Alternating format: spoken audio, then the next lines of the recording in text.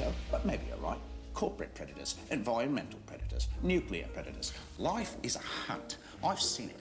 I was there when the hit the fan at Grenada. I saw it all go down at Grenada.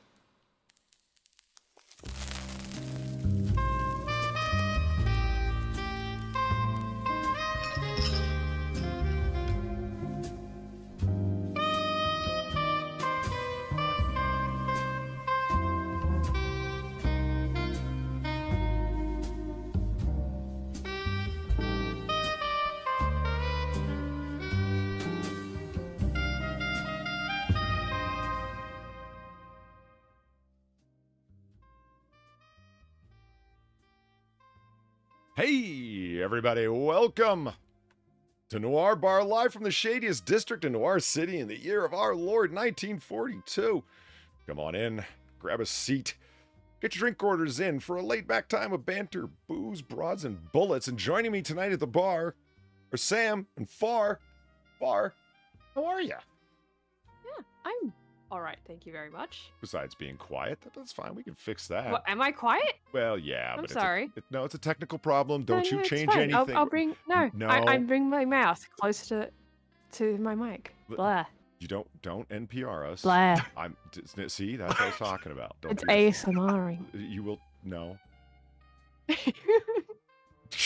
I'm strangely not as unokay with this as I thought I was immediately going But to you be. should be unokay with this. That's a married woman over there, Sam. No, it's nothing along those lines. It's like, oh, that's what Far actually sounds like. Okay. Uh-huh. Uh-huh. And Sam's I have also a here. wide variety of sounds. The man who's more British than Drunkle. Sam, how are you? Thanks. Ostensibly more British than Drunkle. In a nutshell, I am great as can be expected of a man who has had about 4 hours sleep in the past 2 days. Really? Speaking of, Polly, how the hell are you? Oh, I enjoy speaking to British Frenchmen down a long, echoey tin pipe. You sound wonderful, Sam. Wonderful, I say. Oh, great. Wonderful. Lovely. He's taken the Australian route. Yeah. You know, a tight string, wet string, mind you, tied between two emptied soup cans. Yeah.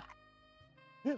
This is a bogan It's the Australian way. Yeah. I see no problem with it. Oh no, it's not even just bogan communication. That's everyone's communication. No, even the high-end people. Yeah, they just have fancier cans. But it's still cans. That's kind of a funny notion. Beluga caviar. Oh, those low-class bastards as they're speaking into it. Still with a string attached, mind you, but, you know. Oh, I was just laughing like a 12-year-old at the expression fancier cans. Like, yeah, we'd all like some of those. Yeah. Those fancy vintage cans. I am doing all right. It's been a rough few hours since AAA running around. I did some errands, got back, organized some stuff. Didn't get a chance to get something to eat, which is unfortunate. I was hoping to be snacking by now, but what are you gonna do? Why haven't you eaten? I just said I was running around doing errands and making myself productive and whatnot. I had stuff and things to do. Also, I had to go through all the settings in the Discord to make sure that the default... What the fuck, Sam? That is what you're gonna... Okay. Yeah. Oh, I'm Yes, looking I forward am. to this. Really? Oh, all right. Well, I mean, it's your choice. I just... And no one knows what we're on about. It's great. Yeah, no, It's great. think about how bad those are, right? Yeah. For me to want to talk about them, given the subject matter. This was All right. something that you had trumpeted or talked about a lot? Oh yeah. Oh yeah. They were blown up to epic proportions to me, relative to how good they actually are. Again, no one knows. No what one we're has talking any about. idea what we're talking about. And no one knows. Well, I'm going to save that as a surprise for Far as well. She won't find that out. So if you have any other ones to send to me, Sam, by all means do so. But why don't I do that right off the bat? People are Yeah, off. why not? People, well, no, not the thing. We got to get there first, Far. Don't rush it. Oh. Don't jump the knife. Now... Don't jump the knife. Well, in America it would be jump the gun, but y'all don't live in free society, so it's the most. No, you can I'd rather jump the gun. Jesus Christ. do. Oh, most people would, but your governments won't allow it, so you get to jump the knife. But I don't like knives. All right, jump. I don't. Okay, fine. Jump the boomerang. Whatever. Jump it twice because it's coming back. Well, Oh, that no. depends on the kind of boomerang. Some of them don't come back. Some of them are just designed to break necks. Some of them went for cigarettes. Anyway, so some people often ask, what do we got on the menu tonight? That's something I should usually start Noir Bar with, because we generally have an idea what we're doing going forward. Not often. Sometimes, fuck it, we just do it live. But, you know, not in this case. No, it's got to be a weapon, Darth Mando. You see, jump the knife, jump the gun. In her case, well, a jump koala the could be a weapon. They have chlamydia, you know. Are you talking about weaponizing the drop bearers to attack people? Yeah, sure. Yeah. Why not? They're bioweapons. Yeah. How come we never seen that? You always see politicians hugging a koala bear for a photo op. How come you never see the koala like freak out and claw their face and bite chlamydia into them? Because they're so high. Honestly. You really want a real answer? It's Off the because they're eucalyptus? so fucking high. Yeah. Oh. Yeah. Koalas only eat eucalyptus. And sometimes their own shit, but the thing is, it's still eucalyptus. And eucalyptus has this nice little side product with koalas of just making them high as shit all the time. Huh. That's why. They just don't give a fuck. Very nice. Are you sure? Yeah. That they're too high to be violent? I don't Yes. know. That doesn't seem right. Most of the time, yeah. Okay. Yeah, I wonder what that's like. One can only dream. You know, that's Indeed. not an unfair question, Sam. What would that be like? So, Being too high to be violent. It just, yeah, you just don't care. Right. I'll let you know when I get there. In the meantime, violence. Violence. Now, You choose violence. Got it. Sam, how do you pull a URL from, let's say, a video or a JPEG or a pingin that's somewhere on your hard drive? How do you pull a URL to be able to open it in the address bar of a browser? Huh? Right click on it, go to properties. In the properties, there should be a path thingy. That's the basis of the URL. You just put that in, and then at the end of that, you type in the file name. You might have to precede it with file :/ You might have to. Oh, look at that. Is this going to work? Depends on the file. No, it didn't work. Oh, it just gave me all the files that are in that particular folder, even though it names it. I see. Yeah, you can then click the file that you want, and it should open it in the browser. Ha! Look at that. Sam's not a fraud. He actually knows what he's talking about. I see why he has a company now. You see that far? That's called a skill set. That's what we don't have. Tara's a skill set. She's an artist. Okay, fine. I meant Not a useful skill set. Yeah, I meant marketable skill set, Sam. If you want to get all technical about it, Literally employ artists in marketing. What are you talking about? Yeah, but those are corporate graphic you, artists, not good fun ones that make well, like. Sam, can you employ me then, please? I'll see what we can do. Can you employ me, please? That's actually a really on good my hands and segue. knees. Are you fucking kidding, Sam? This too? Really? What? The second thing you sent me, really? Yeah. Man, fuck that stuff. Again, no one knows what you guys are talking about. Oh, right, yeah. We're supposed to talk about what's on the menu tonight. That's where I was going with that whole thing, by the way. I never got there. Some people ask what's on the menu tonight. Well, I'll tell you what's on the menu tonight. We have all sorts of fun things happening. Namely, we have some Zillow listings and more than one. There isn't a predestined, pre-chosen one, so it'll be ladies' choice as it usually is, because we're still looking for Far's matrimonial home to have her move into. So You're never gonna find it. you Also, don't. Sinatra's here. Do we want to drag him down? You mean invite him in? Yes. Look at the Oh, red. Look at the red no, hands. What happened to the good old days of knock knock? You don't know the secret knock no more, man. We have to slide the little thing. That little is the thing. secret knock, though. It's the red hands. 3 red hands. Yeah. It's not so secret now, though, so we need to change it. The two types of people you have to invite in: vampires and Italians. This is how you got doxxed, Gertrude. You don't just say My the thing. name's not Gertrude. I know, Gertie. You prefer Gertie. It's fine. We can't deny what your parents wanted for you. Whenever we end up meeting up, I know you're gonna be like shaking me for like 30 minutes or longer, probably longer. Mhm. You realize there's gonna be a lot of like just shaking back, right? Yeah, but you weigh like 80 pounds. It's not going to work for you.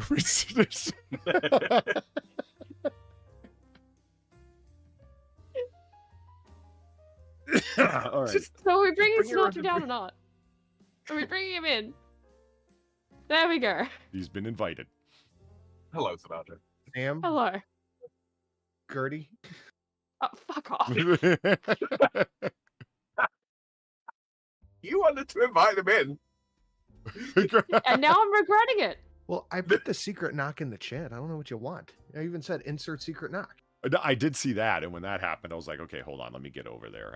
I don't have the screen real estate for all these things to be going on. So, Sin, as you may have heard, we're going over tonight's menu. We have some Zillow listings. We've got some WikiHow questionnaires, which are always fun.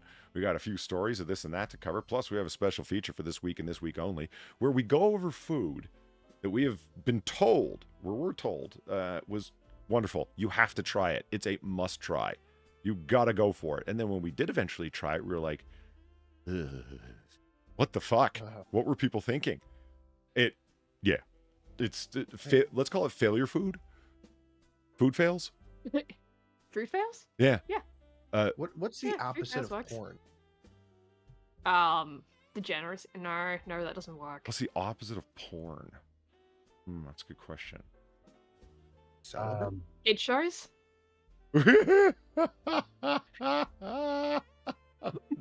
Oh no. Opposite of porn. Decent. No.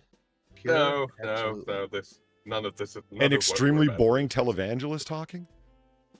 Oh, God. Oh, That fuck. could work. Kenneth Copeland. What's that?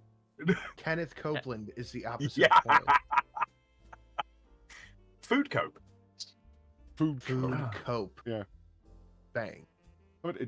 Food cope. My day is ruined and my disappointment is immeasurable. There. That's what we'll call that segment. Hold on, just adjustimacating sins. Sin, you fuck with Vegas, sound. Why doesn't Discord or OBS, more to the point, because that would be the outgoing governor of sounds, have a normalization feature where it just adjusts the relative gains till everything is equal? You've used it in Vegas, right? That's why I use voice meter. I don't want to use voice meter. I keep telling him to use voice meter too. I don't. Voice meter will crash occasionally. Oh, but that's comforting. it's once a month, maybe. It just crashes and you just have to relaunch it. I don't want everything that I have running through one piece of software that I have to have running all the time. I don't like that idea. Well, if you don't have your headphones on Oh. and you're just watching a show, you don't need it on. But I just keep it. I just keep it on. It's a background process. Let me see what. Why? Ew. Hold on. Let me see pull up why my you don't Task have Manager. OBS open so you can hear people's donations and don't talk over them. I do have I can OBS. play it again. Today. Oh, I don't have FARS turned on. Play it again, Sam. Far. Shit. Me. Yeah. It was me. Alphabet spaghetti! No, there was no question. It was you. Alphabetus. Yeah. No, I thought Sam had decided to jip you. Okay, go Yeah, ahead. we swapped donations. Mhm, mhm. Thank you, Rudy McRudeword, for the $2. I'm still okay. Try that again. English. I swear I speak it. I'm still trying to figure out why Far chose to be Australian of all things. I mean, that's like choosing to be a potato. Did you not listen to our I'm- potato talk earlier today? Yeah, it was- Potatoes are amazing. No. And also I didn't choose to be Australian. I was just kind of born here. See, Sin, in light of our earlier conversation, let's say that Far She's were to pulling show the up Lady Gaga and defense. she were to have like a little bucket of sour cream with her, that would make her more interesting. I mean, just What? by virtue of why does she have sour cream? But if somebody mean- brought me a gift of free sour cream, that would make them more interesting, particularly Far. So she is rather potato-like in that regard. So, voice meter is running at 20 megabits per second. It is literally the slowest background process on my computer. Dude, you should really look into it. I just don't like the idea of things running. Do you have any idea how lean and mean I try and keep my computer? Would you rather have one background process running or having to deal with all the audio issues all the time? Well, it's kind of become my brand. Let's stop complaining. That's also part of my brand. That's okay. Yeah.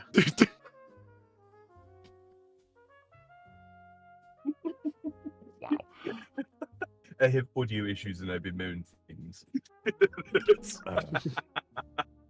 So, Yeah, lamentation over audio. that's right. Some might call it bitching. I call it lamentations. So, how have you That been could doing be a there? segment Bitching with for you. Polydub. Yeah. Between the That waves. could be a whole segment for Polly. It really could, couldn't it? Polly's lamentations with of the Polydub. day. So, Sin, how have you been? Since we last talked, well, Yeah. I am fed. Mm-hmm. That's about it. Oh. Well then. Hadn't go on any wild adventures yet, and the night is still young.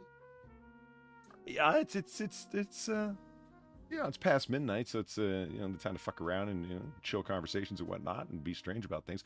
Oh, on the menu tonight, lest I forget, also have the announcement that I've been looking forward to making for some time. And I'm happy to do it. Here, let me just pull up my screen and share it for you guys so you can actually see. Well, anything at all. And back over here and then bring up chat.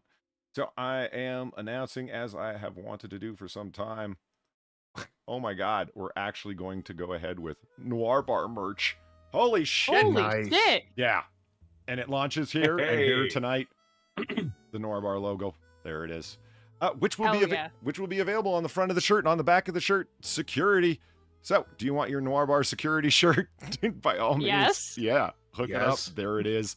I am finishing up the designs, but before we do that, part of the big announcement tonight is that members of the Noir Bar Gentlemen's Club get first dibs on it and the gift packages that come along with Betty Spaghetti! Jesus Christ, Far.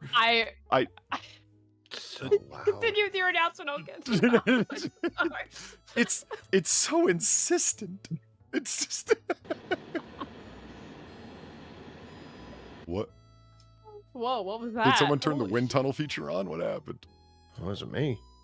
That was might have been Sam. Anyway, continue your announcement. Molly.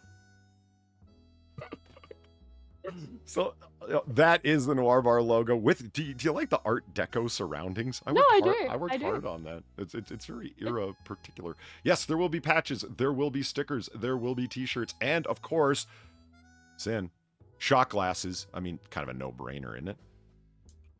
I like it. And they will all be available as part of the Noir Bar gift packages. It'll be available for anybody who's a member of the Noir Bar Gentlemen's Club. And how do you get there, you might ask? Well, it starts at the $500 level. Not just $500 single donations, but anybody who reaches that point collectively will also be able to get it in that way. So yeah, that's starting tonight. And I am the excite because I've been wanting to do it for quite some time. There's been a few people that are going to be like, Jesus, man, now, finally? Couldn't you have done it at some point through COVID? And I could have used my Biden bucks to buy Noir Bar merch or whatever. But yeah, no, I mean, that idea was even pre-COVID, man. Remember that? But Yeah, no, I remember. yeah, we're looking to go ahead with that. And it's going to be a fun time. So I'm looking forward to everybody who may be interested in taking part. You don't have to join the Gentlemen's Club to get the t-shirts. They're not exclusive through there. They will be going up through a merch store that I haven't rested upon yet, but I'm leaning towards Sinatra's suggestion. If only because it doesn't work out, I'll have someone to call up and yell at.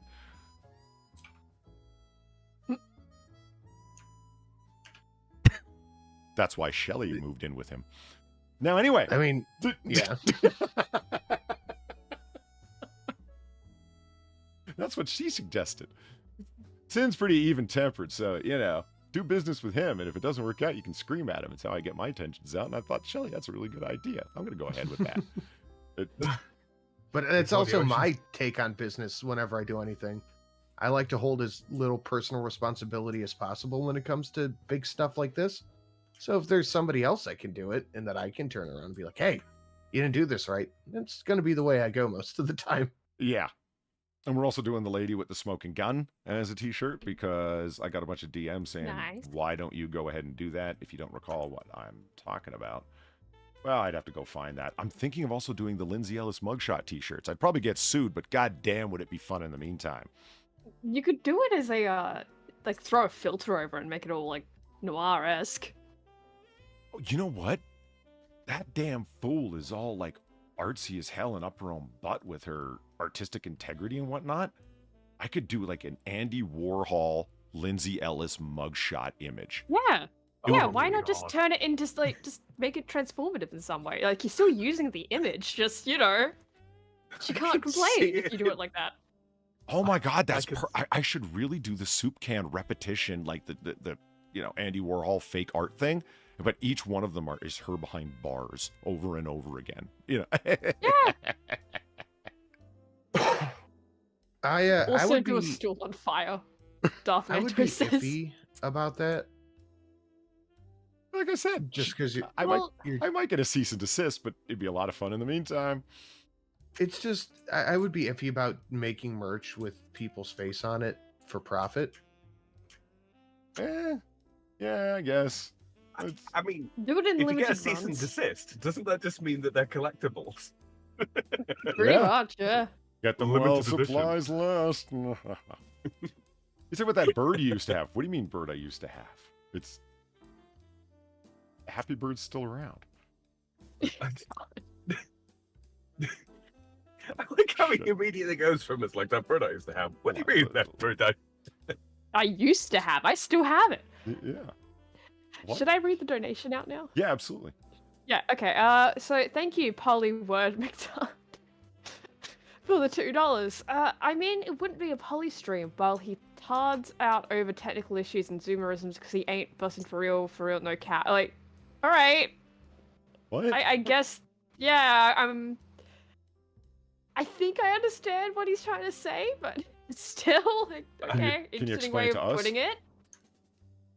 It wouldn't be a Polly stream if you weren't, you know, fussing over technical difficulties. Oh yeah, it's just true. Yeah. Basically. Yeah. I think that's what's going on there. I now It's his have... brand. I Yeah. now have like 5 to 6 brain cells dedicated to the memory of Far going, he not bussin' for real, no cat, no cat. Oh no, for real, no cat. Yeah, And, you need that other for real in there. Yeah. And whoever's responsibility that is, I will be showing up at your house at some point in the not too distant future with a teaspoon to take those brain cells back. Just so you know. There we go. There he is. Happy Bird. Ah. He flew over from location 1. He's been here the whole time. You didn't know? Staring right at you. He never Terrifying. blinks. He does. It's just so quick you don't see it.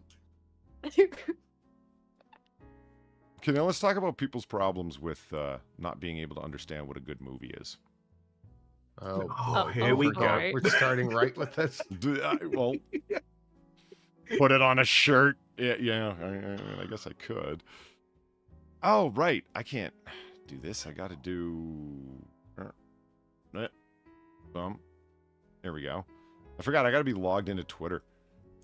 Are you logged into Twitter, Sin, when you show people the twits that you're looking at? Yeah, why wouldn't I be? I don't know. People might see your DMs. I got my shit all open. You don't want to see the unbelievably salacious requests that people make of me in DMs. It's just terrifying. That was supposed to remain between us, Polly. Well, you shouldn't have sent it if you didn't want me to tell everyone. That's you're sort of hitting on a general rule I have. I don't say anything to anybody in private I wouldn't want said in public. So if someone sees my DMs, you're going to see me talking how I normally would. So it's just kind of the safe way to kind of play it. I don't know. I've heard you say some stuff about... Well, no, I'll keep that to myself, because I don't think you're telling the truth. Well, listen, conversations you and I have is one thing. All right, here it is. Somebody sent this out, and it resulted in a couple of conversations that went like here and there. Here, let me drag this to the center, and I will go ahead and see. Sin, this is what we were talking about just the other day, speaking of off-screen, where nothing really works out the way that I want it to in terms of screen size. I'm always having to adjusticate things constantly. You can only keep 3. Go ahead, make your selection, that kind of thing. And it was supposed to grab traction and be, oh, this will get likes and retweets for me and whatnot. Yeah. So I'm just looking at this collection of films, and the only reason I took note of this at all is because it's not like I stalk Twitter looking for, what do you want to call it? Intentional thread generation tweets. Do you know what I mean? It's like, I can tell you're looking to start a thread and have some activity around it, man, by doing this. It's because Hammer on here is The Departed Far. There it is, right there in all of its glory. I'll never watch it. And somebody typed in, replied to Hammer saying, they named The Departed, and Hammer said, what are you trying to do? Just spite me because of Polydub? Which made me laugh, because Hammer also knows that I think that Martin Scorsese's classic The Departed is the most outstanding standout gangster film of the modern era, at least the past 25 years. In any case, when I started looking at the other films that were in there, oh yeah, it was actually Reject who said that, The Departed. And she's like, and Hammer's like, are you doing this just to spite me in Polydub's face? And I was like, and she was right to do it. And I'm like, but I got to pick 3. Look at the options that are here, guys. Slim Pickens, Gladiator, A Beautiful No Country Mind. for Old Men is clearly, that was my first option, then The Was Departed. it? Okay. God, I love that fucking movie. Yeah, all right. I'm not going to tell you what I picked as my 3, so, because I don't want to spoil your own choices. We got Chicago, Lord of the Rings. I don't know which one. I think that's Return of the King, because dude, Ryder guy's looking all kingly with his sword deal back there. Golly, good guess. Is it? Yeah. Yeah. Okay, what's the guy's name? Aragorn. And what? He's not a rider. Those He's a other what? A things. strider? A glider? What is he? A ranger. A ranger. That's right. A ranger. Baller. Oh, okay. Shot caller, 20-inch I like blades, I like I'm a Strider. baller. Yeah, he's a strider. Why not? I haven't seen like half of these. We got $1 Million Baby. I don't even know what that is. Crash. Martin Scorsese's modern gangster classic, The Departed. No Country for Old Men. Slumdog Overrated. Hurt Locker. The King's Speech. The Artist. I don't know what that is, but I like the high contrast black and white poster. That's very cool, actually. Argo. 12 Years a Slave? 12 Years a Slave. Is it? Yeah, okay. Birdman. Motherfucking cocksucking, I can't fucking believe it. We made it just in hopes of winning awards. Spotlight. Moonlight, same description. Shape of Water. Girl Fucks a Fish. Yeah, Girl Fucks a Fish. Greenback and The Parasite. Parasite. I heard Parasite was amazing. You know the sad thing? I've only watched one of these movies, right? Wait a minute. It was The King's Speech. Do you want to know why I watched it? They made you in class? Because I was on it. No, because I was on an airplane. That was like, it's, a ridiculously long trip, right? This is to the US, and I was trying to find something that was so boring I would just fall asleep. It didn't work, so I ended up just watching The King's Speech and being bored out of my fucking mind. It's Wow. the only one I've seen here, and it's for the saddest of reasons. I watched Lord of the Rings, and I fell asleep within like the first 15 minutes of that. Somehow The King's Speech was just not of the same caliber of falling asleep. I don't blame you. I can't sleep on flights either. Oh no, I did end up sleeping. It was just for some reason The King's Speech just wasn't doing it for me. I can fall asleep on flights, but I do the, oh my God, that was worse than not falling asleep. I slowly start to doze off, I do, and then I wake up, and I'm like, oh, nice. This 4-hour flight is done. We're gonna start our descent. What, 10 minutes? And I look at my phone. It's like, my God, I was asleep for fucking 6.5 minutes. Which is worse than never having fallen asleep. Yeah, that's my biggest fear of sleeping on planes. That exact scenario of like, oh yeah, we're nearly there. Oh God, it's still 10 hours. Yeah, and you're flying from, much further. You know, I've established that line. 4 hours, that is where my patience lay with being on a plane. If it's longer than that, I gotta, like, suit up and bring drugs and, like, fidget spinners and all sorts of shit to, like, no, I can't remain calm. I last time I was on a plane, I was audiobook and I had my vape tucked in my sleeve and I was fine. Oh, man. The vape thing changed everything with flying for me. Mm-hmm. Everything. It's just like I was telling Far. And she called me an asshole because of it. I vape where I won't. I stand by that. I fucking stand by that. I'm not ripping clouds in fucking exactly economy seats. I'm taking a hit, a baby hit, holding it for a second till there's nothing left. That's exactly it. I'm not looking to make a fucking spectacle of myself. That's not why I'm doing it. I'm doing it to, get the nicotine going on. That's it. Yeah, last time when I flew from, I think I was in Chicago to England, I couldn't smoke the whole time. Didn't get a chance to run outside my layover, nothing. So it was like 12 hours. I went and had a cigarette and got a nicotine high. Uh-huh. I smoked the fastest cigarette I've ever smoked in my life in an airport. True story. Here it goes, okay? I'm flying. My layover, and you know how layovers work. When it's 1 hour, that means you're missing your flight. Very possibly missing your flight. Yeah. 1 hour, that's it. I got to get from Terminal X. Yeah, that's not enough. Yeah, and Terminal Y's on the other end of the entire complex of airport buildings. So in the next county. Yeah, and even if you do make the flight, your luggage ain't making it with you. 1 hour? You kidding me? You ever seen them baggage handlers work? They scratch their balls more than they pick up luggage. The union's finest. You know what I mean? So, do I have enough time to smoke? Because that means I have to leave the security area. You know what I mean? So I got to go back through TSA. Yeah, I'm on my way walking over and I'm like, look at that line of security. It's non-existent. I can do this. All of a sudden, I feel this rush of confidence to my belly. I can pull this off. So I hot-foot it through the security gate, like out, meaning just walk through it, right? I kid you not. I walked out one door and had the cigarette in my mouth with the lighter ready. And the moment outside air hit me, the cigarette was lit. And I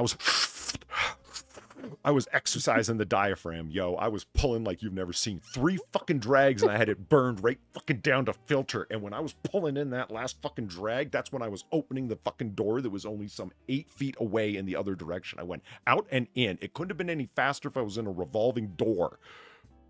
Okay, and and I walked in and I exhaled all the fucking smoke in the building. The point was I wasn't holding a cigarette in the building. So go ahead and hold me accountable. But yeah, I was outside for maybe 7 seconds. Maybe. I was like, God damn, that was really good. And then the nicotine in my bloodstream hit the brain. And whoo, I almost went right over, man. He got his wobble on. I did something similar to that. I ran outside to smoke, and I just the airport was dead, but my layover was like an hour and 15 minutes. So I talking to the TSA guy, I said, "Hey, can I just leave my carry-on right here with you? You won't go through it and take my shit, and I'm gonna stand right there, and you can watch me smoke." He's like, "Yeah, it's fine." I did the fast one. The first cigarette was like Polly's. I used the first one to light my second one and chief that one and ran back. Nice. Fucking Brits. I got kind of like the opposite end of the scale here. I was visiting Romania a few years ago, and this was before they banned smoking in public places and restaurants and all that kind of shit. Yeah, you could still smoke in restaurants over there. You can still do that in Texas. Yeah. Oh. I'm on my way to Texas. Really? Oh, Japan just doesn't. Yeah, as long as you're in like this, there's like smoking and non-smoking areas, but it's still inside. Mm-hmm. You know, it's just yeah. Oh. It's And just- you can see them all I- in there. There's so many smokers in those rooms all the time. Well, I don't It's think always it's in packed. every place, but in the bars you can smoke. No, it's not a particularly long flight, couple of hours or what have you, but everything that day had gone wrong. So I touched down and I was walking through the place, looking to go pick up my then girlfriend, and yeah, they just had these things that looked like very, very large glass-sided bus shelter type things, and it's all everybody's in there smoking and talking, and people got coffee and all that kind of thing. We're like, Yeah. oh yeah, I could get used to this. All right, have a good night, John number one. I Good noticed night. John number one's been a viewer for a long time, and funniest thing, who was it that said it? Somebody in the comment section underneath one of the videos he used to post all the time. The stream starts at like 8:45 or 16:52 or wherever, past the wait screen open for everyone to be able to pile in if they want. And John number one used to be the guy to do that, and somebody just typed, "I miss John number one."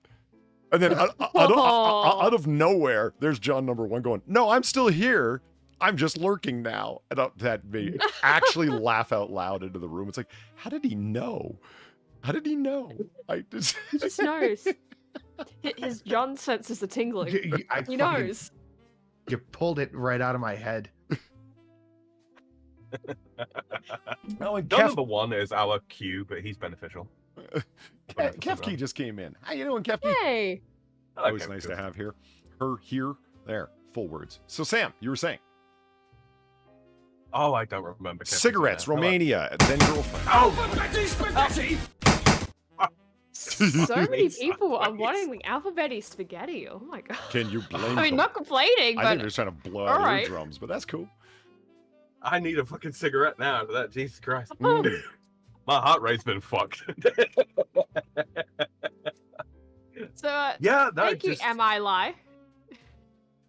For the $2. Am I Lie? I hear that there's no such things as cake, hassle-free travel, and Puerto Rican people. I'm getting all the confusing ones today. Thank you, but you're confusing. This is ancient wisdom right here, Far. That's what this is. We must decipher it. I was thinking about because Let's get out the ancient texts. it's been like 2 weeks since I've been in a voice chat with Kefki up till that point, and then I went straight offline for a fucking week with 1 day of going up for a AAA video. Other than that, I hadn't been online at all. And in that time, received a fucking copyright strike. Fuck you! What the fuck outdoors, you miserable motherfuckers, you! Bunch of So miserable you're claiming a exploding whale. Well, bunch of polywords over there. I got an idea. Instead of monetizing that guy's video to make money, let's copyright strike him. We don't make any money, but it's gonna feel real good. Really? Really? Fuck you. You miserable bastards. Such dicks. Come at me, bro. And- Yeah, those guys are the true assholes. oh shit. They So claim far, how's your meat mansion? Non-existent. Why? Because Rotted that, away. I mean, that's one answer for it, I guess, but because that particular bit of Minecraft probably isn't up anymore. It's the Western Australian heat, Sinatra. It rods meat. It's not good, man. The smell Steak was mansion now. atrocious. Yeah. Eating ass is okay. They claimed the whale. No, they did. They in a way Yes. and resulted in striking me over it. They just didn't claim it to monetize the videos. That I mean, I've never had my channel monetized. That's the particular galling thing of it. But regardless of that, no, they didn't claim it. They hard copyright struck me. So that's good. 2 more in the next 90 days. And, well, it's been nice knowing you guys. As Polydub, I'm returning to my street moniker of Rudiger, which means I won't be on YouTube anymore. Lil Rudd Yeah. dropping a mixtape. Wouldn't it be more Don Rudd? Don Rudiger? I don't know. Don Rudd? Yeah. Like, as in, like, Don Corleone, Don? Yeah. That's a little SoundCloud trap rapper, isn't it?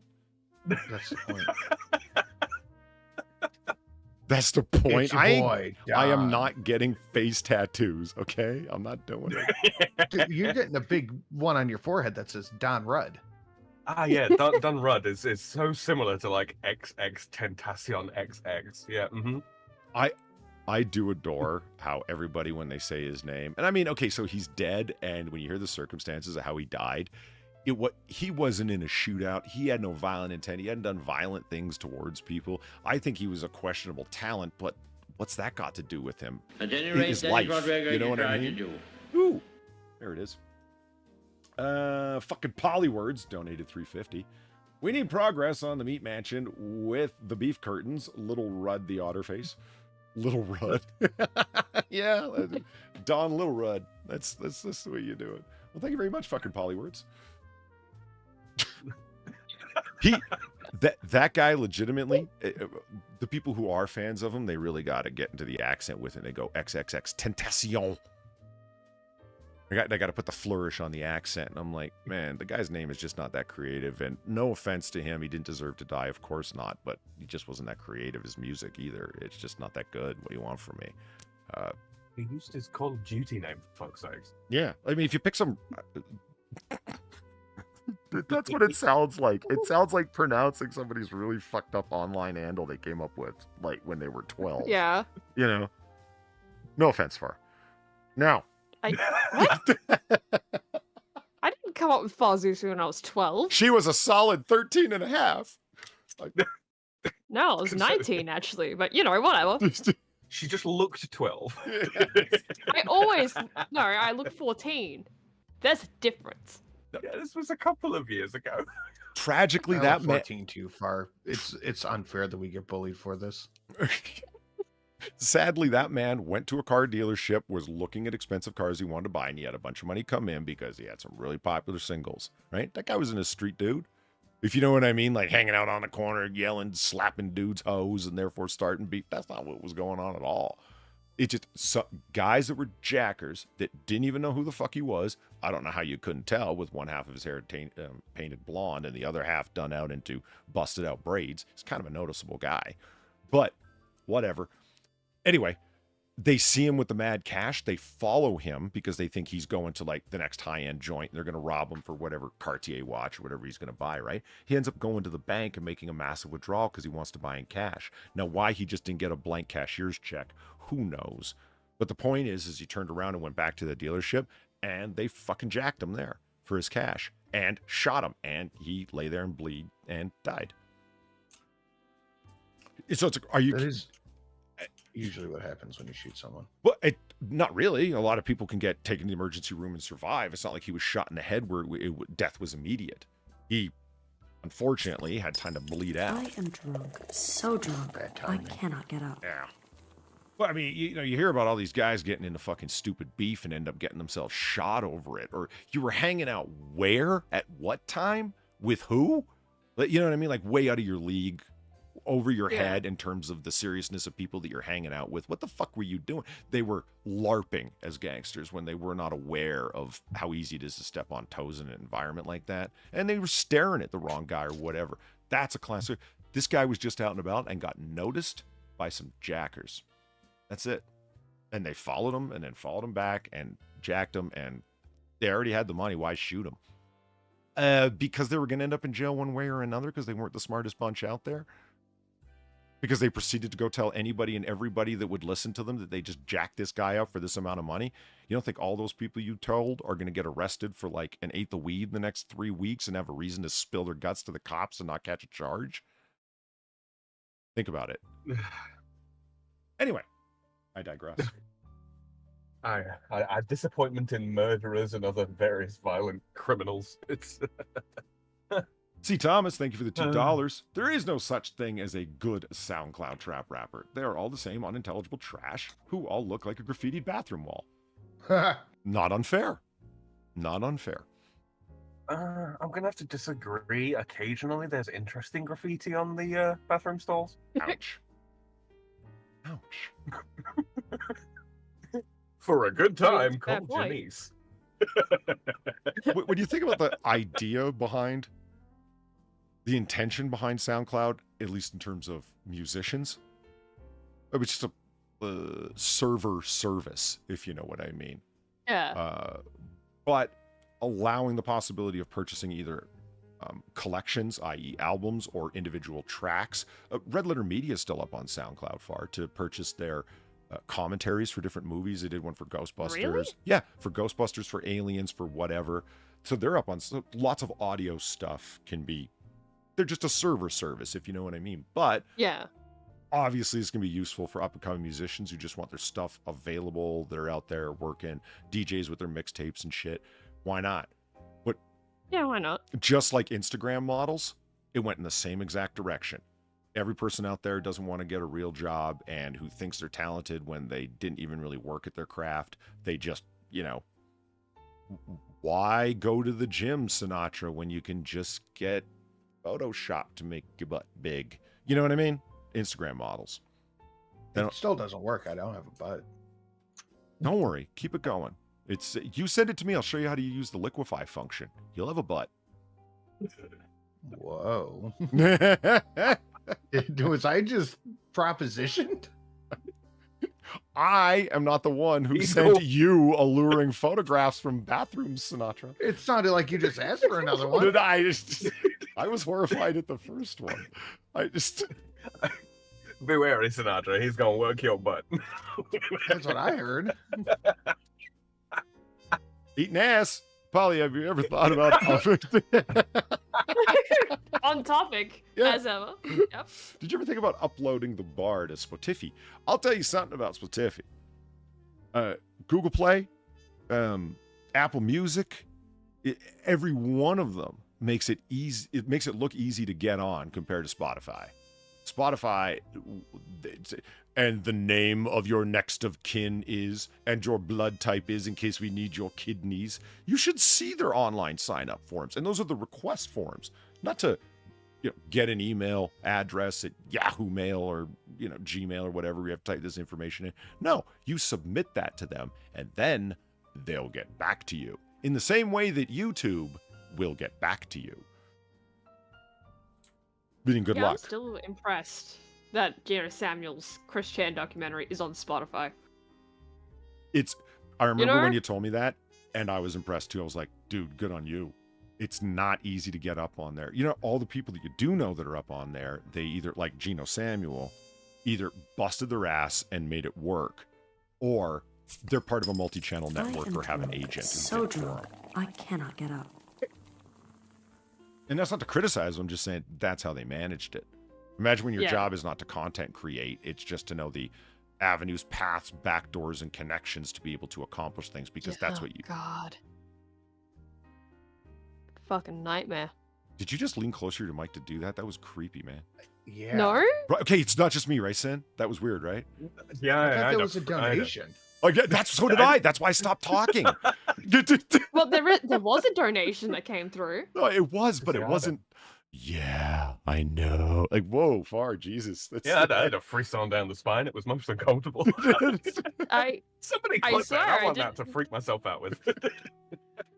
See, Thomas, thank you for the $2. SoundCloud rappers are low-tier trash that an AI trained on 6 hours of music samples could make singles of.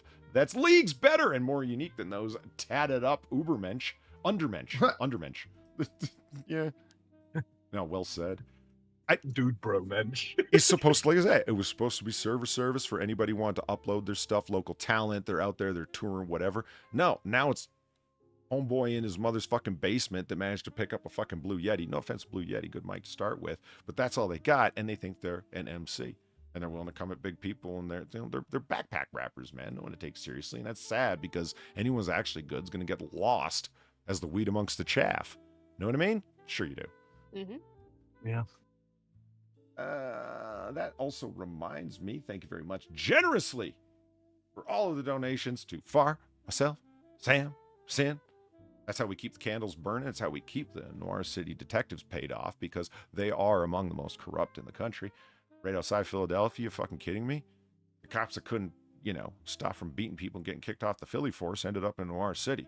So we get the worst of the worst out here. And yeah, you want an illegal speakeasy, you're going to have to pay them off. And that takes money. So we greatly appreciate all of your donations to be able to afford to do that. If you look down beneath, you're going to see the description and all the various donations that are available, including Christopher Walken, Tommy Gun Fun at $11. Fuck, I love that one. The pre-Seawalk's available because it should be for, just everywhere. Jessica Alba taking a shot, can't do wrong.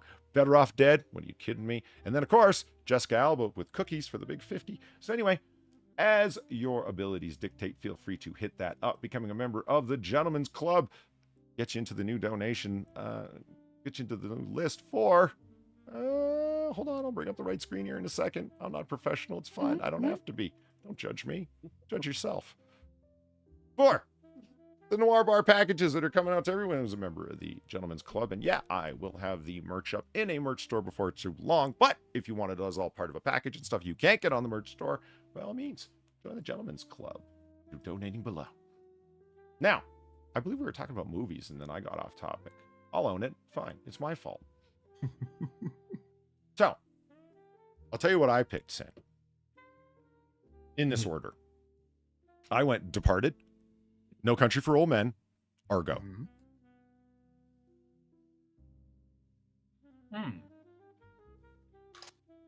The only... I've never seen Argo. No? It is one of the Ben Affleck films, meaning he produced it, he co-wrote it, he directed it, and he's in it too. So it's like The Town or Gone Girl or, you know what I mean? I have never seen Gone Girl. Don't worry about it. That's fine. That's fine. Have you seen? Sure, because if we're ever gonna do like a movie thing of the food thing that we're gonna do in a bit, I might watch Gone Girl just to have that entry. Have you seen Argo, Sam? I don't believe so, actually. Then watch that. Definitely. It's Gone Girl is an interesting premise for like a short movie, 20-30 minute movie.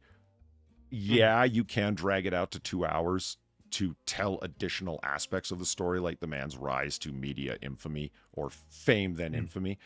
So, but what you're really doing is stretching the story there. I don't blame them. A lot of people enjoyed it. I thought it was overwrought and just kind of not worth the full 2 hours. It's more of a 30-minute thing. Still an interesting premise, just not enough for a feature film. That's my call. Have you seen Argo, Sin? Cool. He's muted there for a second. Sorry, I'm munching on popcorn. I said I didn't see it. Okay. Now, the Far said the only thing she's seen here is King's Speech. Now, I know what King's Speech is about, the premise of it. As I understand it, the only thing that interests me there is Colin Firth. Yeah. Because I dig me some Colin Firth. It was interesting seeing him swear, but that's it. Yeah. Because, I mean, that's really it. He's quality.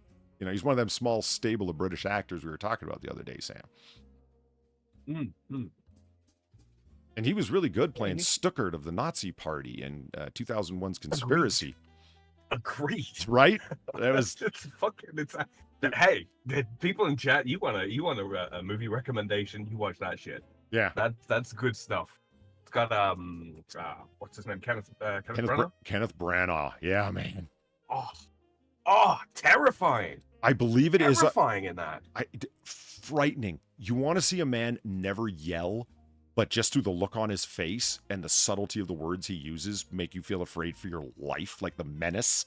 You know what I mean? Kenneth Branagh can bring it as Major General Heydrich of the SS. My God. Yeah, Hail Heydrich, talk about. I believe it is up on YouTube. It's from 2001. It's simply called Conspiracy, and it's a joint venture between A&E and HBO, of all things. And out fucking standing fucking movie. Only an hour and a half long. Colin Firth, Kenneth Branagh, a bunch of other actors where you're like, oh yeah, I've seen that guy in 5 or 6 British things. You know, one of those actors. Yeah. Yeah. Mm-hmm. If you've ever seen HBO's Rome. It has like 5 actors. Yeah. Yeah. If you've ever seen HBO's Rome, it'd be like, oh, that guy played Claudius. Ooh, he was Brutus. Yeah, like that. Yeah. Or we should watch HBO's Rome. We've talked about that, right?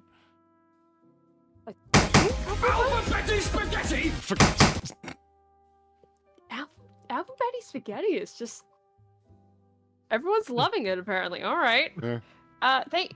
Thank you, Zuberism, for the $2. Sorry, I'm just kind of reading ahead here because it's just all right. Sam, you're probably gonna lose more brain cells here. Yo, man, that Yeti spaghetti be bussin', but Sam is not. Ungod all cap. Time to be bussin' it down with the peanut butter because Sam needs to hear it. I have no idea what's being said here, but I have lost brain cells. Thank you for the $2, but I don't know. I think that was a SoundCloud rap. You know what? That makes sense because I don't understand a word. Yeah, that's yep. Thank you for the SoundCloud rap, Zoomerism. Real quick in chat, Kefki says, "Gentleman's Club, but I am the ferret, a girl ferret." You know what? We don't discriminate around here, Kefki, except when we do. Oh, it's a generalized name, the Gentleman's Club. I could have called it the Gentle Person's Club, but that would make me like a Justin Trudeau polyword, you know? What was the line he said that one time? We prefer...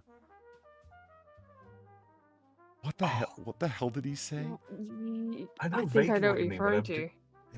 I've deleted the details from my brain in order to preserve my masculinity. It came out so awkward. And it was intentional, and he meant it seriously. And then a day later had his publicist, public speaker, prime minister's office publicist say, he was obviously joking. No, he wasn't. It just, you got mocked relentlessly that bad for saying it. Dems was jokes. No, they wasn't. I think he said like people kind or something like that. Oh, there's Darth Vader. Humankind over man. Someone said mankind, and then he goes, we prefer humankind. Wow. You know another word for humankind? Humanity. Just a thought. Yeah. But I don't understand the whole thing. Like, humanity and mankind refers to human, not male. Anytime anybody says mankind, I think of fucking the WWE wrestler. Mick Foley. Yeah. Yeah. Cactus Jack. Oh. Yeah, but you still can't win because I remember when I was on campus, it was a class, this was in undergrad, and I said, whenever, so you got a guy, and he said, well, we prefer not to use gendered language. Okay, so you got a person, and then another student in the class actually said, person still has the word son in it. Oh, fuck off. True story. And this happened to you in class. Yes, sir. Do you have the unilateral authority to go get the fuck out of my face? I do, but they have the unilateral authority to go to the department and write up a complaint request, which, hey man, if you're looking to make a point about something, very little would slow you down. Just doing a little paperwork, fuck yeah, you'd get on it. Just go get high fives back at the dorm that you did it. You know, these leftists want to know what causes school shootings. This. This Wow. kind of bullshit. Oh boy. I'm just throwing it out there. That level of dumb. And then people can't take anymore. And then they just snap. Yeah. Like Thanos snap. So do we want to do the food now? Or Do we want to do the food? Distance yourself from that statement as quickly as possible. Yeah, I just making a timestamp of Them's was editing jokes. that out. Yeah, right. Yeah. It's all jokes. In It's my all Wow.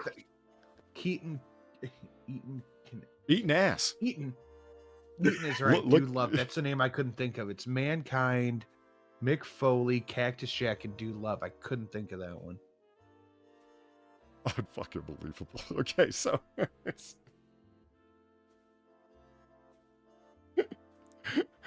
so yeah, if you haven't already, please hit that like button. And you can feel free to go over to Twitter and retweet the twit that I already sent out saying that the bar was opening soon, because that also helps promote us across Twitter. I have no idea what effects that's having, but hey, the algorithm ain't my friend, so I might as well be friendly to it in hopes that it actually suggests me to somebody random. God, the algorithms become a weird game. It's It was chasing at the this moment dragon. that he knew he fucked up. Maybe that does explain why SoundCloud rappers don't do too well. They got no rhythm. They can't put it in the algo.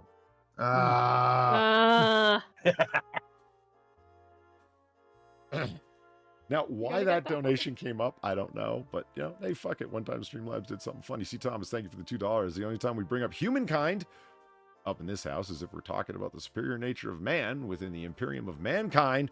Motherfuckers, especially against those Injuns or Ferengi. It went a little 40K, and then a little cowboy, and then just a touch of Star Trek at the end. I can appreciate it. So yeah, retweet the twit or leave a comment below if you're listening in the future. If you want to help out now, by all means, tip the bartender or Sam or Far or Sin, because it helps us keep the logs in the fire and the candles in the candle holders and them motherfucking costs paid off so they can put their stupid children through college at our expense. But that's what happens when you run an illegal speakeasy in Noir City in 1942. You got to pay the cost of doing business. So You have to grease the constable palms. yeah. Were you resisting the urge to pronounce that as constable? Because I would be. Eating ass. First, you really hung up on this. Whenever anyone comes up with something like that, it's like fucktard 5. I was giggling about that for fucking weeks, man. That's just I'm easily amused. Oh, before we get into visual content, there is a yarn that I'd like to spin. True story. Oh, please do. Please do. I'm looking forward to this. So far, got to hear this story, and I'll try and tell it in a more succinct manner. So you ready, Sam, Bar, or Sam and Sin, and everybody at the bar? Here we go. So my, depending on how you look at it, third or fourth job. Do you consider YouTube a job? Yes. Okay. So my fourth job is working at a gun store twice a week, and I was in there the other day. And this is an actual incident that really occurred, and I'm so happy it did because this is a once-in-a-lifetime thing, and I was the enjoy over it. Big man walks in, and I'm talking big, like, you know, since you guys are wrestling people, like the Big Show big, like, you know what I mean? Right. You know. Fucking huge. Yeah. So, he's hairy. He's got a Stalin mustache. This man looks like he's gonna speak Russian to me. That's what I thought. Him walking up, he looked Balkan as fuck. Okay, Balkan as fuck. Balkan. I like that. Balkan. Because Balkan. Yeah, as in the Balkan states. Yeah, that's what I assumed you meant. Balkan crops, if you will. Yes. Yeah. Nobody gets that joke, Far. No one. You're the only one. That's fine. That's fine. I can live with that. Big man walks in, and I'm the only one standing there at the counter. And behind me are all the bolt action rifles, a good 5 dozen of them lined up along the case. And then in front of me is the glass case where the semi-automatic polymer framed handguns start. Okay, just to give you an idea of where I'm situated in this big store. So that's where I'm standing. And he walks up and he just frown face that never changes during this entire exchange. Okay, just try and picture that. He looks down at me because I'm leaning on one elbow over the counter with my phone out, and I'm fucking around basically with apps and shit. And he looks at me and he says, "I want to kill the bear."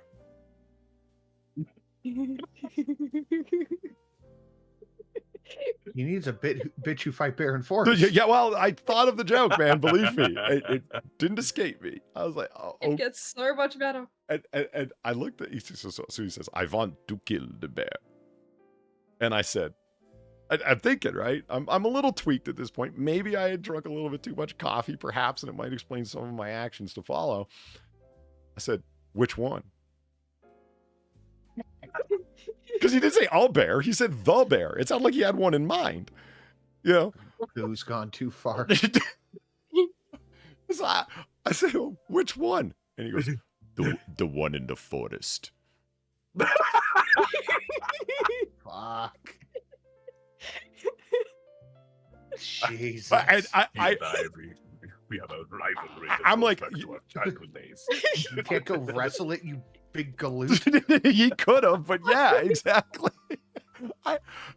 You know when you tell a joke, because like the corner of my mouth curls up a little bit, like you get it which one, because you said the bear or the bear, really, Yeah. and not all bear. You get it? And he didn't get it at all because he said the one in the forest.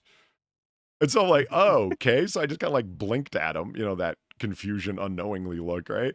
And so I'm thinking, okay. And I said, so you're, and I motioned to the rifles behind me. I said, so you're looking for a firearm? And he goes, no gun, not allowed.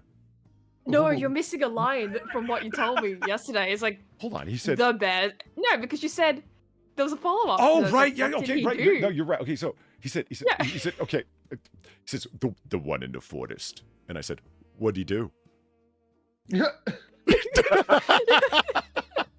Yeah, and You then ate you the- move my on because it's picnic just he's not biscuit. getting it. Yeah, because it really sounded like he was talking about one individual bear at this point. He knows where it is. It's out in the forest. He's going to go get the bear. It's not, yeah, right. I asked him, what'd he do? Why are you fucking with this guy who could pull you in half? Dude, you have to. Yeah, you've worked in a retail environment, Sin. You find your entertainment where you can. You know what I mean? Oh, God, yeah.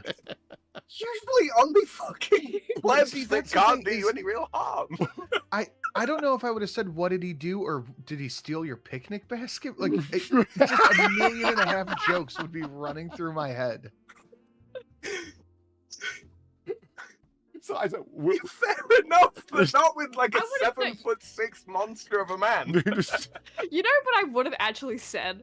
Just, did he kill your family or something? That would have been Well, my line. that became part of the story later on. Poor Olga. It did. Yeah, The only thing I knew Getting for ahead of sure yourself. was this. Every son of a bitch that worked for him. They were all gonna be better off dead.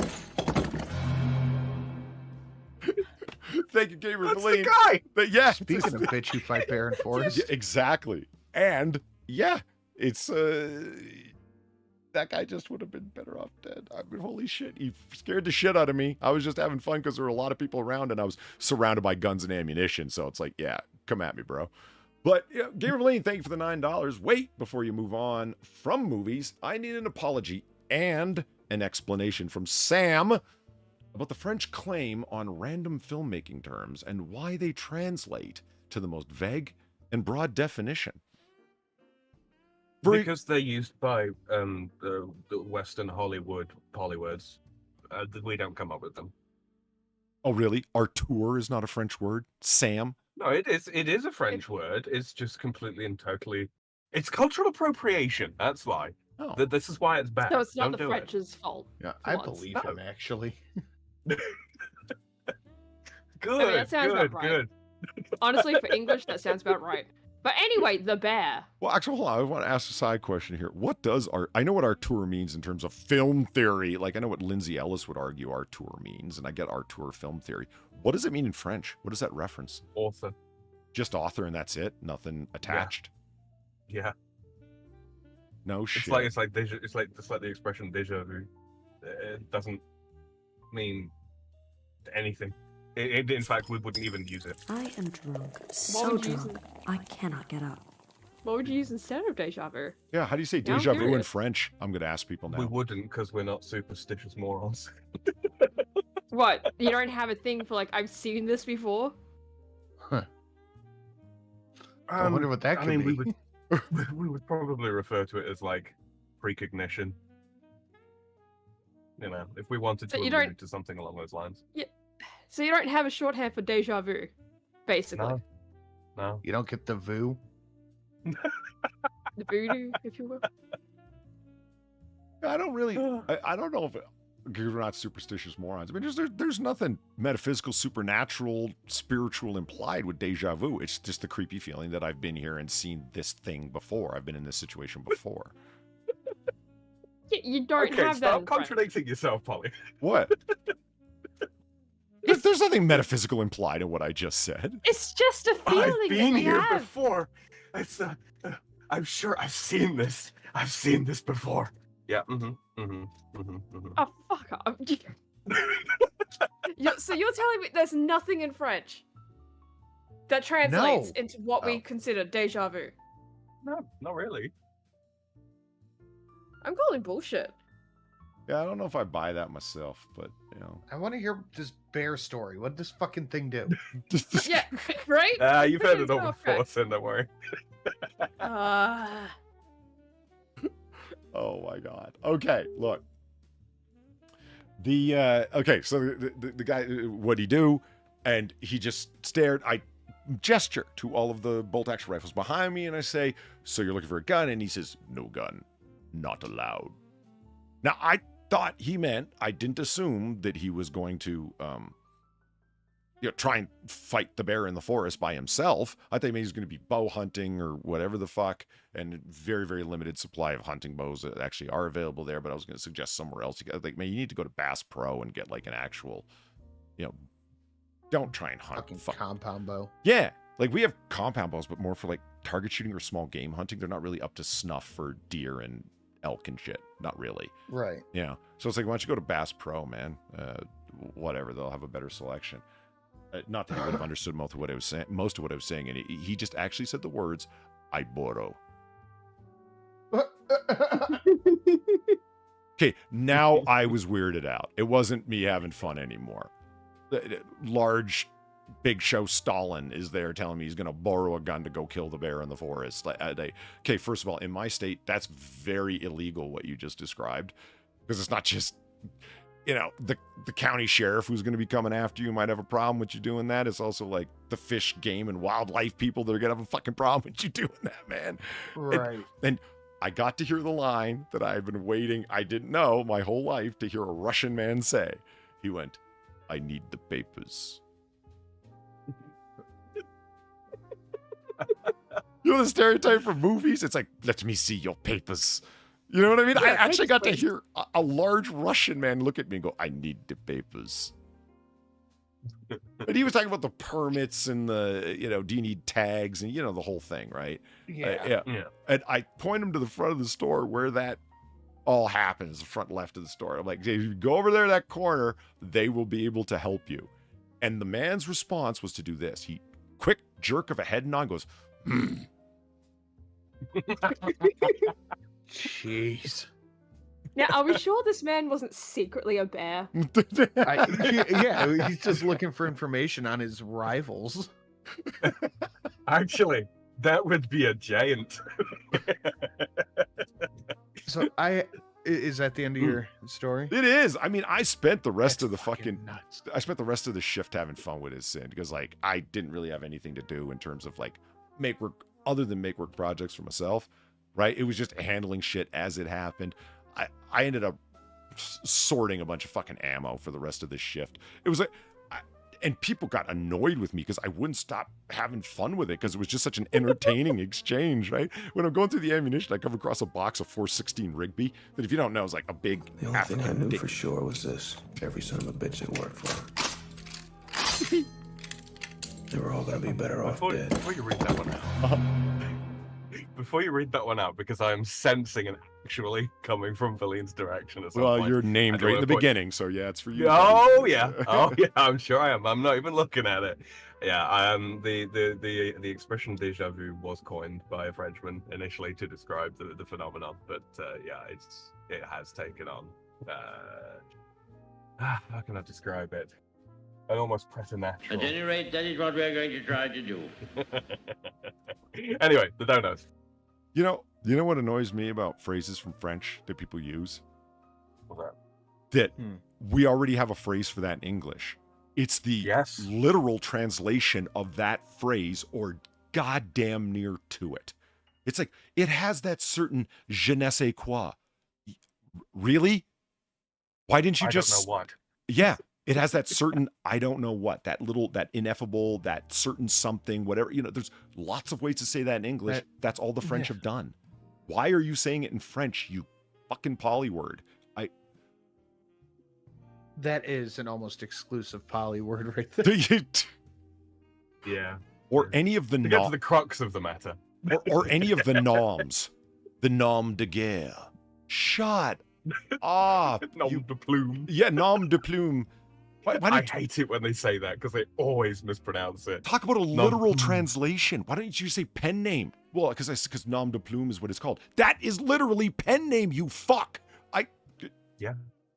Drives me crazy. Well, not literally, but yeah. What is it literally? Nom de plume. The plume is a feather. It's just in the context. It means like a feather pen, quill. Oh, so it's quill name. It's literally pen name, just quill name. Just quill. But like old. I get that. Plume, Are you feather, trying to tell yeah. me we get the plumes, the plumage? It's a goddamn French word. Yes. We need to purify English, guys. Good luck with that. All right. Yeah. Well, let me get Eat Harold Greek. Godwinson on the line.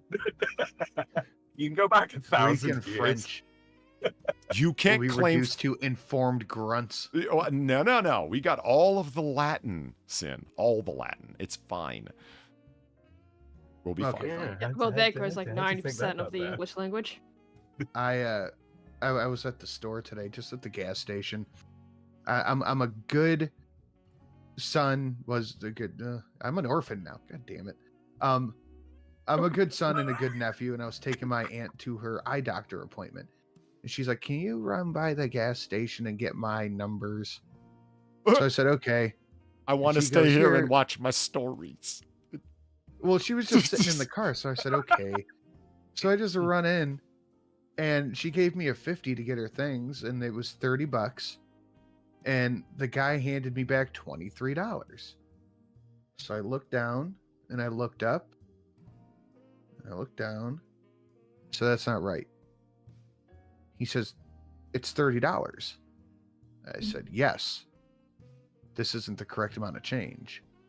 And he's like, "Oh, you're right." And he takes $1 back and puts it in the drawer, then pulls out a 5 and hands it to me.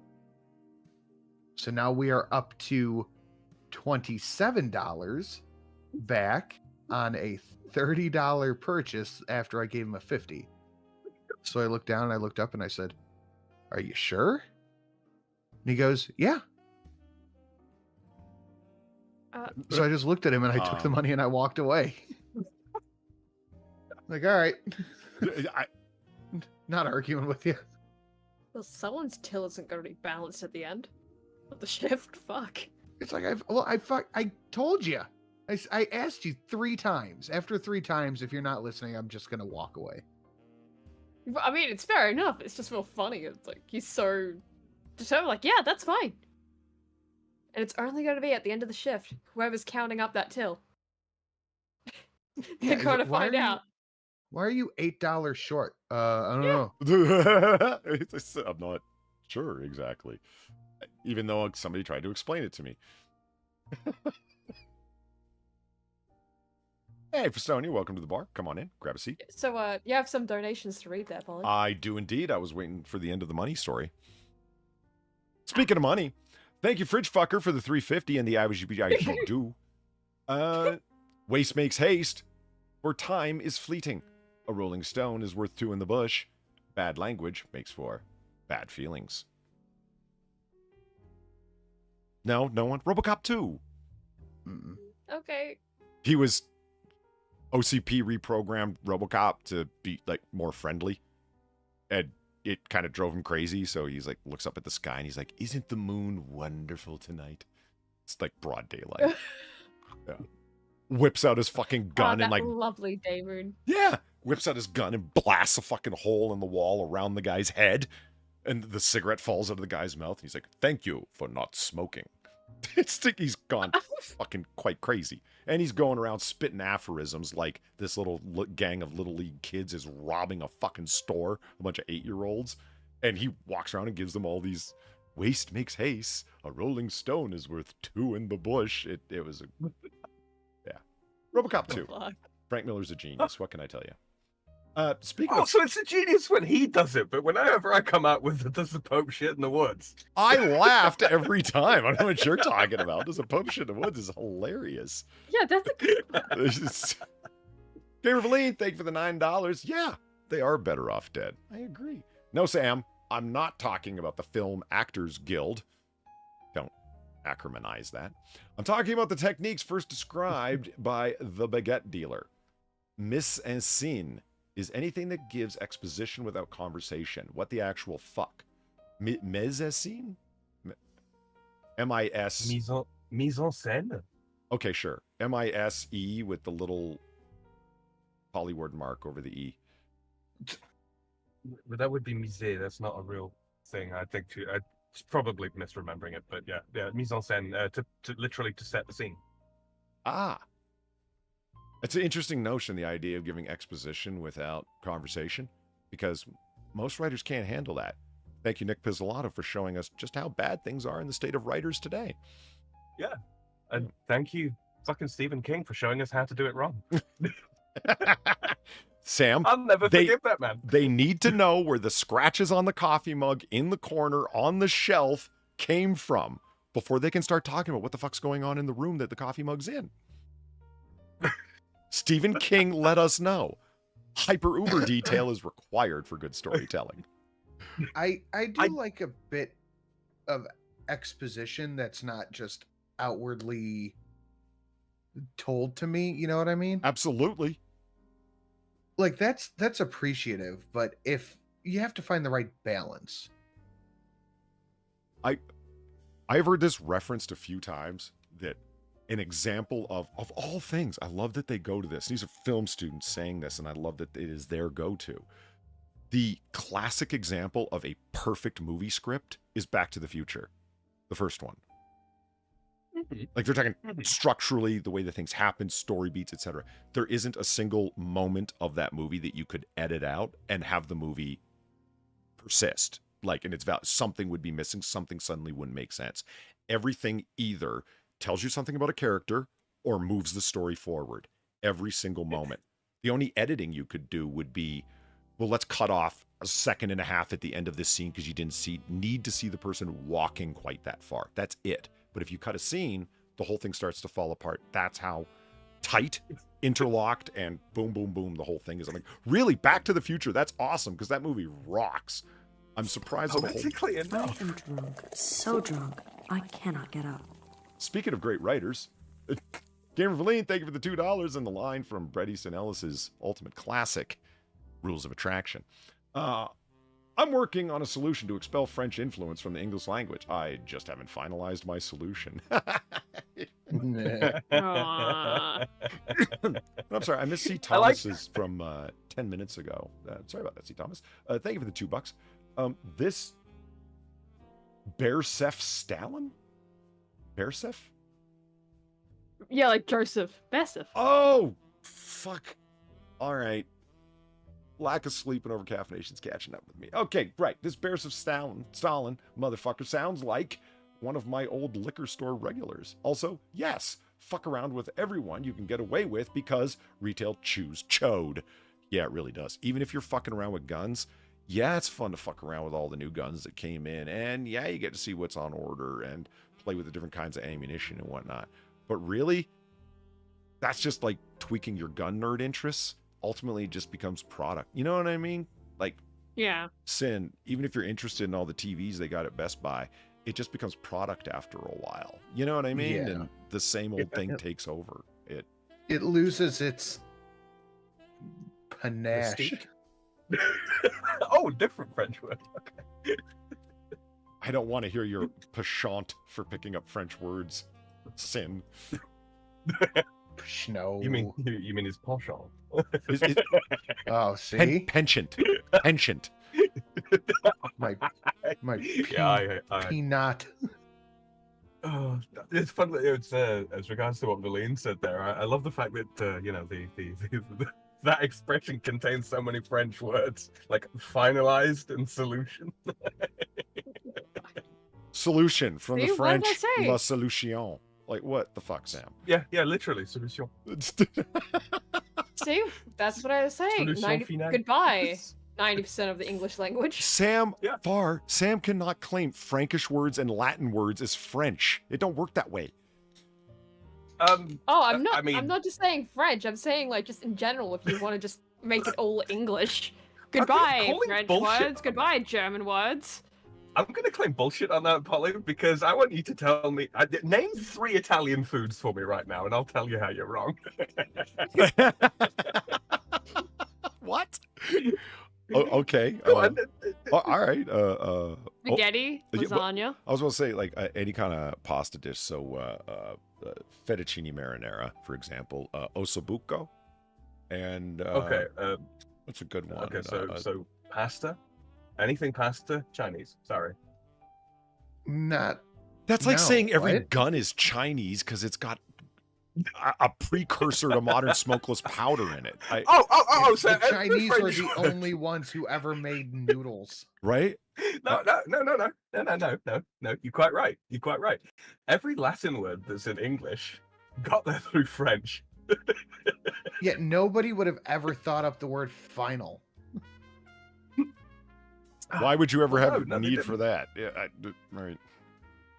But they had a completely different word.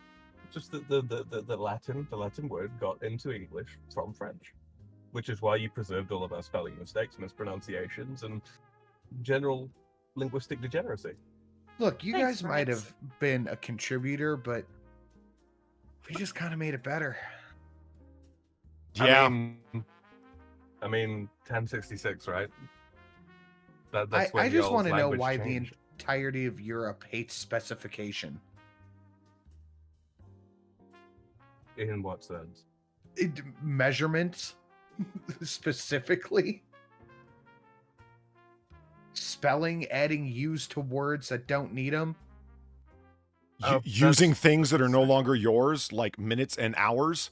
If you're not talking about kiloseconds, I don't want to hear about time from you, metric guy. I mean, we literally did have metric time. It just didn't catch on. I'm aware you had metric time, and your base unit is second, and I don't want to hear if you're talking about deciseconds. That's fine. I don't want to hear you mention minutes. You Those wanna are know why ours. I didn't catch on. Why? Because it was stupid. It's like a lot of things, right? It's like a lot of things with the quote unquote imperial. That's the thing I love, right? You're going with US measurements, like a US pound, a US foot, and all that kind of thing. Yeah, bullshit. It's called imperial. Yeah, I heard somebody say that the other day. Oh, what's that in US? It's like, ugh. Are you speaking American, you fucking retard? Mm-hmm. Oh no, it's like so many things, right? It's all about easy division that can be done pretty much on the fingers, right? You don't need to sit down and write the numbers up with. I mean, with the decimal systems, you pretty much do if you're doing anything complicated. But divided by 12, divided by 6, divided by 2, divided by 3, divided by 4. That's pretty much what it all boils But I mean, down if to, you're right? so used to decimalization, and it is quite easy to simply slip the decimal place along because it's based on base 10, you're just adding zeros to it. Extremely useful. So why are you so happy about easy fraction calculation of divisible by? How do you mean? Well, out of base 12 you have for time generally. You know what I mean? Well, no, you do. Again, but it's on base 12 for 24-hour period, 12-hour period, 60 for minutes and seconds, and so on for in an hour and in a minute, and so on. All of it just base 12, which is easy division for fractions and easy common denominator. Again, 12 for fractions. So you're like, oh, what's easy for division? But you guys got easier division with the metric thing. So why are you worried about fractions? Yes and no. It's one of those. It's the way at least the way I come It was to at this moment that he knew he fucked up. I wonder how Gonzo's doing. Do you think that they've given him the third degree under a bright light bulb and pulled out all the information he doesn't have from him? I think they've given him several third degrees. Did that come through as the Gonzo dono for you? You said what? Yep. I got Eva Green. I did too. Really? Yeah, I don't know. Yeah, I got Gonzo. Yeah, I got Gonzo too up on OBS. I don't know why Streamlabs is sending up both those donations. I have no idea. It should be Eva Green. But what are you going to do? Eva Green talking. Lauren from Rules of Attraction speaking. Interesting mix. Boom. C. Thomas, thank you for the $2. French, like Latin, but gayer. And... I'm not repeating that word. I have editorial authority, C. Thomas. Also, Sam, your people literally tried throwing out proven and old measurements for retarded all French ones because my revolution. Your gallon is almost a quarter smaller than the original Imperial Gallon, and it's got everything to do with the fact that your common folk were owned by British nobility. So I don't want to hear it. Yeah, Polly's just really bad at telling time, even digital time. Yeah. And so I make up for it with a charming personality. Fair. Do you know how many Not times bad. I've gotten away with Foodies.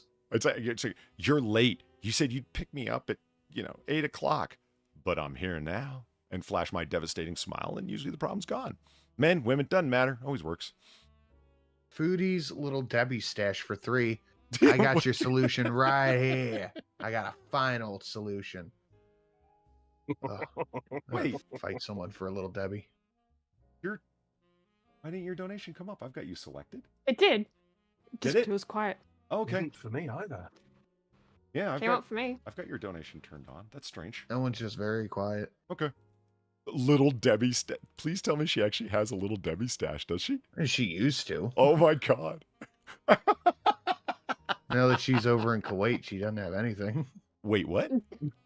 Oh yeah, Foodie hightailed it to Kuwait, got married to a She dude she did. met like 5 days beforehand. She supposedly. married an Arab prince? Not even a prince, it's just some Arab dude. What? Yeah, I forget you keep up with this. Vaguely, anyway. I haven't kept up on it. Maybe for like a month or so, but yeah, no, she's over there. She's wearing the full garb as well. Yeah, she tried the beekeeper costume a couple of times and then No took shit. it off. Yeah. Holy fuck, that's weird. Oh Mhm. yeah. Do you know what I think might be responsible? Huh. In part. The new YouTube TOS edition about mukbangs being potentially dangerous to people's health, like it's an addition to the mental health terms of service. Oh And- yeah. Yeah, and overeating, Yeah, it could be. especially encouragement to. And if you present it, I was reading the description, it's very vague because all things YouTube are, so they can nail you if they wanna, right? You know what I mean? If you are presenting it like it's enjoyable, it counts as encouragement, and encouragement to unhealthy practices are a strikeable offense. Oh, she's uploading mukbangs like every day. Fuck. So I don't. That just jumped into my head when I'm thinking, why would she suddenly go? Oh, wait a minute, because she. Why would she suddenly move over? You mean? Yeah, like what? It's like you've got a treasure trove, a gold mine, whatever the fuck, in terms of not just Little Debbie's, but just mukbangs in general, and being able to fleece the feeders out there. And I'm like, oh yeah, right. That terms of service came up about mukbangs. I thought that was funny. It's like, why of all times would they introduce this now? Well, they did, and she might be worried about her financial future. Yeah, that It's could be possible. part of it. I mean, that's always a worry for her anyway, with the shit Yeah, she exactly. does. Yeah. But it's not exactly like it's unheard of for Fruity Beauty to go after foreign men. It's Just one of my. look It's at her literally on dating my history. bingo card. Foreign man fetish is on my bingo card for her. Yeah, for a reason, because, yeah, look at the men she's been with in the past. With the exception of Pete's. Which definitely is- loosely man. Yeah, yeah, He's like, the missing that's link, a... that one. Yeah, but like Good just lord. ignoring Pete's though, like they're all foreigners, Mm-hmm. all of them. I didn't. I didn't even know that was a thing. Oh, the Fruity Beauty rabbit hole. God damn, it runs deep. What is it with you, Far? Very. Quit chasing rabbits down holes, especially weird, creepy ones. Never. Oh my god, they're Weibo legs. It's been a hot minute. Okay, there we go. Chakotay's Indian Casino. Thank you very much for the $3 and the Weibo legs. Joke. What do you get when you cross Chakotay and the Red Green Show? Possum Sweat Lodge. Now, I'm aware of the existence of the Red Green Show, but I don't. That's it. Damn it. There might have been a bad dad joke in there. P.S. Harold could kick Harry Kim's ass.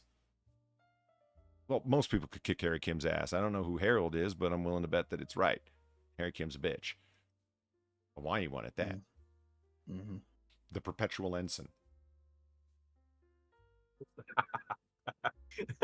That sounds like an insult, doesn't it? It kind of is. Like, people all around him were getting promotions and decorations, and meanwhile, he's just a bridge officer, and nobody ever notices Harry. They just keep lumping more responsibility on him and giving him no awards, recognition, or promotions. And by the end of 7 years in the Delta Quadrant, I am drunk, he's the same dude. drunk, I cannot get up. It sounds like the title, one of those overly long titles for those like 3, 4, 5-part fucking romance fucking mini series or whatever that you get on Netflix. And nobody noticed Harry. DHS, thank you for the $2. I've heard we have some Catholics around here. Oh wait, it's just a Frenchman, but we can get him into Gitmo just to be safe. You know, the irony of that is that you identified Sam as the Catholic. I mean, there's Of all people, Sam. I mean, you literally nailed everyone but the one guy. I mean, that's fucking priceless. I mean, Sinatra kinda, Far, yes, me, yes, Sam, no. Yeah, well, only vaguely of like, hey, I had the baptism, I did the first communion, I lied to a priest. Yeah, it's all there.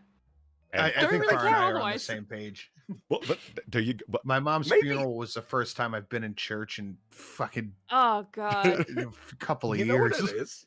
I think maybe it's the damage of my never Catholic shows upbringing. this son of a bitch at work for. They were all gonna be better off dead. hell yeah. Gear of Lean, thank you for the $9. Calm down, wish.com, Picard. Maybe we... Ooh. Sorry, hold on. Ooh. That just... Valine just has to come in and kick somebody in the dick. Holy fuck, that was some hot sauce. You know those things where you're reading, saying you know what I'm talking about, and it only processes when you're after mid-read, and it's like, God, that was hot. Calm down, wish.com, Picard. May we have some lasting British influence, but we didn't revert to quantity restrictions on ammo when the monarchy was removed. Now you're letting the free market decide that one, right? And what was the big lesson that the French should have learned from the American Revolution? Do a political revolution, not a social one. Trying to change everything at one time leads to little things like, oh, I don't know, the Reign of Terror and the Jacobins and all sorts of other unbelievable destruction. That's not what I'd take away from that. I would take away and that's why your revolution turned out the way that it did, Sam. But go ahead, you were saying. The big takeaway from the American Revolution for me was don't lend money to the Yanks. They don't pay it back. Sam. China. The people that lent us the money, you chopped their heads off. Yes.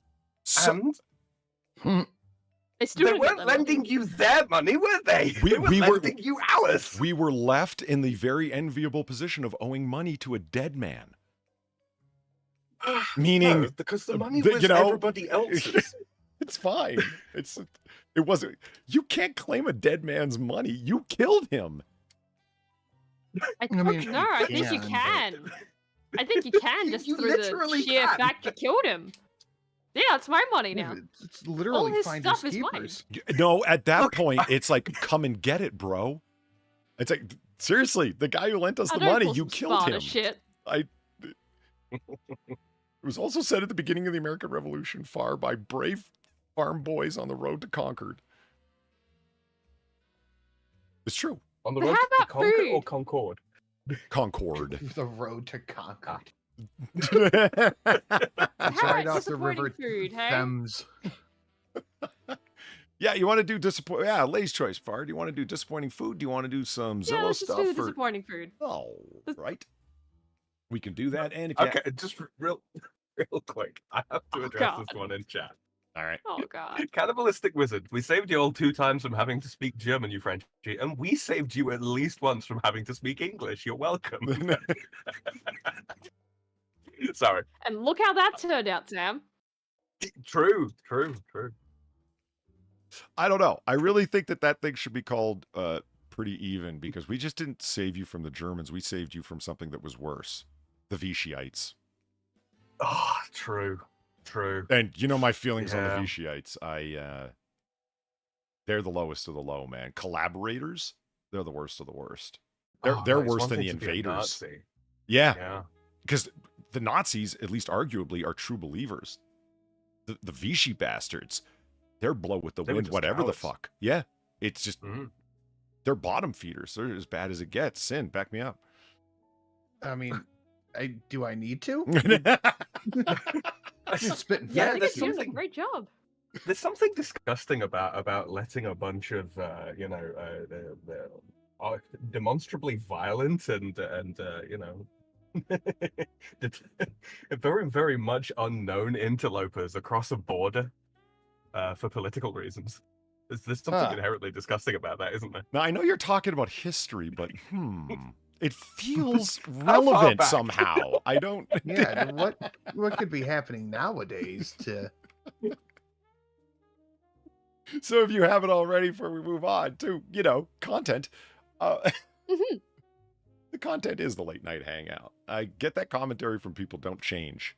I won't, don't worry. But I appreciate the encouragement nonetheless. Where the point of the bar is late night chill streams. It's talking and hanging out and having fun. And it's not rapid fire because, yeah, put it on, listen in the background. But make sure to enjoy our lovely surroundings because we went through the trouble to have this stone underground illegal speakeasy, and the cops paid off to do it for you.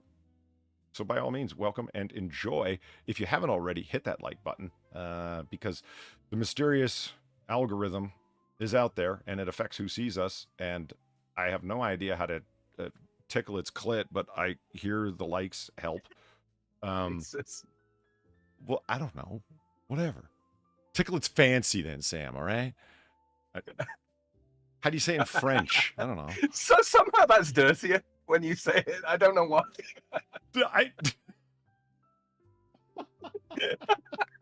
Or you can retweet the twit that I sent out earlier advertising that we're open up. That will help over there. And if you're listening in the future or want to right now, by all means, leave a comment below. I get a chance to read all and respond to most. Unless you're saying some crazy shit, because that would just be nuts. And if you'd like to support further, by all means, donate generously. Our links are below. Far has also just put the links in chat, as I can see right there. And if you haven't heard already, we're launching the Noir Bar merch, which I am really happy about. Oh, wait a minute, I got a scene for this. There, look, there. It's reasonably sized. The Noir Bar. Oh, there we go. Ooh, well done, Sam. Thank you very much. I can show you how to turn the gain up so it actually just becomes a white wall of noise. It's at 50%. I don't know why it's so loud. I'm just busting balls, man. Go ahead.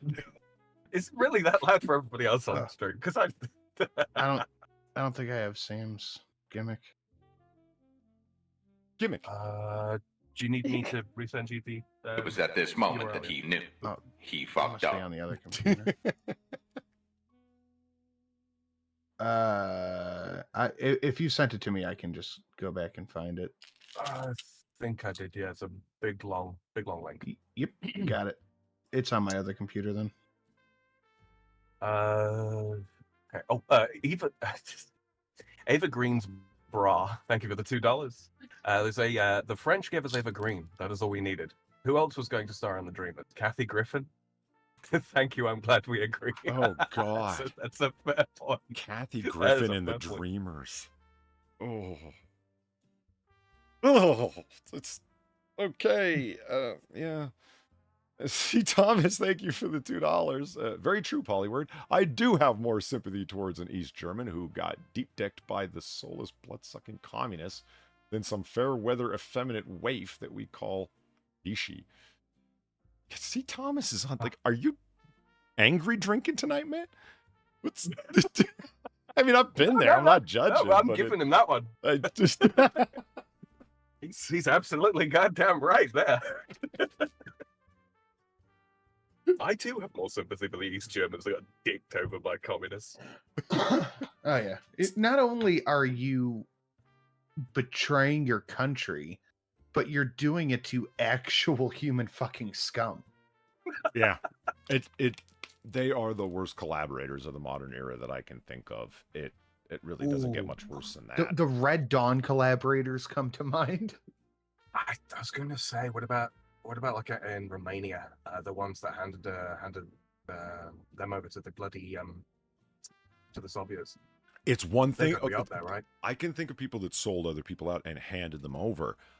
It's another thing to hand over your country and then become the day-to-day, month-to-month administrators for your new overseers, keeping the locals, your own people in line for them. True. That's like being in charge of the prisoners at the oppressive gulag where you yourself are a prisoner. You're just put in charge of other prisoners. That's bad. So in a grim sense, communists do have this on Nazis in so much as they actually killed the former collaborators. Yeah. So if you haven't heard already, like I was about to say, doing the Noir Bar merch launch pretty soon. And there will be, as you can see, the logo there on screen. The security shirts will be available, as well as shot glasses and other fun stuff like that. Some buddies, plural, have requested coffee mugs because, yeah, I also pour whiskey in my coffee. I understand. I get it. But exclusive merch will only be available through the gift packages to Noir Bar Gentlemen's Club people. By all means, donate generously, and that will get you there. The big 500 is how you join the Gentlemen's Club. So by all means, if you are so inclined, that is a way to do that. And I am the excite at putting it together. That's why I spent so much time making sure the Art Deco framing was on brand and consistent with actual Art Deco. You know where I pulled that background from? I'll tell you if you want to know. What? Architecture in and around New York. It's actually a wooden wall frame panel design that I recreated in Photoshop. Nice. I could see that. Because it's just, I thought, I'm not an art guy, and I'm certainly not an architecture guy, but I know that Art Deco was really popular in architecture, or at least I'm aware of that, right? So I'm thinking, what would be like the classic noir look? And it's like, well, if it's anything other than particular to like Marlowe's world, it's going to be Art Deco. Where am I going to find that? Yeah, screwing around on DuckDuckGo images and found my way by that. And so there it is. Scotch and coffee. Yeah, that little bit of smoky, especially if you go with an Isla. It's good stuff. Give it a try. Say hello and good morning the right way. Okay, so let's move on to weird foods. What we want to talk about here, something particular. See, I had mentioned this to Far the other day and came up with this little idea for a segment. It's really a way to just bellyache and gripe. But, we are at a bar and drinking. At least I've started drinking. I don't know what the fuck's wrong with you if you're not. Join the club. So anyway. Yeah. Food that you've heard about for a long, long time has been promoted, trumpeted, championed even, as being the greatest thing. You have to try it.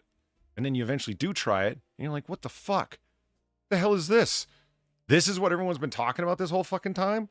Yeah, I've been there. And so I asked Far, she laughed her ass off when I said that. And I'm like, okay, so this isn't just me that's been down this road. And right away she mentioned something that fit that bill. And I'm like, oh, fuck, of course. Yeah. I just mentioned it to Sam at the beginning of the show in mystery and no one knowing what we were talking about. And Sam sent me 2 examples and I'm like, and still am like, really? And so I can't wait to hear Sam's explanation of this. Sin, by all means, if you have something that fits that bill, go ahead and DM it to me. Be happy to hear. I know I got my thoughts on it. Since Sam has the most confusing ones, why don't we start with one of his and then we'll move over to Far because there. Yeah. How's that work? Is that good? Yeah, that's fine. All that's right. fine. He has actual visual aids. I don't. No, I got. Yeah, I do. I obtained visual aids for you. Oh, well, not for the other things I've thought of, but that's fine. Well, I don't care. DM me the text and I will get them. No, I care. Far. It's a visual. It's a visual show. And as Eating Ass said, is it though? Well, yes. Eating Ass may have had a point about getting us up on Spotify, which is not a bad idea, but it would eliminate the visual aspect. That's right. Which is critical to the enjoyment of at least half of the audience that actually watch the thing rather than just listening to the thing. We see you. We see you. Yeah. Oh, by the way. And you see us. I mean, yeah. Mm-hmm. By the way, I was screwing around the other day with one minor thing trying to understand something. Oh, 2 quick points. Yeah, this is how Noir Bar works. We'll get to the food in a second. Just, it's cool. By the edge of my seat. Yeah. What percentage, Sin, would you guess of people consume not AAA, not Noir Bar, not edited videos, but all of my content combined on my channel? What percentage of people watch my content on handheld phone devices, not tablets, but phones? What percentage? 40. 40? Not bad. Far already knows the answer. Sam, what would you think it is? On phones? Well, Sinatra gave a damn good guess there. Fuck it, let's cover our bases. 60. 60?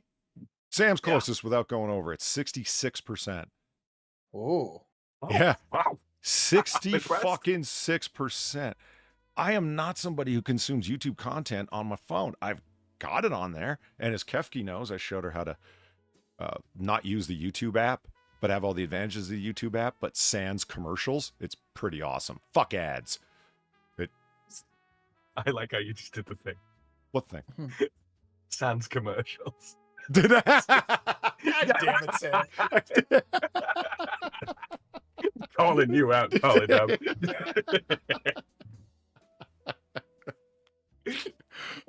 60 fucking 6%. Yeah, there's Valine. Woo!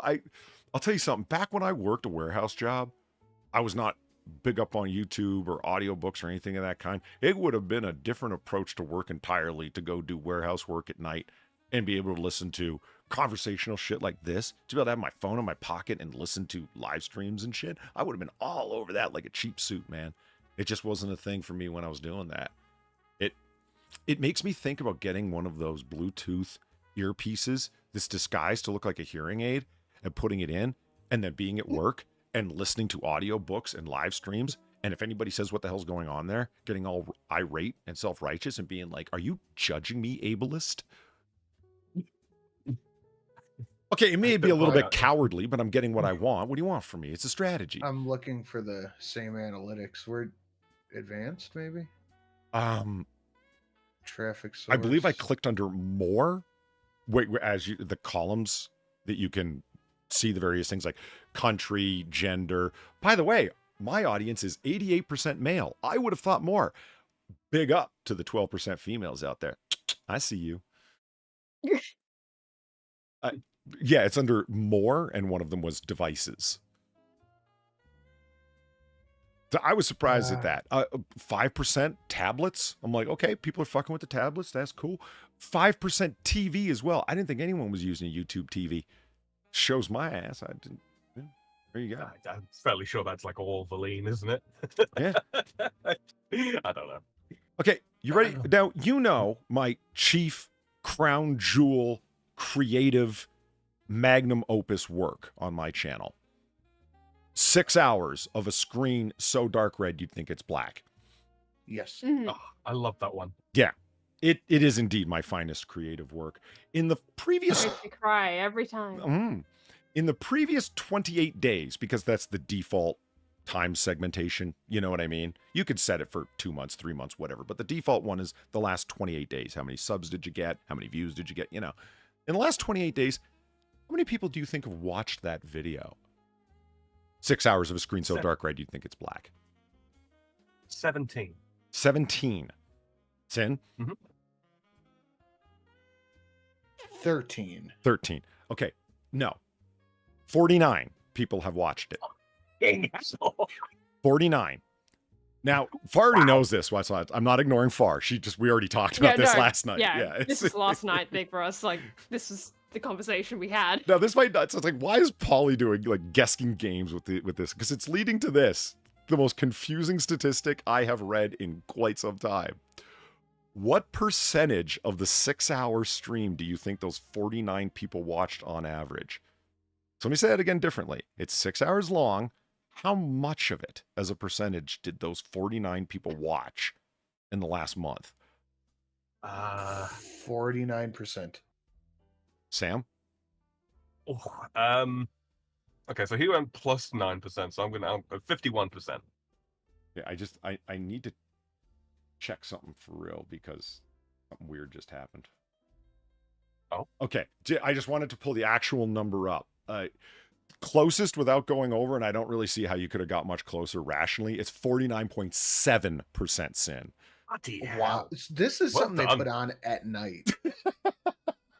That was the conclusion we actually kind of came to, Yeah, to be honest.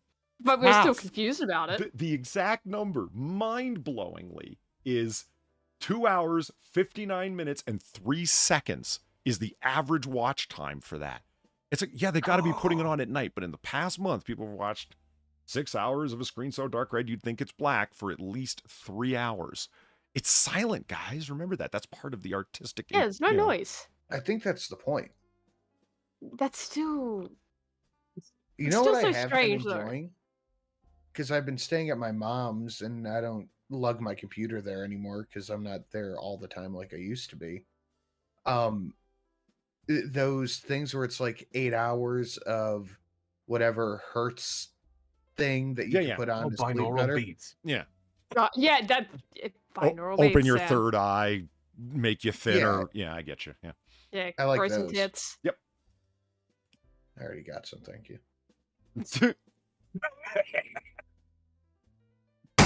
Alba Betty Spaghetti! Oh, timing. That was Thank not you. a binaural beat. No, that was just a beat. Cannibalistic Well, Wizards, 5 hour, 5 seconds. I love when a man's willing to get specific and hold to the number. Yeah, most people were not far off. I'm looking at the numbers you guys are throwing out. Blondie Blondie and Kefke, they'd eaten ass and whatnot, and Huno. I was the closest! Huno just loves it. Okay, sorry, Far, go ahead. No, it's okay. Thank you, Dollar Dues. Is good news for the $2. Talk about giant pork parmigiana. I think that's what that word is supposed to be, parmigiana. That sounds interesting if you're talking about food. Well, it's food that we found disappointing. That's more what we're going for. And that's Eggplant Parmesan is on that list for me. But things that other people wouldn't shut up about. You've heard from multiple people who didn't know each other, advertisements as well. It's been talked about in movies or whatever the fuck. And then you finally have this thing, and it's like, you've got to be fucking kidding me. This is the thing? Caviar. Caviar, yeah. This is the Kardashian of food. Everybody talks about it. When you finally get there, you're just like, ew. Oh, that is a very good way of putting it. Well, in fact, You know what it is? I'm gonna light a fire with this. Sonic, the fast food restaurant Sonic. Never People been there. Love the. But I want to go there. Save your time. Yeah. All right. You know what I have where it's like, it's not that it's so good. It's like, oh yeah, you should go. It's that it's so bad that it makes me curious and I want to compare it. I want to compare Burger King to Hungry Jack's. That's a very good question. Hungry Jack's over here is actually good, but apparently Burger King is garbage. It kind of is. It really is. You're better off at Wendy's. Yeah. Well, I mean, I love me some Wendy's, but yeah, I had the unfortunate experience of trying a McDonald's breakfast in the US. What'd you get? The It was hotcakes? not good. I think that was in there, yeah, but that's like hotcakes are whatever. Yeah. You can't really go wrong with that. It was more the biscuit. I think it was Yeah, I should totally the put that biscuit on my and then the bloody list. sausage. And then the sausage that was in the biscuit. And it was just It's vile, isn't it? not good. It was just not good. Oh. But that's yeah, I've managed to compare McDonald's, kind of. I would love to compare Burger King to Hungry Jack's. That's just me, For though. people in the chat, donate to FAR's scientific research fund. That's the experiment that's just going to be running in the not too distant future. If you guys can back it, that'd be great.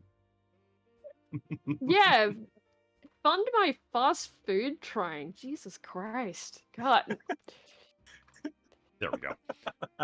Valine just sent me that meme, and I thought I'd throw it up on screen so I can just get the screen adjusted to the right size. There we go. Okay. So, are we ready to talk about... See, we win eventually. Right. All right, Sam, you ready to explain yourself? Yeah, I want to hear it. I'm French, so no. So drunk, I cannot get up. Serper21, thank you for the $2. One of my most favorite movies is Midnight Run. Fuck yeah! Holy shit, I don't hear anybody talk about that movie. That's a Robert De Niro classic. One of my favorite movies is Midnight Run, and it's where I learned about chorizo. That's right, because he wanted chorizo and insisted upon it. I had it, liked it, and there was a place near me that puts it on pizza. Sweet. Chorizo is is good on good. pizza. Yeah. It's a kind of sausage, Sam. I know what it is. I'm literally next to the country that I'm fairly sure invented it. I think that's Mexican. Is it Mexican? It might be Mexican. I don't know, but I think it is. I thought it was Spanish. I'm still trying to I figure out would've what thought it was Spanish Spanish bacon too. is. If you can let me know, Sam, get back to me. I'd be curious. I have never tried Is- Spanish bacon. I've Is heard it about just it. another form of dick bacon? I don't know. Maybe. Or maybe you guys own the bacon? dick bacon market. Is I that Kevin's can- older brother? You don't I know got you don't know about dick bacon? Sin? Okay. I don't think I know. don't want to. No, it's just the general shape that we cut the bacon. Wait, Yeah. hold on a minute. Please don't tell me that Jewish people are involved in any which way, because I don't trust any processed No. meats from those Yeah.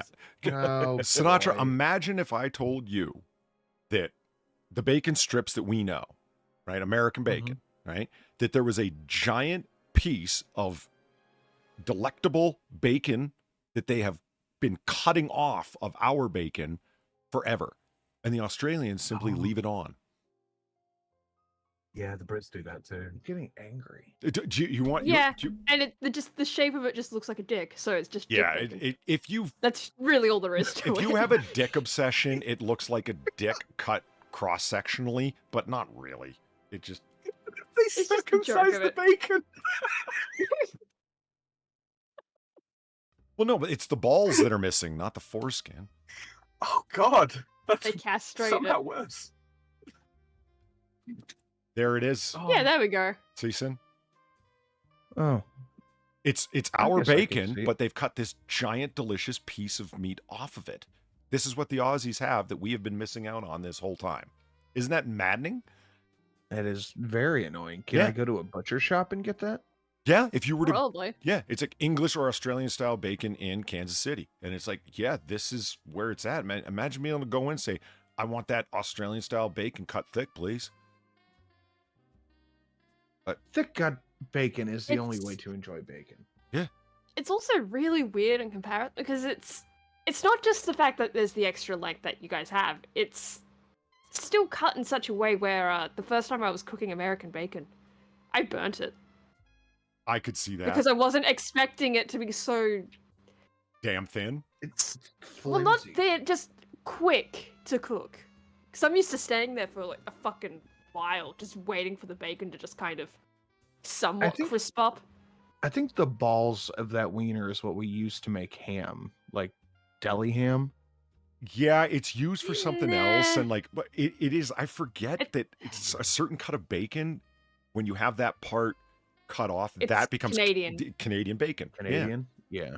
Yeah, And I'm not Look at sure that. I'm not sure if it's the balls of the We're- bacon, but it I think it is. We're up here. because that's the media We're over part. here trading the good was at bacon this with moment the that he fucking knew. Canadians. He fucked up. like, why are we missing? Like, everybody wants that delectable part. Why would you? It's just a bigger slice of bacon. Why wouldn't you, Sam? I'm sorry. I did it. You Americans, you're all cock and no balls. So I've fucking the been rest of you sitting on it guys. for a minute. Oh, holy shit. See, Thomas, thank you for the $2. Dick bacon. Bacon, if it were not overseen by the chosen people. Okay. Let's just look up Spanish bacon. I mean, fuck it, I'm here. Let's find out. Yeah. By the way, speaking of Spanish, I looked up chorizo. Uh-huh. It is Spanish and Portuguese. Oh, okay. Well, fuck the Guys. Mexicans then. I should have known better. You are so lucky I don't do Ploy Junior videos anymore, Polly. Well, Jesus Christ, it's just fat. It's a fat stick. Oh no. I've heard great things No. about it. What is this? This fits in with the theme of what we should be discussing. Right?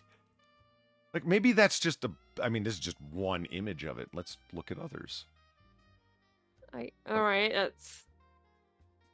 Spanish bacon sliced Okay. repacked? What do you mean? You bought it off Wish.com and secondhand sold... bacon? Yeah, exactly. Packages that weren't finished? I mean... Yeah, that... Okay, so there's... No. It just looks super fatty, man. It's pancetta. That's how I know it. Yeah. Oh, yeah, there's a It is pancetta really fancy, abadabo. A dbbd dabbity. I mean, if you're going real fat and you're putting it on top of a bacon chorizo pinko photos, I ain't eating no pinko. But, all right, let's find out what Spanish bacon is in general. I have to know. Yeah, Salon Iberico. Yeah, Iberian ham. Jamon abrico. Okay. I literally just said it, Paul. Yeah, but I can't repeat it the way that you did, Sam. I hate all of this. Just call it bacon. Accent. What's the matter with you? It's fucking bacon. Okay. According to Spain's rules and current regulations on jamon, the dry-cured jamon must be made by either pure-breed black Iberian pigs or crossbred pigs of at least 50% black Iberian mixed only with some other kind of pig. The same restriction is required to keep official whatever denomination on any Spanish port. So it's just bacon from a certain pig. This is like the French and their wine with all their laws, except pigs. Okay, here we go. Yes. Process. All right, now I'm interested. Immediately after weaning, the pigs are wearing their bacon. I mean, yes. Well, yes, that is generally how it works. Immediately after weaning, the piglets are fattened on barley and maize, or as we know it, corn, for several weeks. The pigs are then allowed to roam in pasture and oak groves and feed naturally on grass, herbs, acorns, chestnuts, and roots until the slaughtering time approaches. At that point, the diet may be strictly limited to chestnuts and acorns for the best quality jamon, or maybe a mix of acorns and... Okay, all right, enough. I like how he's putting French pronunciation on Spanish words. Yeah, it's making my day. The ham from the slaughtered pigs are salted and left to begin to drying for 2 weeks, after which they are rinsed and left to dry off for another 4 to 6 weeks. The curing process then takes at least 12 months, although some producers cure their pig for up to 48 months. During the curing process, the meat is dried in salt, which helps prevent the buildup of harmful organisms, and then is hung exposed to the elements, producing an exterior layer of mold, which helps to protect the meat inside. I hate it even more now. Thanks. Okay, yeah, this fits in perfectly. This is a great segue to our... I never want to have Spanish ham. I mean... Just moldy ham. You know that almost all dried sausages develop a layer of mold around the outside, right? And it does protect Oh, them the same God. way. Now I do. Most cheeses, the sausage, yeah, just all sorts. Cougar knife. What about long pig bacon? Don't start it, bro. The bots know what that is. So yeah, I've had the mystique around Spanish bacon thoroughly shattered. Yeah, I didn't need to know any of this. Yeah, it's just, I didn't need to know it, but I'm happy that I do, because it's just some certain breed of pig that they're aging in a curing process. Big fucking and moldy bacon. Yeah, and mold, and it's fatty as fuck. But that's where the flavor is. No. You know this. I say keep focused on the Australian bacon. That's where it's at. See, this is meaty, tasty looking bacon. Yeah. I'm It's leaving dick it alone. bacon. I am leaving it alone. Shove it in your mouth. It's dick bacon. Holy shit, Far. What? All right, so Sam, are you ready to explain yourself? What? I'm just not sure I can top this dick bacon. It's just... Sam, are you currently sitting in a wind tunnel? It just came through very clearly. We could hear you, and then your volume cut, and then what? It's my noise cancellation. And your volume cancellation. What just happened? Yeah. Your volume just dramatically dropped. Oh, wait, hold on. Say something. Am I back? You Am I are. back? You Yep. are. Yeah. Yeah, it's this new fucking driver. I updated to a different to a newer version of Linux, and it's just been messy ever since. I'm gonna revert in the not too distant. Are you using a homebrew of Linux? No. This is an official distro, or official, quote unquote. Huh. As official as Linux gets. Yeah. Gamer Valine, thank you for the 350 in the do. Stop.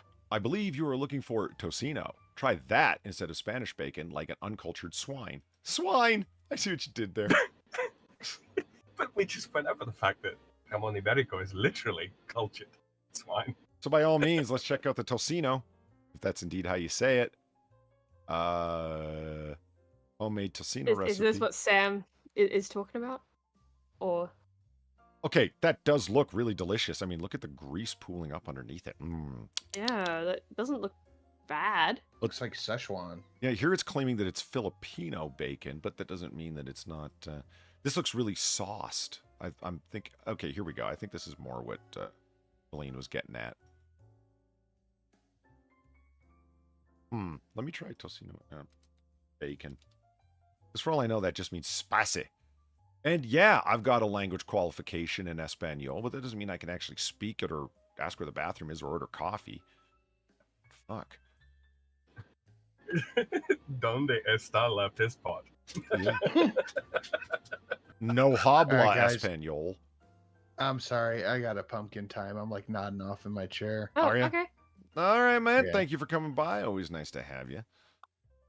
I will All right. catch y'all in a bit. All right, laters. Stay All right, well, Sam. later. Later. Ooh, look, Fudd brand tocino original sliced bacon from Fudd. It doesn't look good. Oh, that's vegetarian. I'm sure. Vagina, or does that mean we have the vagine? I got nothing. Bacon vegano. Bacon for those in Vegan bacon, yeah. Yeah. What? Jesus Christ! Do you think those are vegan eggs in the background? Those orangish blobs? Oh, I was thinking it was potatoes, but now you mention it. Yeah, I think it is vegan eggs. I mean, isn't that what vegan eggs are? Just potatoes? I don't Oh, know. I don't really want to know. That's a good I don't- call, Valine. The Philippines were a Spanish colony. Good point. Good point. Yeah, they were. Okay, hold on. I gotta know.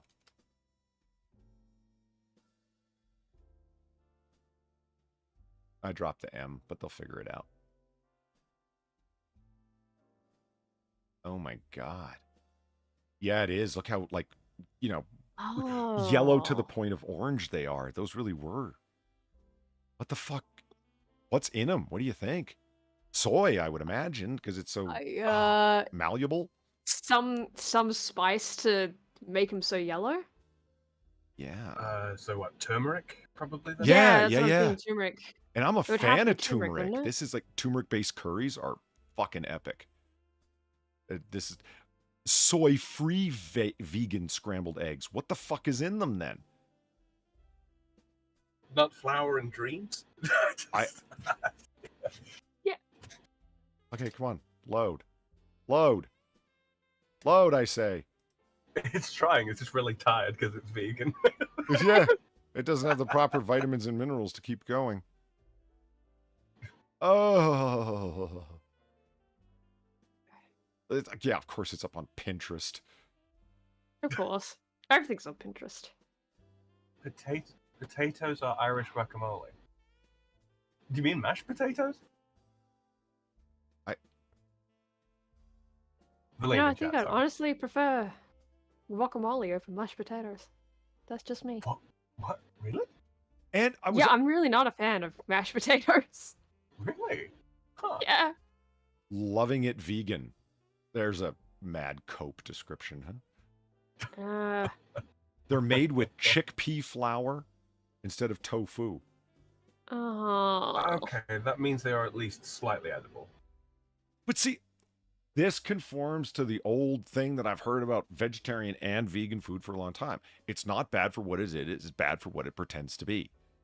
Yeah. I can see a chickpea-based, what's the word? Polenta? You know what I mean? That fried and tossed with other things being quite good. But calling it eggs, that ain't eggs, bro. Yeah, I don't understand why you would even bother calling it eggs in this instance. Right, just call it hummus on toast. Yeah. There's no eggs in it. Why bother calling it something it's only pretending to be? Because you basically, I mean, in order to make sort of like scrambled eggs, or to get the texture of scrambled eggs, you basically have to make like a chickpea souffle and then break it up. Is that basically what's happening? I have no idea. Because the chickpea souffle sounds tasty. I'm not gonna lie. Yeah, no, the chickpea flour with seasoning and whatnot, and then made more substantial through some kind of natural emulsifier. Yeah, I can see it being good. I cannot see pretending that it's eggs when it doesn't have the texture or the flavor of eggs. No, that would be thoroughly unenjoyable. But you see the description right here. Add silken tofu, milk, nutritional yeast, almond flour, turmeric, mustard, cornstarch, calanamic, salt, pepper, onion powder, garlic powder, and to a blender and blend until completely smooth. And then it apparently fries up in a saute pan. Like it puffs up and ends up being like, I guess it's sort of like a polenta or a hummus of sorts. Yeah. Well, closer to polenta then, yeah. Nothing wrong with that. Just stop calling it eggs. It's your lies that cause the problems. I've got to send a message to someone real quick. It's not your food choices. It's your lies. Your lies. I'm going to word it exactly like that. And I'm not going to give them any context. I'm just going to send it to them as is. They know what they did. So onto the actual thing, right? Yeah, and Sam's going Sorry, first. So, no. While he's doing the messaging to a vegan, and by all means, Sam, hit him up. Yeah, we're starting the Noir Bar merch, which is going to be up in the merch store pretty quickly. I just got to talk to Sinatra about a few things, and Far actually, because they've both done it before. But I have the logo finalized and whatnot, and there will be security shirts available. Noir Bar on the front, security on the back for when you need to kick out the unruly drunks, because it's good if we do it. If the cops have to show up to do it, they shut the whole joint down, so it's not a good thing. But if you would like to be part of the Noir Bar Gentlemen's Club, by all means, ladies, welcome, by the way. All 12% of you that are out there. I know, because YouTube told me so. You can, by all means... trust YouTube. Yeah, I mean, I do. I know when I signed up for YouTube, I didn't click the ticky box for female just to fuck up their demographics. They think I'm a 60-year-old female living in Tomolka, Kansas. Fuck them. I suggest everybody does that. If you sign up for an email service, you sign up for anything, yeah, your ads will be pretty weird, but who fucking cares? But that's funnier. Yeah. I get ads for fucking dental adhesion paste. It's hilarious. You know what? I don't get ads because I use today's sponsor. No, I'm just kidding. Sorry, I'm stealing a bit from AAA earlier on. That was classic, by the way. Yeah, it really was. How dare she? Oh. I wanted that cake. Nice. I wanted that cake. Mm-hmm. Thank you, Dullery Dudes. It's good news for the $3. Spa, that Hungry Jack's looks pretty good. The Jack's Breakfast Roll in particular. Other countries' fast food menus make me envious. Last year, McDonald's in Japan had a triple white cheddar burger and a red teriyaki burger as part of a Gundam tie-in. Yeah, that's... I don't understand. A Gundam tie-in? I don't understand. Oh, that doesn't even shock me. Like, Japan does, like, fast food tie-ins for holy shit anime properties all the fucking time. Have you seen the amount of shit that they do for Evangelion alone? No, not or at even all. the Fate series as well. Yeah, it's nutty. Every time I have been, all you have to do is walk into like a train station convenience store and you just see all these anime tie-in things being sold. It's everywhere. So that doesn't shock me. What shocks me though is the fact that I can go to Australia, I can go to some fast food place. Yeah, it's not going to be great, but it's edible and it's actual food. Mm-hmm. Go to Japan, same story. I'm not a big fan of their just McDonald's cheeseburgers because yeah, I tried that. Of course, I had to try that, but it's still fine. It's still good. just not my favorite. You go to the US. Macca's is shit. Apparently Burger King is shit. Most of it is shit. I don't understand. You guys are where this stuff originated from. No, you went to How? You went to McDonald's with Platy. How did Platy not direct you to the stuff that's like, like the egg McMuffin? Because I just said I wanted to try it. Okay. Well, I was going to say the whole reason I got the biscuit thing was because that was the McMuffin thing I was trying to try. Right. That was all I had. Oh wait. You did the biscuit McMuffin? That's how you got the biscuit? Yeah. Oh, I didn't realize that. I thought you got it. Okay. Yeah, so it had the sausage. So it had the sausage in there, and I'm eating it, and I'm like, okay. This tastes weird and wrong. It was a pork sausage. I'm used to it being beef. Right. But that's just. Is that where that my life in general when I'm came over from? there? Okay, see, Yes. Far and I had this whole discussion. I didn't realize this, and Sam, you might find this interesting too. You guys eat a lot of pork, and I'm like, well, pork sausage is as common as all get out in America. In Australia, I came to find out, no, the vast majority of it's beef, and I'm like, no shit. It's all beef. Like, that you was can find interesting. pork sausages. Yeah. Don't get me wrong, you can find them, but it's mostly beef. It's it makes an awful lot of sense actually. When you consider, speaking on Romania, their beef is absolutely shite. Like it's really, really bad. But their pork is some of the best in the world, right? And it's got everything to do with climate and available food. Turns out, like in Oz, there's not actually. This might surprise you, but considering pigs eat basically anything, right? Damn right. Yeah, there's not an awful lot that actually makes decent quality pig meat in Oz. It's better now than it ever used to be, but yeah. Oh yeah, like it's fine, but it's yeah, our main thing is beef cattle. It's like got cattle ranches just fucking everywhere. Mm-hmm. In the middle of the just you go up north, it's just properties full of cattle. It's like how my mum worked up at a cattle station when she was way younger. You know, it's so much more common. You'll see cattle stations, not really pigs. It must be an environmental thing, like Sam was just saying, because if you ever go have Montana beef, where they can graze, and the particular type of grass that they have there, and plus just the environment in general, the beef is fucking amazing. And the whole reason that Wagyu beef is how they treat the cows and what they're eating and etc. has a lot to do with the quality of the beef, right? It's why you don't want to eat a lot of carnivores. Most carnivores, not all, but most taste pretty shitty.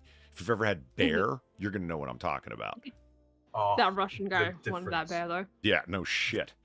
I have had bear on a couple of different occasions, and the difference between a bear that has survived mostly on fish versus one that's like lived on predominantly fruit. Yeah, berries and whatnot. Yeah, huge difference. Huge difference. The bear that I had must have been eating solidly fish and whatnot because it was disgusting. It was so fucking tough, and it had been cooked in a slow cooker, so it would have been 12 hours in that motherfucker for a slow stew, and it was still like just chew, bristly, and yeah. And all you're doing is rounding off the edges. You're not actually macerating it with your teeth, if you know what I mean. It just wouldn't chew. Oh, it was God. it was terrible. And through no fault of the person who cooked it, it wasn't his fault. That shit just never got tender even after 12 hours of slow stew. But I'm willing to bet the same thing goes for Australia. It's like, hey, look, we got these grasses and this place where we can have wide open range cattle. And it just supports great beef, so why not? Where if you have ever had anything beef from the UK, shoe leather, yo. A lot of that's actually got to do with the way that they cook it. I mean, I know it's the stereotype at this point, but yeah, generally speaking, the Brits really do overcook their beef. That overcooking is exactly why I'm not the biggest fan of steaks. Thanks, Dad. Yeah. It's not just a British thing. It's not just a British thing.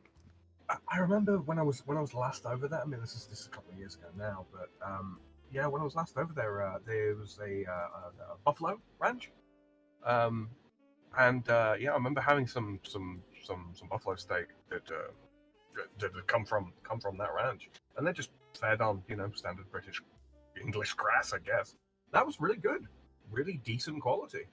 And then again, I've had some sort of steaks from the supermarket over there, and it's not good quality meat, and it's difficult to cook. Yeah, not good.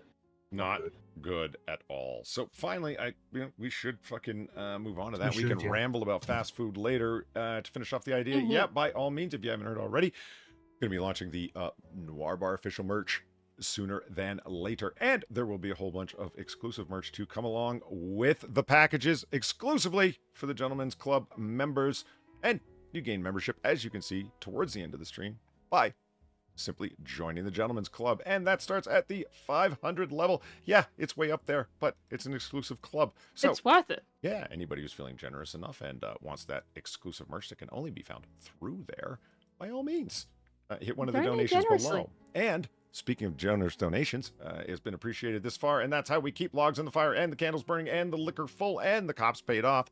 Those fucking chintz and graft and scumbag fucks. And you can hit us off with donations, as Far has put them up in chat. They're also available underneath the description if you want to tip Far and Sam, and you should generously, because they're here and they're awesome and they're fun, and who would want to be listening to just me talk? Speaking of Sam, I want you to justify yourself as it comes to this. Help me understand that. I mean, okay, so Kale? you are bang on the money. Kale. Kale. So, okay. Yes. Yeah, it's one of those, right? I don't have any particular aversion to vegetables. Never have. Sure, meat does take pride of place when it comes to the vast majority of the dishes that I prepare. Sure.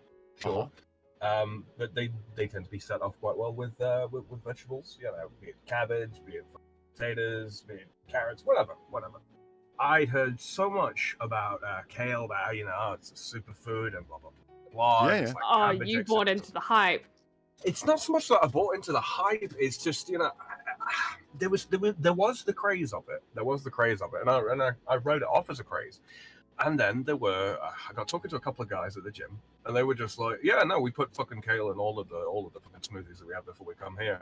And I'm like, "But does it actually do anything for you?" And one guy was like, "Well, put it this way, it makes the digestive system work." Okay. And so I just want to be clear. wrong. You had not had kale up until this point where you're hearing all this? Okay. Yeah. I mean, I could believe that, honestly. Yeah, it's one of those. It's sort of like it's always been available. It has always been there. You've always been able to get it in the supermarket or what have you. It's never drawn any particular appeal for me. I mean, why would I have something green leafy that's not spinach or cabbage? I do love me some spinach. Baby spinach, that's peak salad. Fuck iceberg, fuck romaine, baby spinach, tossed, yeah, that's where it's at. But go ahead. Absolutely. Well, this was the thing, and so people talking about, people I knew were talking it up, like, yeah, it's not as strong tasting as cabbage in a lot of regards. You can just do it by itself, or you can have it as a side, and so on and so on and so forth, and it's got this much more iron in it, and yada yada yada. Anyway, I ended up buying some. I ended up getting a few different recipes together and preparing it, and I tried it. I'm like, yeah, this just tastes like watered down grass to me. This is just not fun. It tasted like watered down grass. Okay. Yeah, because almost all cruciferous vegetables have got that kind of grassy element to them, right? Yeah. Bad spinach, like when spinach has been left too long, it even smells like dying grass. Yeah, this stuff to me tasted like that smell. I don't know if I cooked it wrong. I don't know what the hell. It was just a massive disappointment to me. And every time I've tried it since, I don't think I've been able to shake that initial experience. It just holds no. It doesn't draw me at all. I've no desire to add it to anything. I think that it makes almost anything fruit smoothie wise taste like ass. Okay. I don't see the point. I just don't see the point. There are foods out there that have got better nutritious content that are easier to obtain, cheaper to obtain, and taste better. It's a massive disappointment for me. That's my justification, I guess. Yeah. Just awful. Well, okay. Far, you ever had kale? You like kale? What's your thoughts about kale? I don't really have opinions on kale, to be quite honest. No? I've probably tried it, but at the same time, it doesn't really, I've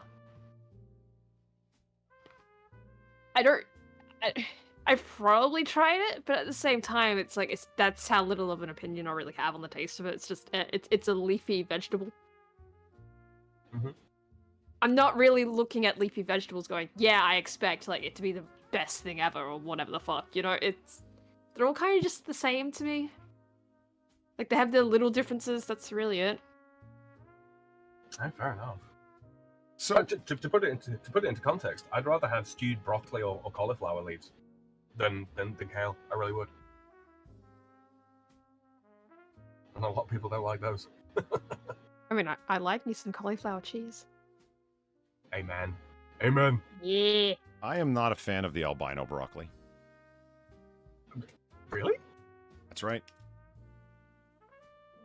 I hesitate to ask, but is there... Why? I've never had this fabled cauliflower cheese, but I have seen it, and I've heard Far describe it, and I'm not going to pretend I'm not intrigued.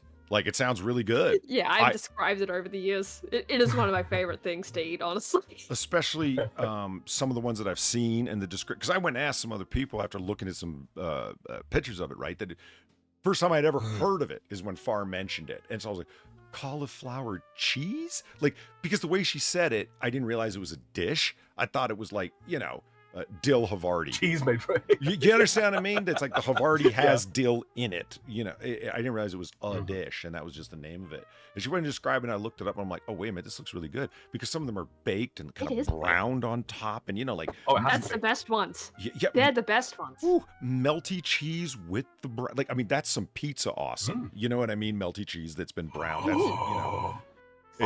Yeah, it's a cheese sauce. Cauliflower cheese with pepperonis on it. What do you think? Pepperonis through it. I don't think on it would be the best. Inside of it. I'm having mental flashbacks of that image that Paula kept sending me for a while, where it was just the pizza topping for what was it, macaroni or something, Polly? The pizza topping for macaroni. Cheese. It was the woman had got a big tray of this stuff, and it was just like cheese and pepperonis and some kind of tomato sauce or something like that, and she like pours it from the tray, and it's like lava flood. Oh my god! Okay. This one, fuck, Sam. I totally forgot about that. I know who to go to get it though. It's fine. Earlier today, this thing happened, and I don't know if you guys have ever gone down this path, but I did, and it fucking infuriated me. I even downloaded software to fucking fix the problem, and it still has it, and I'm pissed. There's 2 images that I downloaded, and I'm like, I want to use these for this particular thing. Just so you know, it was for Noir Bar thumbnails. And when I had seen them originally, and it was 3-4 months back, I'm like, that's a sweet image. I'm going to grab that and save that. That's a sweet image. I'm going to grab that and save that. Those 2, and they're those things you happen across accidentally. You know what I mean? And yeah, I kept coming across them over the months. It's not like I put them in a proper folder, did whatever the fuck you're supposed to do organizationally. But I kept coming across them, and I thought, I'm going to leave them right there because I keep running across them, and that's going to remind me to get up on it, to do the thing, right? And in case, I'm in the middle of revamping some stuff with not only Noir Bar, but with AAA and So Sin. Shh, quiet as kept. We're refreshing some stuff. So look forward to that. And yes, the secret room in the back of Location 1, I'm going to... Oh. How long have I been talking about that shit for? Long time. Long time. Yeah. Long fucking time. I know. And yeah, it's become obvious that I really need to get on some shit, and incumbent upon me to actually fucking do it. So I am, and including the fucking merch, which, yeah, look forward to that. There's the official logo. I actually finished it up, so it's not just talk. There it is. Donate generously. That's right. Okay, look, you pour a bunch of bourbon into your energy drink, and it starts to get to you after a while. I accept scrutiny and judgment. It's fine. Yeah, we have energy drink in the 1940s. Holy shit. I brought them back, but I'm smart enough to take the cans back with me, juice box lady. Well, a scorching you know. FarZoosme. You know. That's a scheming voice, Polly. I would be very wary, my friend. Yeah, I know the female scheming voice well. Unfortunately, I seem to bring it out. Gee willikers, I wonder how you manage that. Yeah, right. I'm not inviting this stuff at all. Boo. But that's why the Gentleman's Club is getting started and all sorts of other things like that. So, yeah. And one of the things is those images. Okay, so the new thumbnail The and only this thing other I knew image for that I'm- sure was this. Every son of a bitch that worked for him. Yeah. They were all gonna be better off dead. You know what really does it for me about that shot? From the movie, it's fucking awesome because he's got a table full of 1911 mags he's filling up with 45 rounds, getting ready to go to war. It's just an awesome fucking scene and a great movie. Last Man Standing, if you've never seen it. Also, by all means, keep aware that the Christopher Walken Tommy Gun Fun is down there at $11, also from the same movie.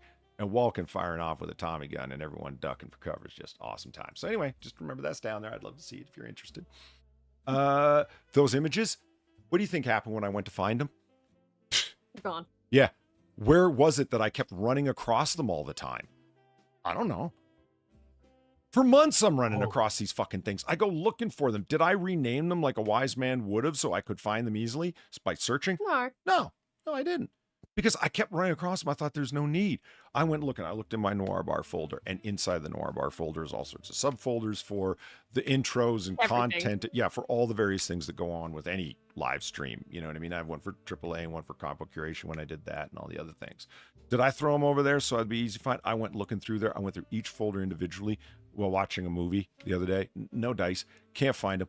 Sam, I even went, you can do reverse image searches by image, look for this image, that kind of thing. There's software to be able to do that on your own local hard drive. I downloaded such software to be able to search my own hard drive for these. That software is old and busted as fucking as somebody's homebrew coding. It doesn't work. Oh, yeah, that's rough. I ran a test where I'm going to drop these 3 images in there, in a test folder, and then have it in its original folder as well. Okay, software, here's this image. Now find it, and here's where you should look for it. In that very test folder I created, and it says, folder does not contain images. The identical images, and it was not able to find them. So that software is just useless. It can't understand the formats, presumably. Yeah, okay. I duplicated them, and I thought maybe it didn't work.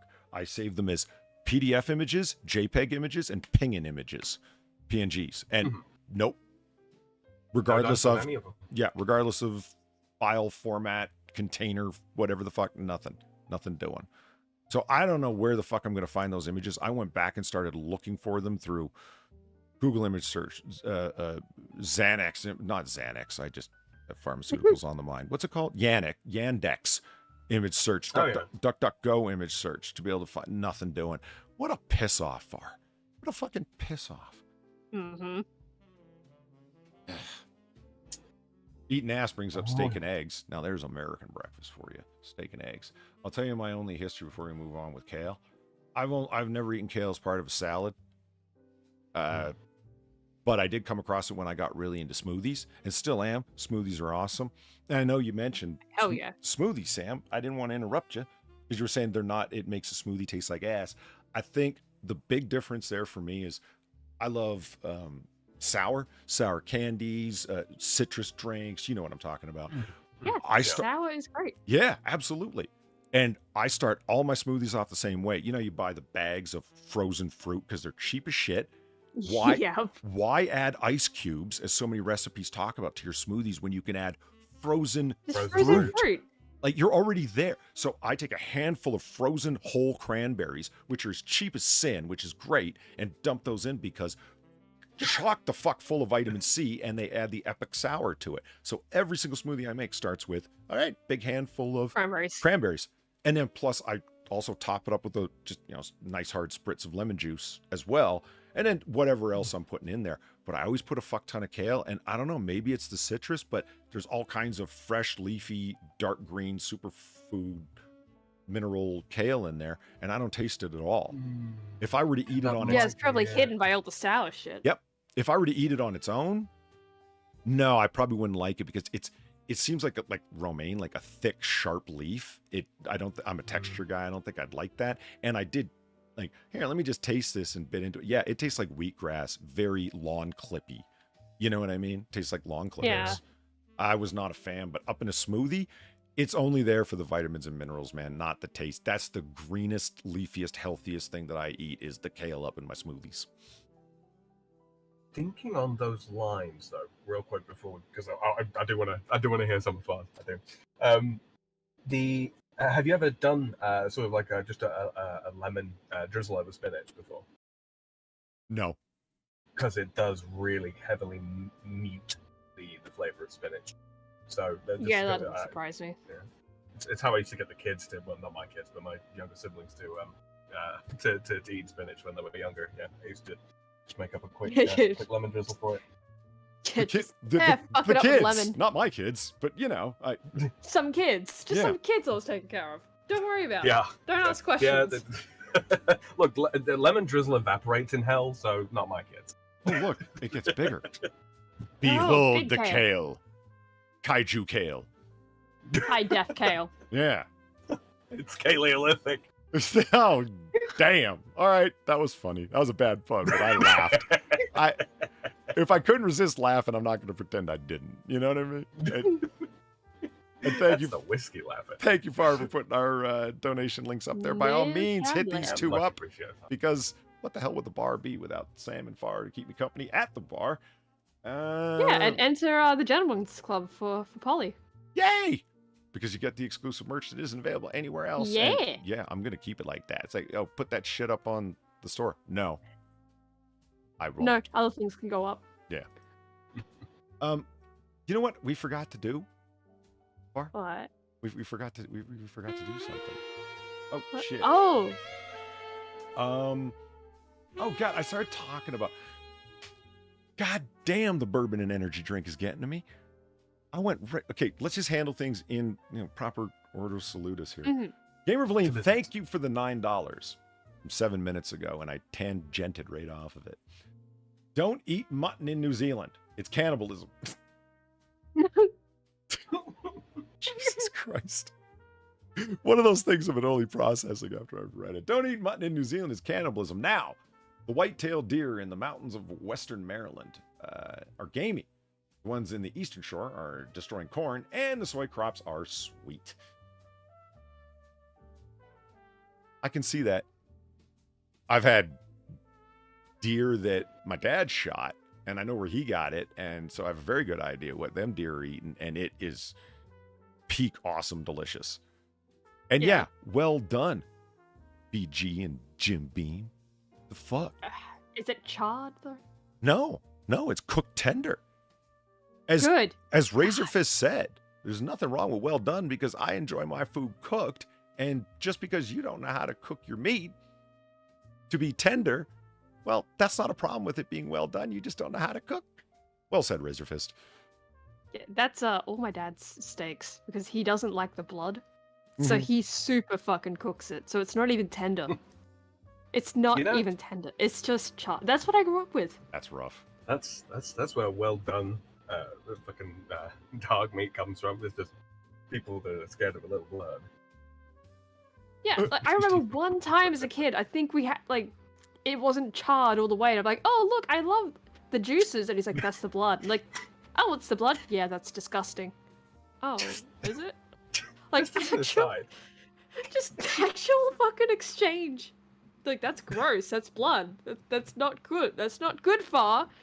But that's the best part. Eating ass. Thank you for the $1. Polly loves it. He eats the whole thing. Hey. I enjoy a quality troll, and it's fine. Don't be bitchy. Laugh at it. Fuck. I say that because I was watching 2 back-to-back streams of someone else in a different sphere of YouTube that I like, and this person's not a bitchy person, but the trolling that was happening, and it was good. It was funny. You know what I mean? It was at his expense, but what? It was funny. Yeah, it doesn't lessen your dignity is what I'm getting at. It's not like they're trolling for their glory. They're cracking jokes at your expense. So what? Laugh, man. He got so angry about it. And I'm like, you're playing this all wrong, man. It's... You can never let them know that they get to you. But this is what I mean. Right? If it's a shitty troll that thinks they're, you know, the elite of getting people's angry, well, okay, that's some... Well, if they think they're the Clyde Cash of trolls. Right. They're just A-logging. They're not trolls at all. They're fucking A-logs. Yeah. Which means, you know, they believe that they're elite. They're on some 2014, you mad, bro? Level shit. And it's like, no, you're just not funny.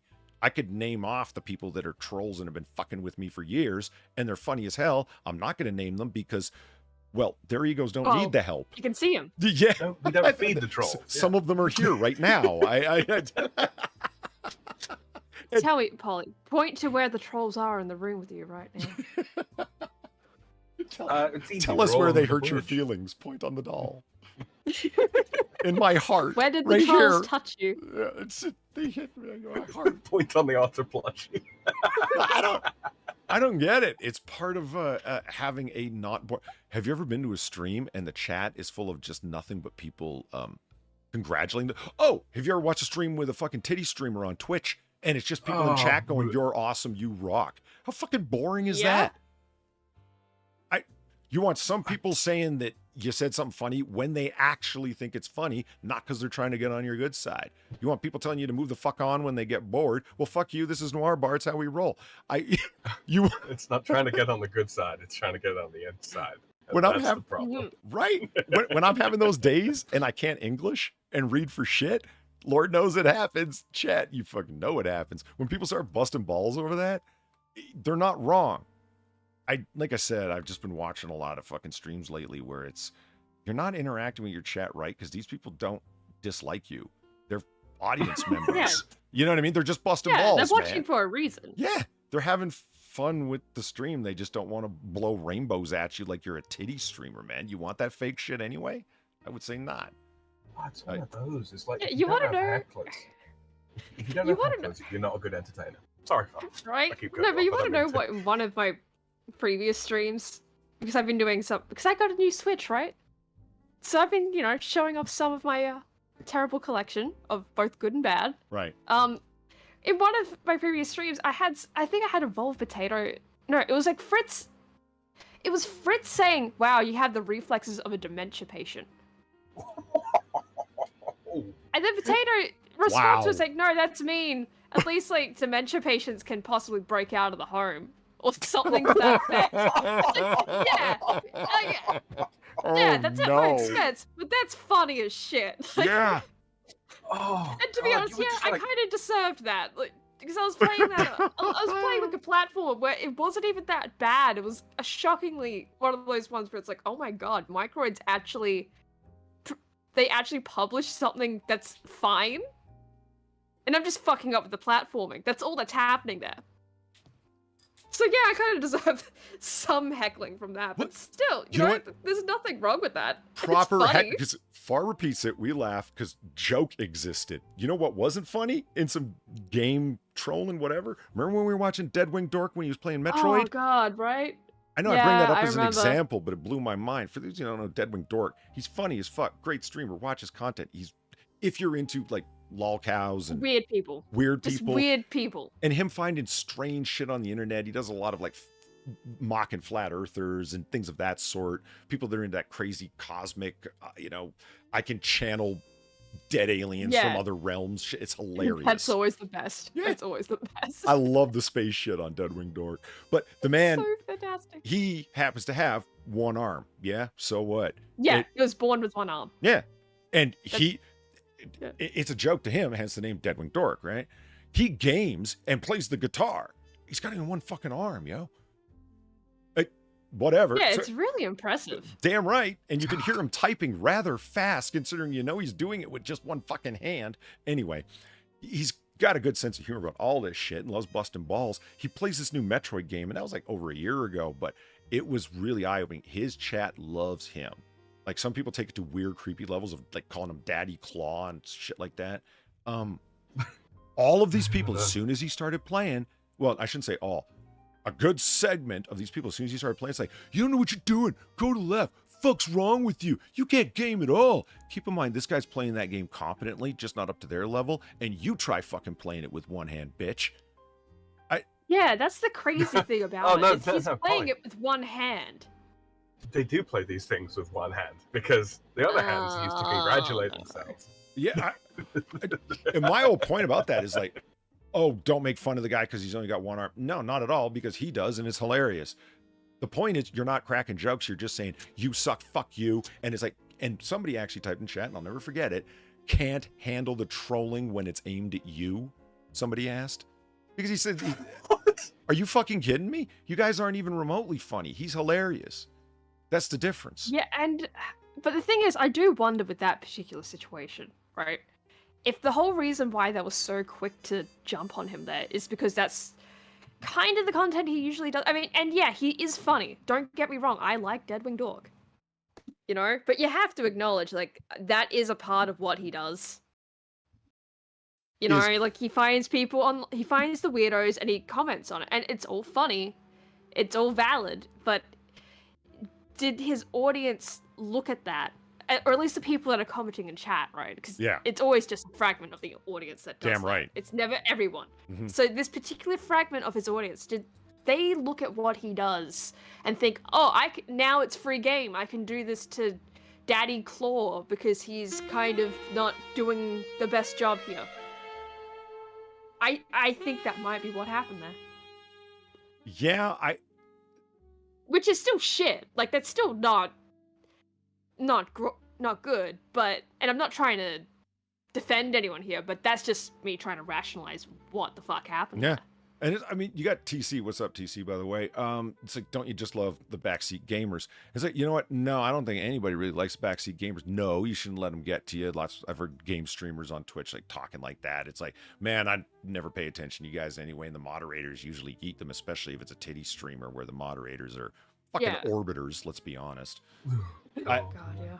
Satellites. Yeah, sad. It's the people that think by saying you fucking suck. Is it, wait, what's the joke? Well, there is no joke. It's just you fucking suck. It's like, oh, well, I'm trolling. No, you're just saying you suck. That's not trolling. Well, okay, maybe it is in someone's imagination, but don't expect anyone to laugh about it. A white YouTuber, anyone? Yeah, I said it. That actually sort of brings to a point, like something that just sort of pissed me off over recent years. Yeah, I got trolled by this, if you will. The definition of troll is not somebody that necessarily is trying to insult somebody, or even like actually, get them to hurt themselves or what have you. That's not the idea of a troll. The trolls are there to get a reaction. It doesn't matter what kind of reaction, a happy reaction, an angry reaction, a Chris Chan reaction, whatever. That's what trolls are there to do, is to about evoking a response. It's not about like actually hating on somebody. So if you're going into someone's stream, or you're talking to somebody online, or you're on a forum or Reddit or whatever, and you're just telling somebody that they suck and they're a piece of shit and they should go kill themselves in Minecraft. I was going to say get Canadian healthcare, but yeah, let's right, go with that. Wow. Whoa. Nice, Sam. Up top, buddy. That's a funny one. You need some Canadian healthcare, buddy. The No, new but that- KYS. Hell yeah. That could conceivably be used to troll somebody. You were looking into that Canadian healthcare for me, huh? It's, Yeah. like I could do that. I could do that. Look, I am so pocketing Yeah, that. well, That is gold. What Fritz said to me was like, wow, you have the reflexes of a dementia patient. Yeah, that's fucking trolling. That's trolling. Yeah. That's trolling. He's looking for that. Oh, fuck you, Fritz. That's what he's looking for. Yeah. And I just laughed at it because, for fuck, yeah, I am kind of fucking up here. You know? Oh, that was just a trolling though. You were like lying prone in Fortnite, and he was the Terminator 3 miles away with the sniper rifle. That's what that was. You were dead. I think that was also like the first thing he even said in chat all day too. That was the funniest part. That was just how he decided to say hi. Oh, Nice. As I had mentioned before, and totally forgot to do, but that's okay because, well, usually it's Rockstar that I'm drinking. Today's Monster, and it happens to be Traitor. Peach. Peachy Keen. My God, that's okay. I'm fine with that. That's not bad. Yeah. Bourbon and peach. I wouldn't have thought that it would work, but it does ish. It's okay. Somebody get this man a schnapps. Well, right? Yeah, a peach schnapps. It's sweet, peachy. That would be a schnapps, except it's missing the thickness and the Germanity. Oh yeah, it's the Germanity of the schnapps. Yeah. But everyone be cool. I have some civility about me. I used full overhaul. I didn't pour in anything good. It's the bottom shelf bourbon that I happen to have a bottle of that I paid fucking $18 for. Out of state, by the way. I'm not going to use fucking Maker's Mark or the Knob Creek that I have for that. No fucking way. But what was I talking about? Oh yeah, the thing that it's adding up, man. The thing that I always want to do because we always do it about this time, but I forgot to do it this time. So go boom, do it. Kathy, don't go to the Slowly. We'll get through this someday. There we go. Don't go, Kathy, don't go. There's a very strange man at the checkout stand. And there's a laser scanner where you put your hand. Kathy, don't go to the supermarket today. Kathy, don't go. Without a computer ID, there's no way to pay. Don't go, please don't go. I know there's a sale and a special on rice, and you can buy beans at a giveaway. They're all grabbing their fucking rice. That's just their way to get you down there. What you don't know is that they're everywhere. Kathy, don't go to the supermarket today. Kathy, don't go to the supermarket today. There you go. It's a banger. I don't care what anyone says. You know what would be a really quick, like, probably easy kind of edit you could do to that? You could just replace all the barcodes with the little H hologram from Red Dwarf. Because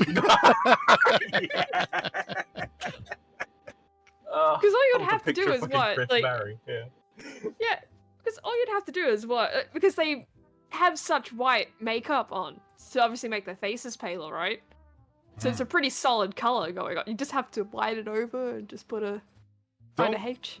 But you know what? Don't tempt me because I'll turn it into a fucking double-decker troll and actually write H-A-A-C-H across their heads. H. Why not? That has always frustrated me. Go to the supermarket today. No less so that when Eve constantly reminds me every time I say it that it's not frustrated, Polydub, it's frustrated. So I drop the R. Big deal, Eve. It could be worse. You could be Reaper. You could swap it for an L. Yeah, frustrated. Yeah. Love you, Reaper. Eve gets a bizarre level of delight out of hearing me say frustrated. It's because I just hear her giggle off when I say it. It's like, shut up, Eve. I don't know what the problem is. So back to food. Yeah, back to food. So Far's going to explain to us what she finds so... It's just a taco. There they are. So frustrating. It is. Far, what is the food you heard a hell of a lot about and were disappointed? Taco Bell? Taco Bell. Well, it wasn't even disappointed. It was just more of a like, oh, it's a taco, all right. Like those? Yeah. But look, there's the border sauce, and it's a multi-pack, and you got a little carry handle and everything. Yeah, like, it's not that it's bad, it's just it's not... Like, it's not McDonald's breakfast bag. You know? Like, it's above McDonald's breakfast, and I love that I'm ranking these already. Uh-huh. But it's not... I don't know.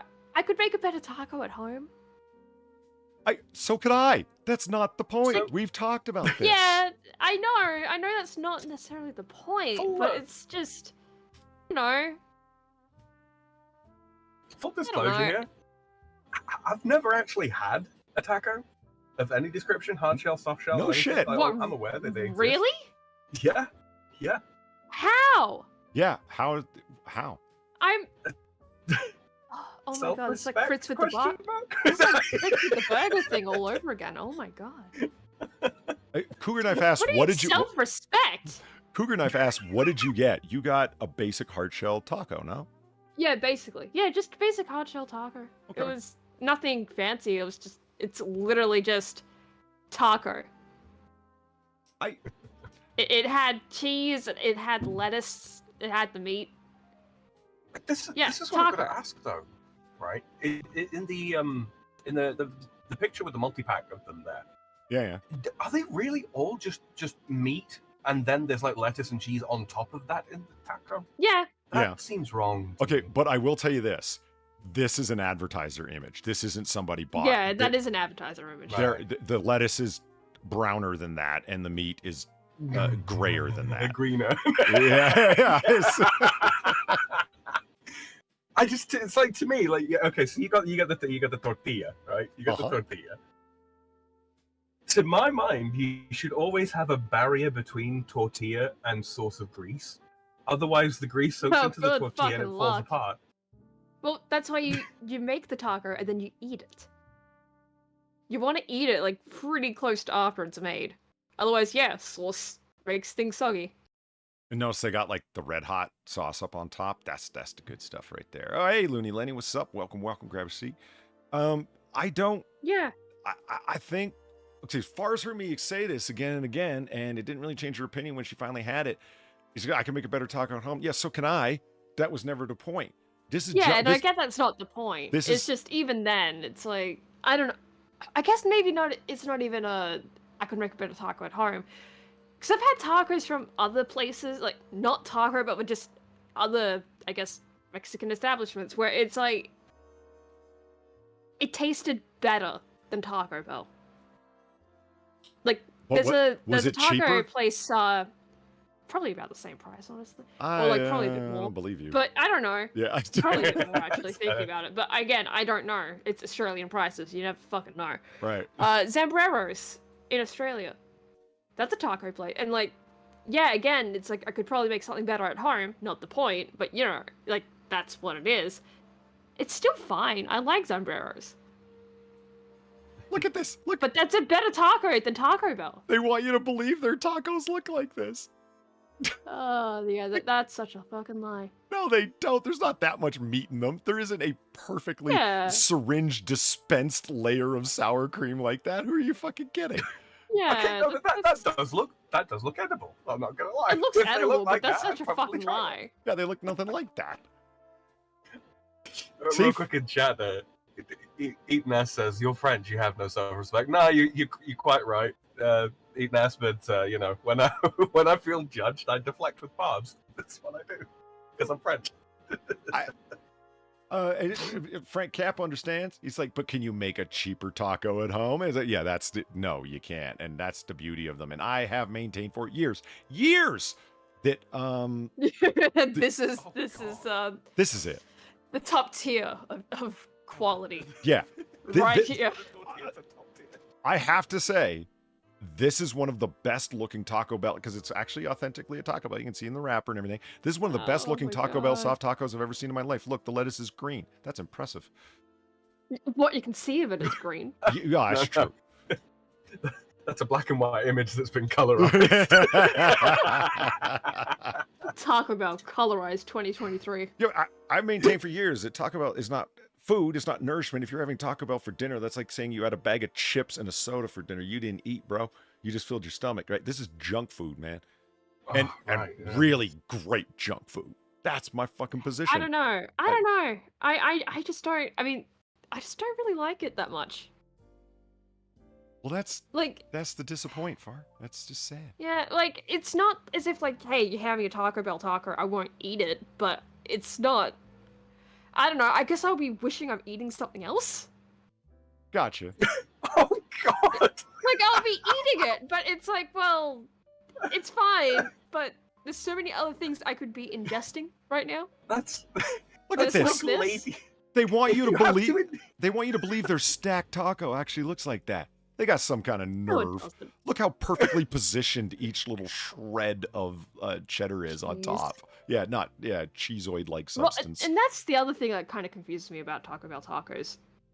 Why is the cheese on top of the lettuce? Don't you want that melting with the meat? Yes, sir. Oh, ma'am. Yes. Yeah, absolutely. They've got the wrong order here. That definitely confuses me. Yeah. That's what I'm saying. Just the lettuce on top. Like, what purpose is that serving? Just none. Yeah, I get mine without. Yeah, like, I get what, mine without the lettuce is gonna melt into the meat? Yeah, I doubt it. Hey, what's up, Bookworm? I agree with Platty actually on this, and it was the first person I ever came across that agreed with me. I like salads. I will enjoy a salad. It's not that I don't like greens. I do. Just keep them off my burgers. Keep them out my tacos. If I wanted a salad, I'll have a fucking salad. Now, some people like the salad crunch up in the taco. I don't. My tacos that I get from Taco Bell, and I do the 10-pack of tacos all the time when it's going to be like junk food night in, movie night, popcorn and tacos and Slurpees and shit like that, right? Gummy bears, or sour Coke bottles, actually. Sour Coke bottles. Best gummy ever. Fight me. I don't know, sour worms. I like the Coke bottles better because they got that cola artificial flavor to them, not just artificial fruit flavor to them. Okay, but question: do you get the plain cola bottles or do you get the sherbet cola bottles? The plain ones. I like the cola flavor, not the They don't cherry do sherbet. I thought you meant like the cherry Coke ones because there's ones around here that are like red and they're supposed to taste like cherry Coke. No, these are cola bottles that have just been dipped in that sherbet sugar stuff. Oh, really? Yeah, I know exactly what you're talking about. Yeah. The solid they white don't do the same crust on it, whatever you want to call it. Not solid white, but Coke, it's same kind of thing. Like, it's just crunchy sugar taste, basically. Shit, I dropped the ball here. Eating ass, not the eating ass in chat, but a separate eating ass. Thank you for the $1. You could say Deadwing Dork has a disarming presence about him. Yes, you could indeed. Oh, eating ass with the. See, Thomas, thank you for the $1. 3 things. First, Taco Bell is not Mexican. Second, Taco Bell's top tier shit food tier list. And lastly, Taco Bell has the honor of being the food of the Pentagon, since the best Taco Bell is within the Pentagon. I have been to the Pentagon twice, but I didn't know they had a Taco Bell there. Now I have a reason to go back. It's been a while, a good while. Now I'm going to have to concoct a reason to go. Taco Bell and the Going Pentagon. to Taco Bell and the Pentagon isn't a good enough reason? Hot dog stands. Well, it's a fantastic reason now that I've heard from C. Thomas that it's in fact the best Taco Bell. They want the generals to have the best tacos, apparently. Right. Now we know where that 2.2 trillion's gone. Yeah, I get people with the tacoritas and the whatnots. Like, it's like, oh, this isn't that crap Mexican food. This is real Mexican food. Yeah, I've been to restaurants for quote real Mexican food. I just didn't like it. Yeah, I just didn't like it.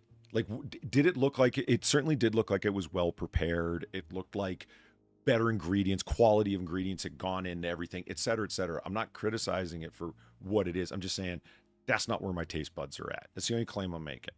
You know what I mean? What do I like? I like Tex-Mex. I like cheese, cheddar cheese on it. And you're not going to find cheddar cheese up on. It works. Damn right it works. It works like overtime. It works on holidays for free. Cheddar cheese works on fucking Mexican. And that's why Tex-Mex rocks. That's where my heart's at. And so I, without shame, say back to people who's like, do you like Mexican? I say, yeah, Taco Bell rocks. Just to see the look of shock, amazement, and consternation on their face. It's great. Sorry, go ahead. No, I wasn't going to say anything to that. Oh, I was just like, the thing that gets me is like, when it comes to this, I'm gonna have to be careful how I say this, because if I don't say this right, it's gonna sound very, very wrong, and I don't actually mean it to sound as wrong as it wrong. Okay. To the best of my understanding, an awful lot of Mexican food is supposed to be, for want of a better expression, poor food, right? It's not supposed to be prime cuts of fucking beef. Oh no, that doesn't sound bad, Sam. Some of the best French food I've had is so-called peasant food, and the Italian. That goes right for most countries. Yeah, the Italian cooking that I like the most, Southern Italian cooking, Napoletan, Naples food, is all peasant food, and it's glorious. Exactly. It's so yeah, no problem. And that's really how it should be. I mean, like a curry, right? A curry. You don't put prime cuts of meat in a curry. Why? Because curries are designed whereby the meat is literally protein texture. The flavor is everything else. The reason why they kind of put so many spices in the first place is because the meat that they had access to was shite. If you use good meat, you are wasting it. And you're not going to get the flavor of the good meat in there anyway, so why waste your time? You're making it needlessly expensive and you're not adding anything. So use cheaper cuts of meat. It's the right way to do it. Chili con carne. Why the fuck would you use right? Stupidly expensive, organically grown pinto beans? No, fuck off. Use them cheaper shit red kidney beans. You know what I mean? I do. It's like beef bourguignon. It's delicious when made well. Full on peasant food because you're supposed to be using a cheap cut of meat and doing the slow stew to make it tender, and it's fantastic. That's the thing with a bourguignon. If you use an expensive cut of meat and you slow cook it for the amount of time that you're supposed to slow cook it for, there won't be anything left. That's a fair point. It might just fall right the fuck apart on you. That's a fair point. Yeah. Which, don't get me wrong, makes for a very, very rich broth, but that's not what a fucking bourguignon is supposed to be. It's just not. So yeah. It's served in some of the finest restaurants in the land now, that dish is, and it's literally peasant stew. I have noticed that the supposed high-class dishes, not food items in particular, you know what I mean? Remember when we watched that documentary, the history guy, and he talked about the ebb and flow of whether or not at different times when lobster was seen as being high-class, low-class, high-class, low-class. It was fantastic. Lobster's literally my favorite food. Unfortunately, right now we're in the crest where it's considered high class. And listen, homard is delicious. What do you want? I did that for you, Sam. Oh, that's Simpson. No, I took it. I'm running with it. Translucent taco. That's what made me click on it, Cynic. I'm like, what is going on? Did that just grease right through it? Because I wasn't getting real pictures. I'm getting a bunch of advertising pictures. So I typed in Taco Bell soft tacos actual photos because there's so many advertising pictures. That's not even sitting on a table. Yeah, it's not the actual taco. That's not even the actual napkin, for Christ's sake. Does anybody here know if Dr. Zoidberg came about as a pun based on literally Homard Simpson? No idea. Because I can't get the idea of my brain no now. Idea. Homard Simpson. I don't even get it. What are you talking about? Homer Simpson. Yeah. The Simpsons character. Yeah. Futurama, Dr. Zoidberg. He's basically got the crustacean hands. Homard, or Homard, is French for lobster. Yeah. Okay, I get it. It was just, you should stretch first. It's not a joke. I'm genuinely reaching that far. You could strain something. Stretch first. It's just holy shit, Sam.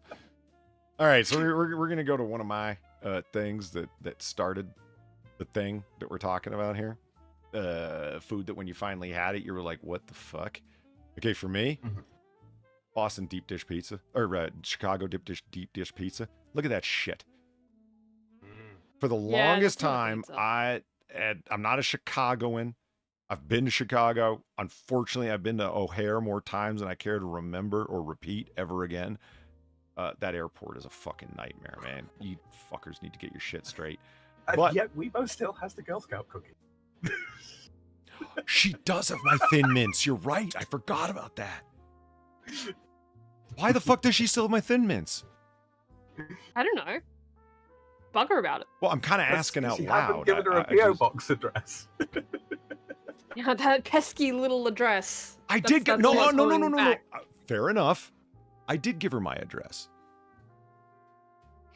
Well, then I'm going to cease giving you grief for this immediately and go blow up her DMs. Well, now I'm going to demand that you give me your address. Okay. So what the fuck? Let's see. Weibo, Far. One has the address. One doesn't. One has not threatened my life. One has. I have not threatened your life. Far. I made a joke. Oh yeah. Dems was jokes. Do you think the homicide detectives will see it that way? Why are you so determined? We're in Noir City. Do you really think they're going to chase this up? Well, yeah, that's a fair point. If Far has any sense about her, she'll kill me here. Not elsewhere, because here they won't give a fuck. But I live in, everybody does have deep dish joints all around our town, right? And they'll have Chicago deep dish, sometimes name brand places, or Chicago deep, and they'll spell it very long. Dish pizza. There's one joint. Yeah, it's a one-off that says that they got like 17 E's in their deep dish. And I just thought it was the deep, very, very puffy. They really allowed the crust to rise before they baked it, right? And thus resulting in a very, not flaky, what would be the word? A very airy crust, you know what I mean? Big cavities in it. Puff pastry. Yeah. But Yeah, with it's a puff pastry crust, but with, which is good. Yeah, if you've ever had puff pastry crust, that is actually good. And so this isn't it. It gets up to that level of, and that's what I thought they meant. Lots of cheese, lots of toppings upon a really thick crust. And then I was talking to Inquisitor, our good friend Quiz, and he's like, nah, bro. Like one time we just having the discussion and he said, have you ever had a real deep dish pizza? And I said, yes. He goes, a Chicago style deep dish pizza where it's made in reverse? I'm like, what do you mean? And he goes, well, you put the cheese at the bottom, the toppings, you put the toppings at the bottom, the cheese on top of that, and then the sauce on top. Like the sauce on top, that's not a thing. Yeah, I was wrong. It is. Oh my Lord. Look at this fucking disgusting mess. What's wrong with Polly, you know what this is? It's a literal pizza pie. It's the one time where, yeah, I can look at this and go, yeah, that's a pizza pie. No other time is that relevant. Oh, yeah. This is actually... What's that, Quiet Sam? Well, yeah, whoa. Yeah, it's whenever I'm viewing the fucking discourse stream, I don't know why it's doing that. Now, I'm looking at it, and I'm thinking I can probably save that.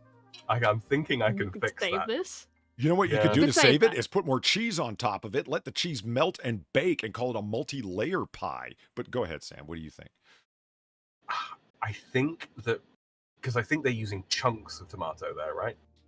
Okay, according to Quiz, like and it. a whole like what he told me originally, like that. This is the first piece of information that I had that was the case. That's why I keep referring to Quiz saying that, because it was surprised me. I thought I had Chicago deep dish.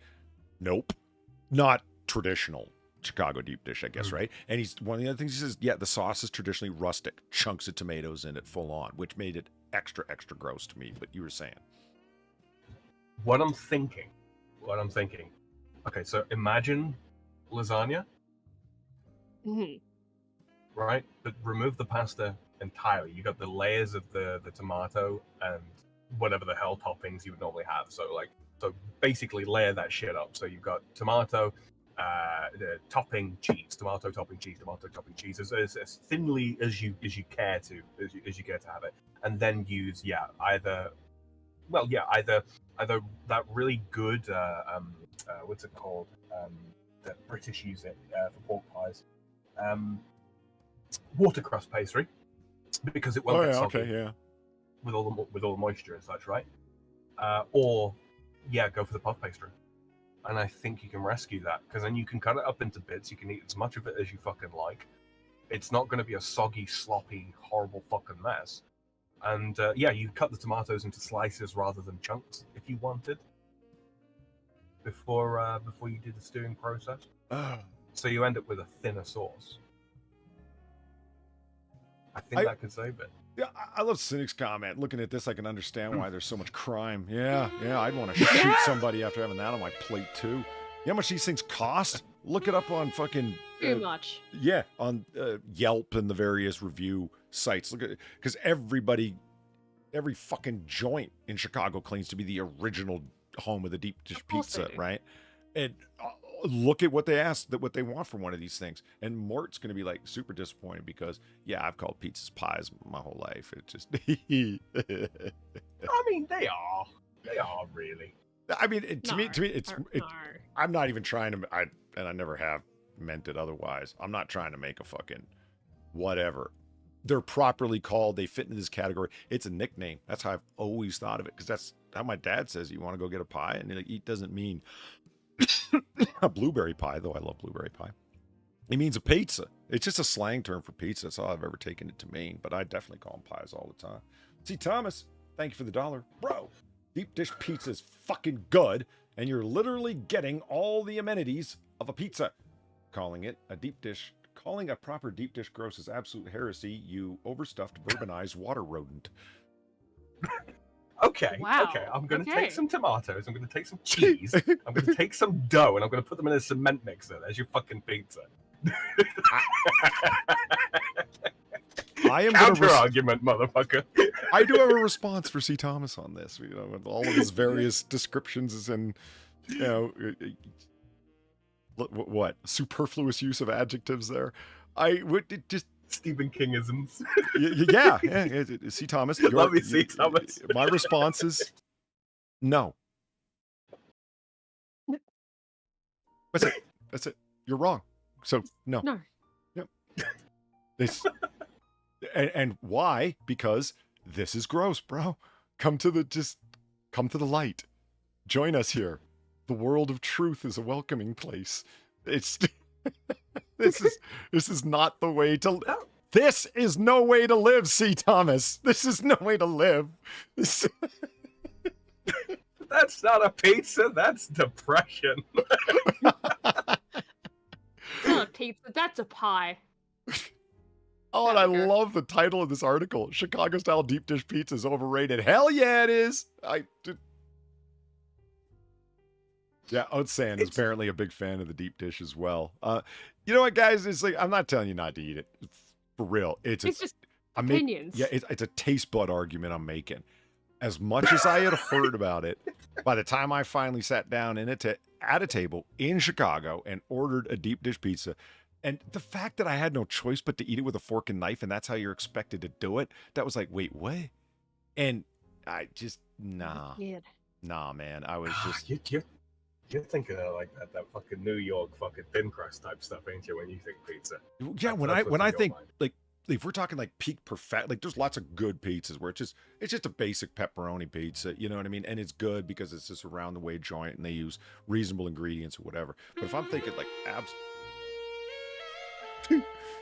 is that C. Thomas? Yeah, I'm not even gonna read that right away. He's probably angry. I'm just gonna let that one cool, coming hot out the oven. I don't know what he said, but I got a feeling it might deep dish hatred. Right, it might burn me, so I'm just gonna let it cool on the oven top for a second. Let's see what you did there. My idea of pizza perfection is a classic Napolitan margarita pizza. Yeah, and the reason why, you can't hide anything. There's no way you can fake by giving you too many ingredients or loading it up with different meat toppings, which I happen to like. I like, if they're good meat toppings, I like meat. Who doesn't like meat? I'm a carnivore. Fuck it. They're very good. But when all you have to work with is the crust, the cheese, and the sauce, they all have to be top notch. And if you cut any corners, the people are going to instantly know. The crust is fucking just perfect and made that day in-house. Nice, just marinara sauce with plum tomatoes or cherry tomatoes, top ranking, and then proper buffalo mozzarella. Fantastic. Made in a brick oven. Oh, sure, you pay for it, but that's really living, man. And then because I'm an asshole, I order it with anchovies because that way no one touches my pie. One of those fuckers. I am. People are like, oh shit, you got a pizza there? And I open up the box with a big fucking smile on my face. I go, would you like a slice? And they see a dark black streak on each and every slice. And they're like, what the hell is that? And I say, anchovies. Because I like them. They don't. What a win. I was about to say, I'd break your little lot of heart. I'd eat half the fucking pizza before you could say boo. I love me some fucking anchovy on pizza. Do you? Yeah. You know what convinced me to? I hadn't had them for years. I didn't grow up on them, nothing like that. It was Lucky Pop-Tarts saying, you know what they taste like? They're salty and buttery. Nah. And I was like, really? Because yeah, they're not fishy at all, she says. I'm like, I took the risk, ordered them on the next pizza like less than a week later. And I'm like, holy shit, Pop-Tart was right. This is just salt with benefits. This is awesome. Good anchovy, should stress. Good anchovy. Yeah. I've had shit anchovies. Yeah. Oh, man. And I've said to people, go ahead. Pick them off. And like, you can't. The fish has just permeated everything. It's ruined the whole slice. That's how I feel about green peppers. As soon as you put green peppers in anything, it's despoiled it all. I can tell when you chopped up something on a chopping board that you had previously chopped green peppers on. They're like I have a refined palate, damn it. Nah, it's just green peppers are that strong of a flavor. Or what do you want to call them? Yeah. Capsicums or whatever? Yeah, Bell capsicum. pepper. Yeah, no. Green peppers are also nice, says Oatsan. Really, bro? Oh, man. I mean, I don't mind green peppers. I tell you something though, Far. I got to be right with you on this one. I was talking to my old man about peppers because I mentioned before he spent a good deal of time in Oz, right? Y'all's fucking bell peppers are apparently something else. Like they're on the next level. Which bell peppers? I mean, the green bell peppers, red bell peppers, all of them. The capsicum peppers, right? Right, same pepper. Yeah. Yeah. But apparently Australian bell peppers are on a whole other fucking level. Australian bell peppers. Okay. Yeah. Really? Mm-hmm. Yeah, I mean, don't get me wrong. I like bell peppers as much as the next guy, but yeah, no, my old man, he's like, yeah, you can't beat them from us. They're just better there. Let's see here. C. Thomas, thank you for the $1. No, you're wrong. Polly, also, you should shut it too, Sam. You wish.com writ longer. Yeah, I saw that. Okay. I saw that. And C. Thomas, thank you for the $1. I get that a proper Chicago deep dish pizza isn't perfect. However, it would never be a bad choice, nor is it gross. I will dig on this so hard, it will be mistaken for Verdun. Now, that's the other thing. Where's Valine? She'll appreciate that one too. Right? I gotta say this. It's like, if somebody gave me a Chicago deep dish pizza, would I eat it? Yeah. The point in this little segment is the disappointment upon finally having this thing that you've heard talked about so much that you couldn't help but say, holy shit, was that shit overrated? Do you know what I mean? Because you were expecting ambrosia nectar nirvana. And it turned out, it was like, really? This is the thing? It's a reverse pizza you have to eat with a knife and a fork, and it's sloppy and weird. And was it really that bad? No, it wasn't really that bad. It's just, it was nowhere near what had been described to me up until that point. That's the thing. To kind of echo that, though, I got to be... This is going to get me in trouble. Pumpkin pie. I feel the same way about pumpkin pie. It's not bad. It's not bad. It's just not what I was promised. Now, I love some pumpkin pie. What was your problem?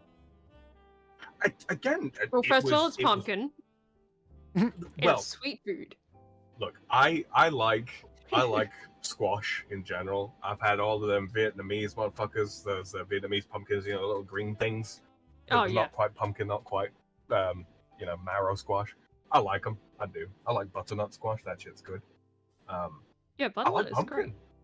I'll eat pumpkin. I will. I was told that like pumpkin pie was this mad. I was told that pumpkin pie was American apple pie, right?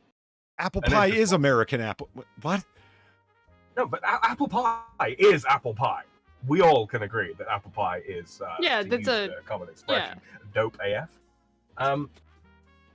It's fine. All right. I am the confused, but go on. You were saying pumpkin pie. But I was like sold this idea that like pumpkin pie is as good as apple pie, and it's just not. I'm sorry, apple pie's better in every way. I heard somebody describe pumpkin pie. They're like, it's not really pumpkin pie as much as it is cinnamon custard pie, and I'm like, that's fair. That is actually a fair description. Yeah. I like pumpkin pie. I think people are expecting to find chunks of pumpkin in it. And it's like, no, man, not at all. You know what is better than pumpkin pie, in my opinion, actually? Sweet potato pie. Sweet potato pie is very good. It is. Mm-hmm. You know what I haven't been able to get into? Should be. I don't hate it, but my dad, it is by far his very favorite pie, mincemeat pie. Adores it. Like mince pie. As in meat? Like a meat pie? No, it's like British mince pies, right? Oh, it's fruit. It's a fruit. Yeah. Yeah, English mincemeat, as in that they have at Christmas time. Yes. Yeah.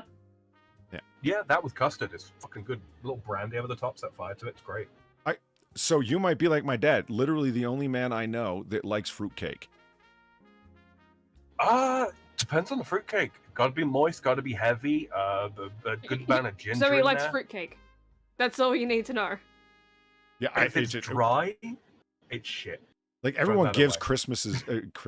Everyone gives fruit cakes at Christmas, right? You know, soaked in brandy or what have you, and it's full of nuts and fruit, and it's very, very dense, and hopefully still has some moisture to it or whatever. My dad gets like 6 or 7 fruit cakes Christmas morning. He's opening it up, and every big smile. He's like, yeah, another one, and he holds it up like it's like, yeah. And I'm like, weird. Like it's an achievement. Yeah, well, to get so many. But anybody else getting a fucking fruit cake would be like, you know, like when you open a pair of socks, it'd be like, oh, socks. I like socks too. I never have enough socks. All right. Yeah, maybe I'm fucking weird. People are always trying to get me like these thoughtful well, they're not always, but they occasionally try to get me these thoughtful gifts at Christmas. It's like, I got you this 15-piece fucking electrician screwdriver set because I thought it might be useful to you. It's like, yeah, you shouldn't have. Yeah, but no. Really. You know, I would appreciate that over all the Christmases growing up where it's like, hey, you're a 14-year-old, right? Here, have some Barbie dolls, like from, like, aunts that don't see me all the time. So yeah, I would have preferred the toolkit. You're like 14, Honestly? right? That's great. All right, here we go. Sam, justify yourself. Right. This really? Be the other one then, right? This was the first one. This was the one that blew my mind far at the beginning of the episode, where I was like, the Twinkie. Twinkie? Yeah, I was like, really, Sam? I kind of have to agree with Sam. This is what you're holding up is the thing you were disappointed when you had? How could you have possibly been led astray? It's a fucking Twinkie. I know, but every kid in America's eaten them, right? Sure. Every kid in America grew up on them. They were a staple food of every, you know... I won't be mean. Yeah, children eat them all the time. Yeah. You want to catch that one, Polly? Yeah, sure. Hold on here. See Thomas, thank you for the $1. Well, now, Sam, we can agree on something. Pumpkin pie is not my jam either. You may dislike it for the taste, but I dislike it because it's too white womany to be worth eating. We are not the same. Ooh. See, I tend not to think about white women, like, at all. See, Thomas? So. That's kind of fun. Yeah, well, I mean, you know, they slip in and out of my mind as they do my bed, and then I'm bullshitting. I'm bullshitting. The pumpkin spice thing does come around. I really don't get it because you're not really. That's largely just sheminism that you're enjoying is so-called pumpkin spice. It's savory sheminism flavor, and pumpkin spice vodka was the beginning of the end, wasn't it? Oh God. My God. How long till pumpkin spice prosecco? Oh, good call. Shh. They might hear us and get ideas. We don't want to give them ideas because that could happen. No, they don't listen to men. I mean, why? Do you know how many girls I have said to, why don't you just drink cava? What the hell's that? It's way better than prosecco. It's Spanish sparkling wine that's of quality and comparable prices to prosecco. Get with the real. I knew it was coming, but the fact that they don't know about cava still hurts me. It's like, I get why you like sparkling wine. I like it too. Why do you keep drinking the cheapest crap of crap? For the same price, you can get cava, and it's actually bottle fermented and way better. Why do people buy Alfa Romeos? It's because they're Italian, right? Yeah, loosely. I guess. Thanks, C. Thomas, for the donation, and anybody else who's looking to donate. As far as just put our links in the description there, as you can see, and they're also available below. So tip these two, Sam and Far, and by all means, feel free to tip the bartender because time travel is expensive, and we need a way to pay the cops off. And also, don't forget about the Gentlemen's Club because we are starting up with merch is coming up, official Noir Bar logo. Happy about it, and by joining the Gentlemen's Club, you get official merch, not available through the store, which is going to be opening pretty soon. I just have to find... Well, the logos are finalized. I just have to, fight with the app in terms of locating the items on the shirts properly. But anyway, no, that's just small-time stuff. But the Big 500 gets you into the Gentlemen's Club, as you can see at the credits at the end of each and every Noir Bar. And there it is. So, Sam... The Twinkie, every American kid has had one, and you just wanted to be American? I wanted to try it. Real quick, though. I'm kidding, but you want to try this thing everyone heard of, or had, but you? I just, real quick, Far, are your commissions still open? I forgot. Yeah, that's still. Oh shit, that's right. Oh, there you go. If you need some channel art, avatar art, especially avatars, Far's done some good ones. Of All Potatoes is an original FarZoosme. The FarZoosme otters are well known to this crowd at a minimum.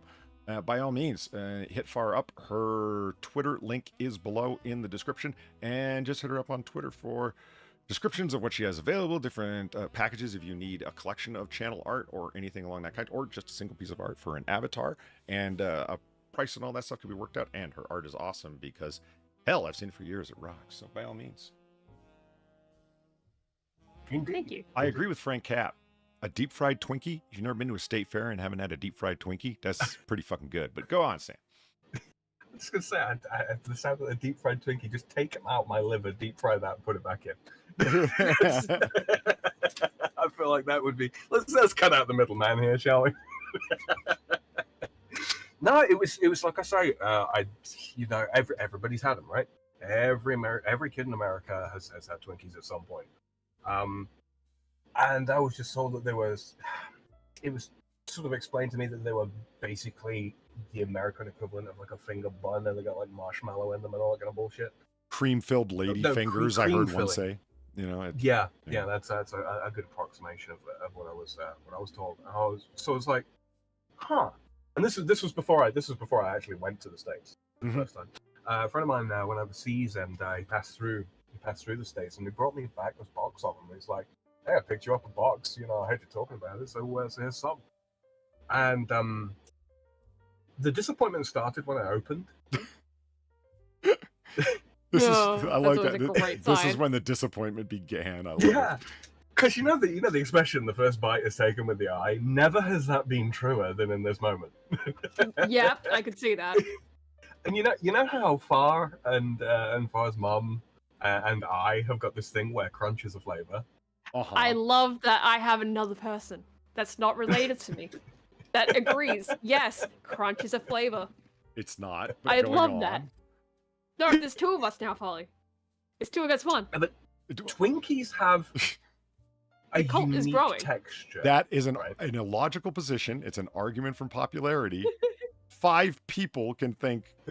Children, settle down. Professor Samael is addressing the class right now. He's talking about Twinkies. God damn it! Let the man talk. No, I'm just fucking with you. But no, they got a unique texture, right? It's like memory foam. You bite into that stuff, and it does slowly return to its original position. It realizes it's under attack, and the microstructure reforms to combat the damage. Right? Nano machines, son. So could you sleep, theoretically, could you use like a bunch of Twinkies as a memory foam pillow? I mean, you'd have to put them in some sort of like protective wrap because they're also like dusted with some sort of weird, I'm assuming it's simple syrup. But so like a pillowcase, basically. Yeah. Putting the Twinkies in a pillowcase. You'd wake up with some basic bitch white chick staring you into a pumpkin spice latte.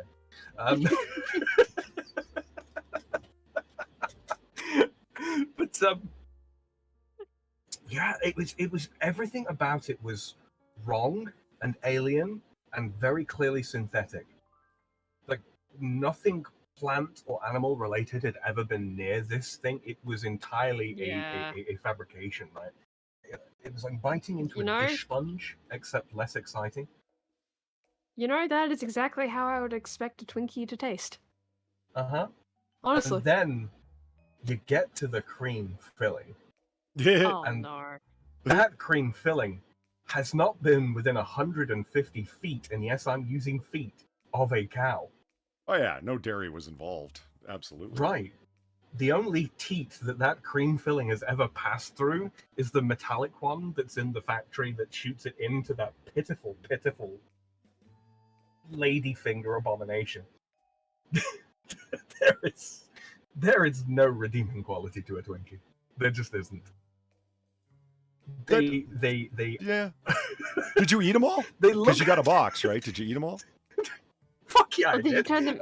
You eat them whole. No, I ate probably like 2 or 3 because I thought I might have just had like a rough experience, or maybe it's one of those things, right? Acquired taste. You have to keep eating it before whatever. You have to keep ingesting the Twinkie before it really before it sets in.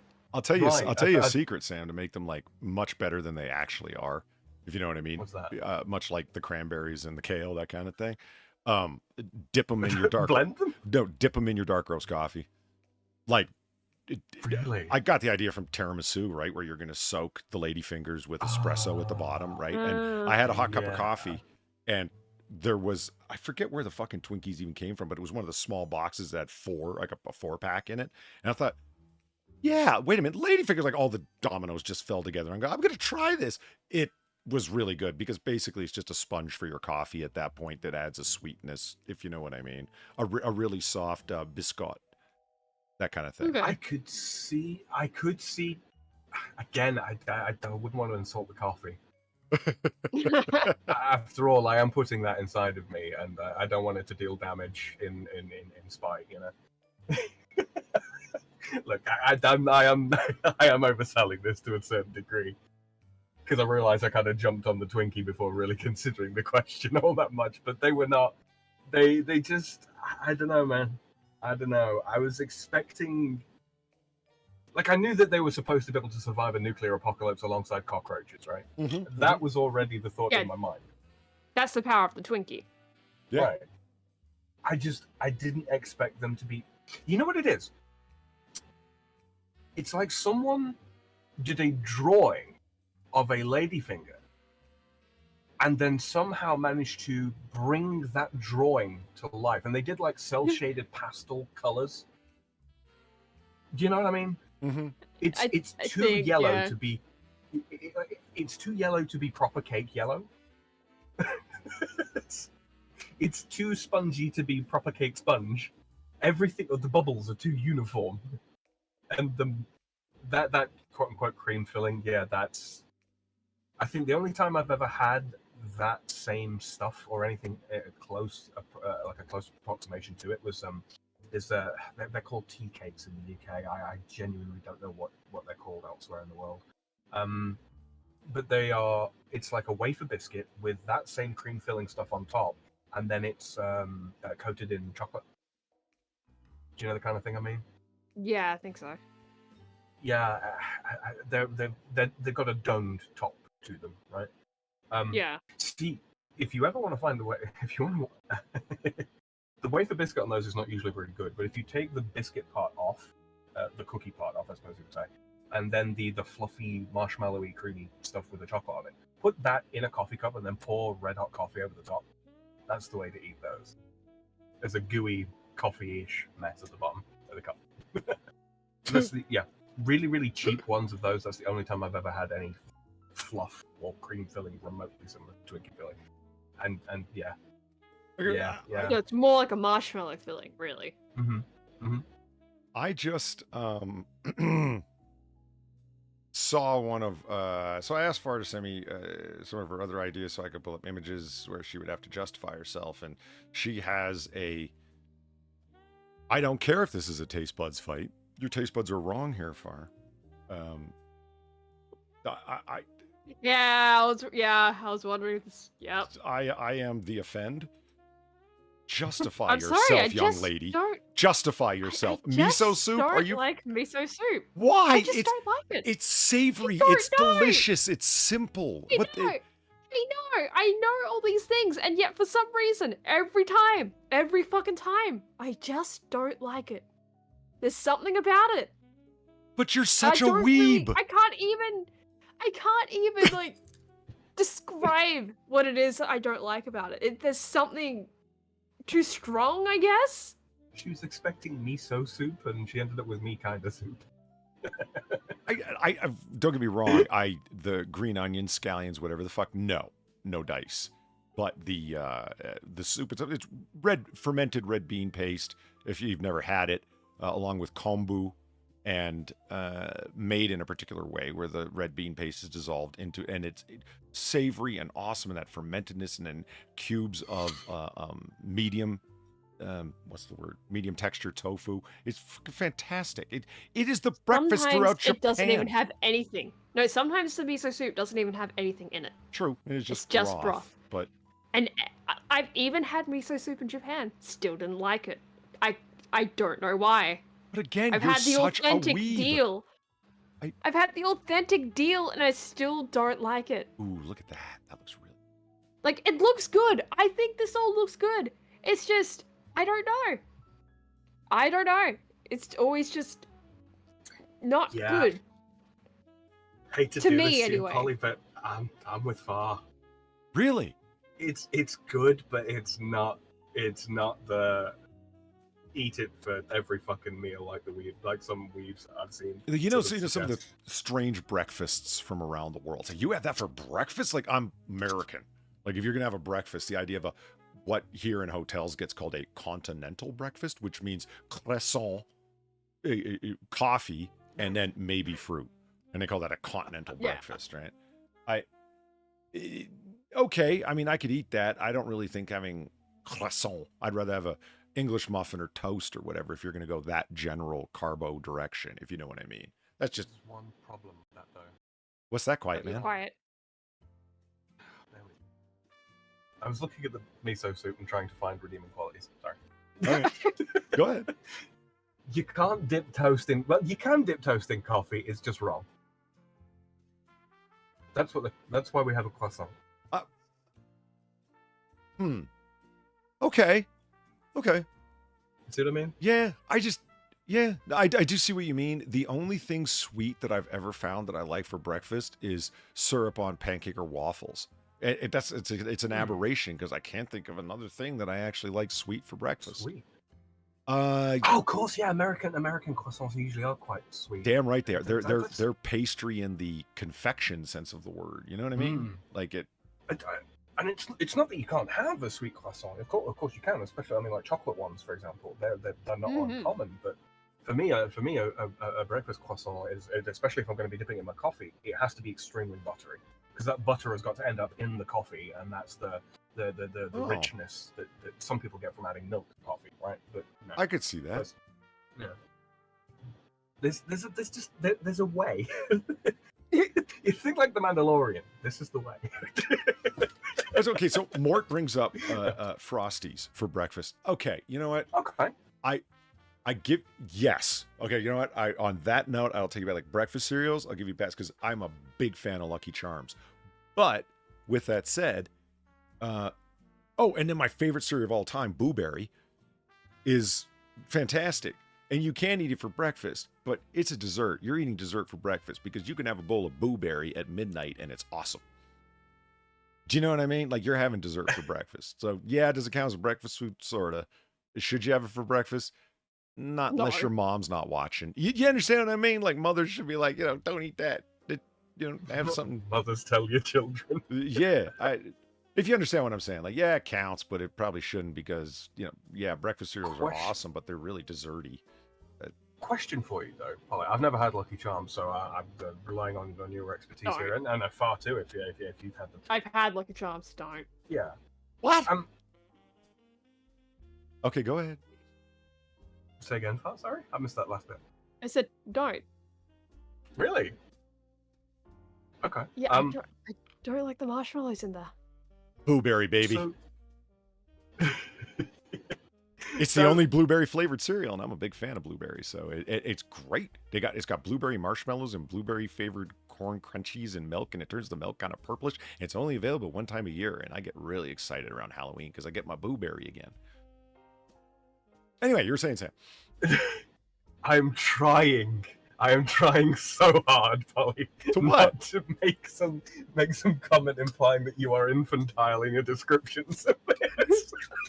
Oh man, this is infantile as fuck. I fully admit it. Like this is nothing an adult should be. I'm picturing an otter with like a plastic spoon and a plastic bowl wearing a bib, and it's so delightful. But I'm having to hold this back. Thank you, Dr. Clusterfuck. Yes, Lucky Charms are excellent. Yellow moons, green clovers, stars, and come on, the purple horseshoes. Are Lucky Charms improved with like really, really fucking cold milk? Any kind of cereal of this sort, for my taste, if the milk isn't cold, it is gross. Like warm milk, yeah. I'd rather just like You want cold milk. Talking of Frosties, though, I don't like the pre-frosted Frosties. I like to take cornflakes and add my own fucking sugar. And sometimes I'll put honey on there and then fucking Greek yogurt instead of milk. I know that's absolute heresy, but it's the crunch, right? Because crunch is a flavor. It is. It's different. It's just different. You know, this is going to sound foolish, but I like Raisin Bran. But more than anything, I like my own Raisin Bran, which is just bran flakes, and then put your own raisins in it, because whatever the fuck they did with the raisin, like, first of all, why did you frost the raisins? Hard agree. Say it again. Hard agree. They're softer, they're plumper, they're better when you buy raisins separately. Even if you buy the cheapest bag of raisins you can at the grocery store, they're better than the raisins that are in that box. So you get yourself the bran flakes, not the frosted ones, just regular bran flakes, and throw in a big ass. Oh, we get 2 scoops of raisins and Kellogg's Raisin Bran. Well, you know what? I put in 3, motherfucker, and they actually taste good. You know what I think it is? I think it's the flour from the bran flakes themselves. I think it must absorb more moisture out of the raisins or some bullshit. I think that's probably what it is. Because they're dry and hard, right? Yeah, like they're chewy. Like in a Garibaldi biscuit. What the hell's that? A Garibaldi is a type of cookie. It's okay. Loosely speaking Italian sort of wafer cookie, and it's got really fucking dry raisins in it. I hate them. My grandfather loved them. Rolled oats with milk and dried cranberries. Cynic, that doesn't sound bad at all. It's raw porridge. It's good stuff. Because we were just talking about raisins. The thing that should really be explosively successful, like to the point of like sriracha level explosively successful, are craisins. Craisins are fucking amazing. Toss them in a salad, toss them in your cereal, eat them by the handful, toss them in a bowl of cashews just for a little bit of sour, sweet distinction from the peanuts or whatever. Amazing. Craisins are fucking epic. Oh, shit. Put them in bran muffins. I do that one. Oh, hell yeah. Craisins, baby. My mom throws them in salad all the time. Oh, yeah. Craisins in salad. Very good. Very good. So are they like hybridized cranberries and grape? What? No, they're just... No, it's just cranberries. Yeah, it's raisined. Exactly. It's dehydrated cranberries. That's it, man. Gotcha. So they, of course, when you remove the moisture, they shrink down so the sweetness is concentrated. So they still got a tartness, but the concentrated sweetness is now there too. And oh, hell yeah. Okay, this is going to be hipster as fuck. I remember making muffins with dried acai berries once. Those were actually pretty good. They were pretty good. That is pretty hipster. I only make mine with Logan berries because they're a super food. I love that. Logan berry. That's how that sounded to me. That's great. I don't know. I inherited some dried acai berries from the divorce, and I was like, what the fuck am I going to do with these? I'll make some muffins. Fuck it. You got the berries in the divorce. But I was leaving the house, right? I was like, oh, well, I'm going to need food for at least a few days. He took the berries. Yeah. I did. You know, fuck that bitch and the berries. They were good. So I made muffins. They were very sad muffins. So, what Tom Arnold's line from True Lies? When she moved out, she took the ice cube trays. What kind of sick bitch takes the ice cube trays? Fucking legendary line. I'll be here all day. Hold on. There's a donation in that. Let me just make a note.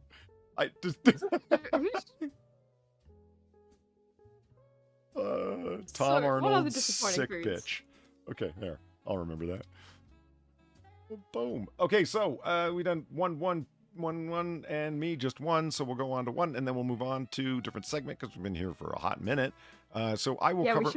We have been here for close to 4 hours. Oh, you mean in the bar generally? Well, yeah. Yeah. That's why we open it up so everyone can come in and hang out for a while. So I will not spend very much time on this because my particular complaint is short and to the point, but the disappointment was real. Again, from Inquisitor. I know it sounds like I'm beating up on him, but it's not my fault. But you are. Well, no, it's just I had heard about these things, and then Quiz tells me what's really going on, and I get, a cold bucket of water on my expectations, when I finally get to these things. The Cincinnati cheese Coney dog. Ever heard of it? Nope. There it is. All right. It is a hot dog with Cincinnati-style chili on top and a motherfucking mound of cheese. It looks like it has a toupee of cheese. Isn't it great? I guess. Okay, when I saw this, I was like, oh my God, I need those in my life. I love cheddar cheese, and there is a unhealthy, therefore awesome amount of cheese on there. So Cincinnati-style chili is chili that is no beans, no meat. It's meant as a sauce. You see what I'm saying? It's just chili Okay. sauce. Yeah. So it's got like the beef in there in very small amounts, all of the flavorings, the tomato base, the slow stewing. So, but there's no beans, or it's not chili con carne with beef or beans or anything. It's just meant as a sauce. So you got your regular hot dog, Cincinnati style chili over it, and then a mound of motherfucking cheese. And when I finally had one of these fuckers, like, let's just find the grossest picture. It had cheese on it that was just, it was a boiled hot dog. It wasn't even grilled. It felt like I was. Look, I don't want to start talking about penises, okay? But it was. Do you understand what I'm getting at? Like, it was a. Yeah, I've had boiled hot dogs like that before. I know exactly what you mean. Like, it seemed a little bit too much like something that I should have no awareness of what the texture is like because I'm hetero. Do you understand what I'm saying, Sam? Yeah. It's one of those things, though. It's like we've had that conversation with Zelthor, haven't we, about how you can imagine what something feels like on your tongue. Yeah, it's a human ability. Yeah, it's that. It's that. This is the not good, and the cheese that was on top was not good. Poor choice of words. I just the chili was flavorless, no heat, no seasoning. You know what I mean? Like in terms of garlic, black pepper, and whatnot. So it was bad gravy. Oh, it was red, tasteless gravy. Yes, and not red. It was more brown than anything. It was disgusting. What was put on top was not cheese. It was cheeseoid. It was. Like Cheese Whiz. Which is exactly what that cheese looks like. It was, to be honest, so disgusting, and because of the heat, it had melted and started letting off the oil.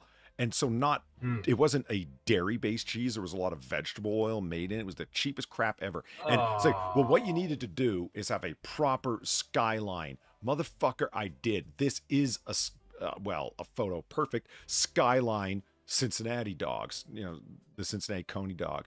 Disgusting. It was the same shitty dry bun with the crappy boiled dog, the tasteless Cincinnati chili, and cheeseoids shaved on top of it. It was disgusting, and I was disappointed. I wanted a heart attack, bun with real cheddar. I was expecting some sharpness to nothing. It was lower quality than Taco Bell cheese. Oh, well, that's saying something. I was going to say, because it's got all of the ingredients of what should be fucking delicious, right? Yep. Decent bread, decent dog. Well, that's like the first basic step, right? I think this is a universal thing. If it ain't got a decent dog, it ain't shit. But yeah, the fucking chili sauce, whatever you want to, Cincinnati chili. I'll remember that. I'll try to. You know what? If it was good cheese on top and you blowtorch that shit to get like a good bit of browning, I imagine that would be fucking delicious. I mean, much like some other things we've discussed here tonight, I can make a better one at home. Yeah. And if you followed what was going on here, like you used a reasonable bun, not the Wonder Bread bun. Yeah. You properly barbecue grilled the dog. You put some like well-seasoned Cincinnati style chili, some chili sauce on top of it, and it had a reasonably sharp cheddar that you shredded yourself and put a fucking mega mound of it on there because you deserve it, damn it. That bitch nags you all day. Your boss is an asshole. Yeah, for fuck's sake, you deserve a mound of cheddar. It's your reward for putting up with the daily insults of life, god damn it. And yeah, it would be great. This is the real L'Oreal for men here because we are fucking worth it. Wait, is that L'Oreal? I don't remember fucking shampoo brands. I'm sorry. If I got that wrong, don't judge me. I think you're right. I don't know. So moving along, what far do you feel we should do next? A quick quiz or A Zillow home. Quick quiz. I think. Quick quiz does not mean no Zillow. Keep that in mind. Oh, well. We've been running so long, though. That's why I decided to mention it, because I heard the far wine start, so, decide accordingly. He's got the lols. Yeah, I gotta go to bed, plus I want to watch my stories. She's got the lols. She's got the lols. So, Zillow? Fine, Zillow. What? Your enthusiasm is overbounding. Why, I'm catching it. It's infectious. Okay, so you got a choice there, FarZoosme. A home in Plano, Texas. Someone correct me on that. A home in Texas, on that. right? Which is fun because, it could be Texan and therefore like hilariously bad. Here, you can see it, Far. So this is the outside of the home in Plano, Texas. Someone correct me, for God's sake. There's got to be some Texans in here. For $650,000. Or a $2.5 million mansion.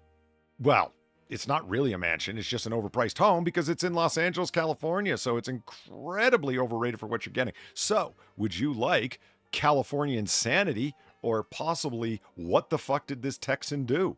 Plano. Thank you, Jim Beam. Plano, Texas. Tough choice. Remember, Californians are insane. Yeah, but so are Texans. Yeah, but in a good American way. That's still insane. But they've got great gun laws and no taxes.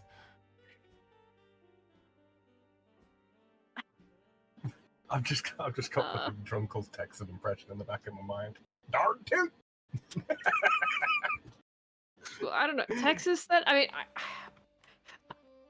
Texas? Texas. All right. But insane, I'll be right. There it is. There is the Texas home we will be looking at today.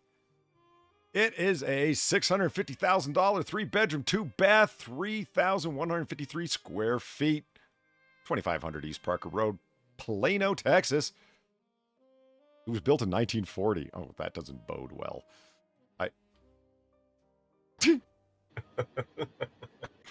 This place isn't just a bomb, it predates it. Let me just relaunch this page because there seems to be a problem. There we go. What the fuck? Really? Hold on, just checking something here. What is going on with Zillow today? Why are you making my life so hard? We're trying to monetize your website, guys. Come on. If you're not monetizing something, you're just using it for entertainment value, what is that? Point and laugh?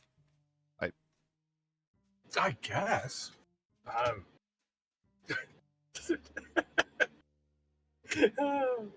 That's weird that this mainstream news media. Oh no, wait, they are trying to monetize that. Oh, I get it. It's just a style of organization of the things where you can go to different points in the house. These are the various points where the pictures in the house are taken. See? Oh, that's actually an interesting feature if you're looking to buy a house. But we're just looking to point and laugh, so you know.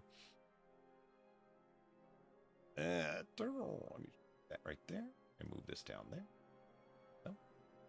And expandimitate it like this. So there it is from the outside. Plano, Texas, $650,000, 3-bedroom, 2-bath. Let's find out. What's up? What? I came back? You left?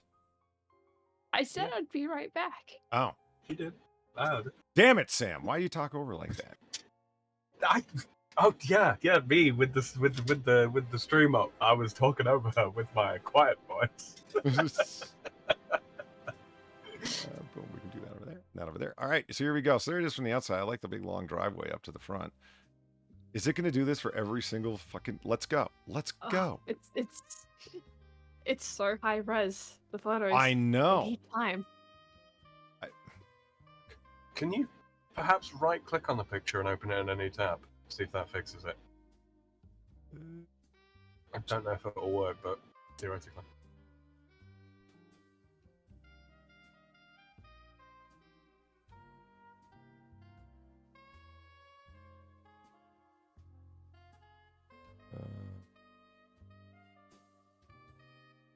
No. Nope. Nope. It's just doing that. Is it just that picture that's dead? No. You know, we might be off to California far. All right. Oh, good night, Michael Hatfield. Have a good night, Michael Hatfield. Hey, good night, Mike. Maybe if I wasn't going through Singapore. That might help.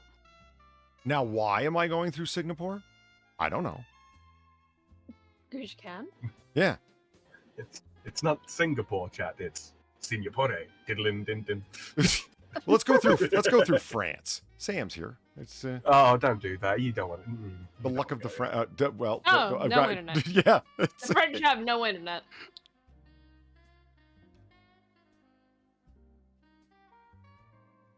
Really? Maybe those are just the two dead pictures. Yeah, it is. Just those. Oh, wow. Okay. So will it take us to the front picture? No. Will it allow us to go No, through? but we got that one. No, that one's dead too. That one's dead too. That one's dead. And by dead, chat, what I'm talking about is that the pictures just aren't coming up when going through the image scroll, and I don't know why. I left Singapore. All right. They might have changed something about the way they're... All right, California. Yep, looks like we're going Cali, baby, because this is using the old school. Doesn't this look a lot more familiar? Yeah. All right, I'll figure it out for later, chat, what's going on with the different options that Zillow now provides. So what we're going to do instead is go over to this guy. $2.5 million for 4 bedrooms, 3 baths, 2,700 square feet on Don Timoteo Drive, Los Angeles, California. Woohoo! Let's see what these bastards want for their price, for their house, for that price. For the thing. For the thing with the stuff where the people live inside the walls. Like, not like inside the walls, like a horror film. I mean, like within the walls. That didn't make it any better. No, that's still a horror movie. Within the wall. People residing within the home, okay? All right, here we go. So, what are they all screaming? They hate walls. Yeah. Why do they live here? All right, so $2.5 million. Let's see what they want for that. Nice little approachable door. All right. Yeah. At least somebody bothered. I mean, they're almost doing golden hour photography here. That looks nice. Yeah, they got the shots in the background. Let's see how good their camera work can make this place look. Okay, totally different time of day. Same door. Yeah, they're really focused on this front door. Okay, I get the idea of a solarium, a sunroom, whatever. I don't know if I would want. I can't wait to see what the inside of this looks like. You know, they've got it's not frosted glass, whatever the fuck it's called, fogged glass, whatever.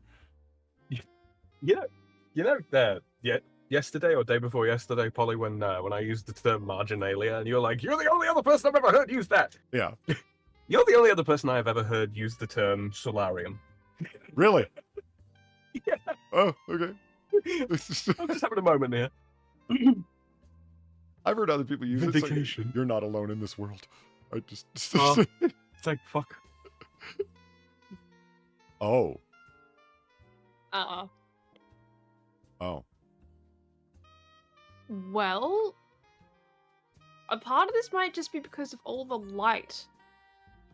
But even in saying that, there's a lot of yellow. The light didn't make the walls yellow. Yeah. Nor the couch. Nor the ottoman. Yellow. No, but the yellow isn't helping. The couch matches the walls. Trying to make it bigger for us here too, so we can. I see what you did there, fun. There we go. Okay. I meant that literally. Is that chandelier glass tinted yellow, or is it just reflection off the wall? I'm gonna go with it's colored.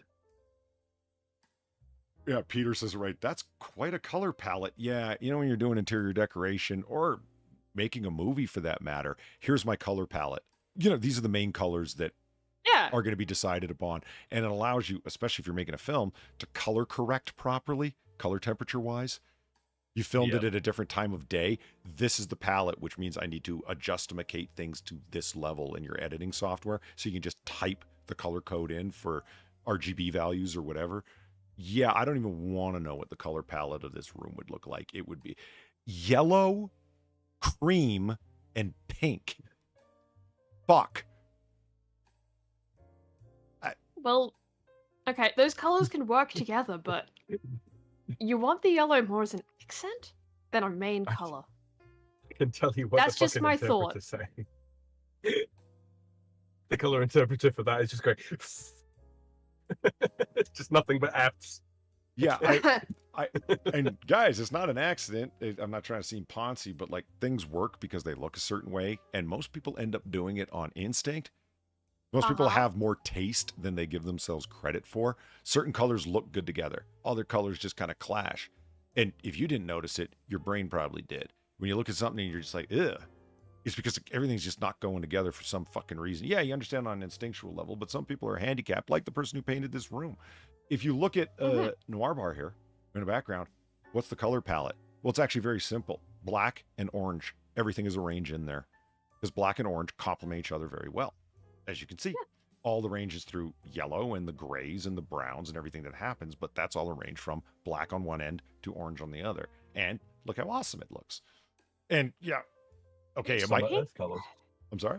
Pink, yellow, and cream can work. It's just, again, you don't want the yellow to be, or the pink really, to be the main color. You want the cream. It's what you call it, isn't it? It's when it's yellow and pink and cream, it's Battenberg is the color scheme that they're going for. Like the cake. Yeah. I've actually got a couple of practical questions here beyond the thing. Why the yellow streak down the wall and then across the ceiling? Just why that at all? See it? Yeah, that's a weird choice. And ADHD question mark. Now, what do you think is going? And the second practical question is, what's up with that painting on the wall? Is that supposed to be kanji or somebody with a really shitty Jackson Pollock kick? That's a good question. It's either someone like doing some graffiti shit with a number, or it's a graffiti tag, and I don't know which one I prefer. That's a shit graffiti tag. Some graffiti artists are fucking talented, and it's not there. Okay, that looks a bit better. Still weird with the yellow streak on the ceiling. Okay, now looking in the other direction. Okay, so this was the smoked glass I was talking about that you see there, right? Yeah. And it's like, okay, so looking inside, yeah, I see why you wanted all the light coming into the room. All right. Is that a workout bench? No, that's a whatever. I thought that was a lifting bench over there, like an exercise bench. It's like, no, it's a shelf thing. LinkTXP in chat says it looks like someone threw up a lemon meringue pie. Yeah, true. Kind of does, yeah. Mike Savage's Jackson Pollock kick. That was my. I don't know. Well, I could think how to describe it. In saying that though, like this angle actually makes it look better than the previous one. Yes, like this is okay. This is fine. Still confusing again, the streak of yellow on the ceiling, sure, but otherwise this is fine. You know what I like about seeing rooms like this? Everything you need to do to fix it is basically fixed with a garbage truck and buckets of paint. There's no structural fucking work that needs doing. You understand what I'm saying? Like, take out these fixtures that are over the light fixtures here that are over the couch. Just why? Just why? Put in some regular track lighting, some basic good lighting. That's all you need. I thought this was glass from back, but no, it's like hanging hippie beads or whatever. Do you know what I mean? What happened to just a good old-fashioned lamp? Amen.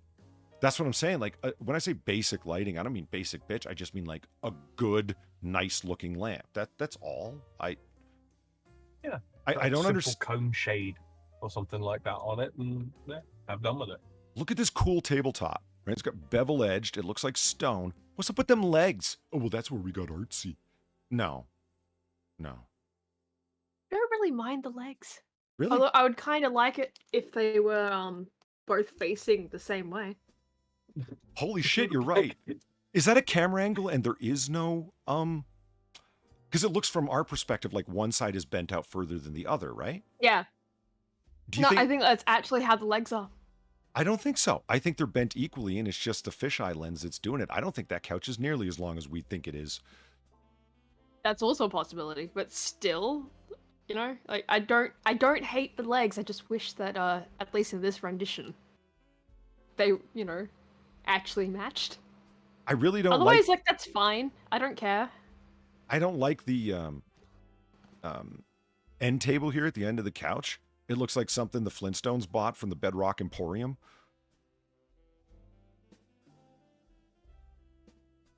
That looks like something my mom would put out the front. Thing. Yeah, it looks like it's made out of, like it was a natural thing made out of stone, and it's like, let's bring it in and reclaim it.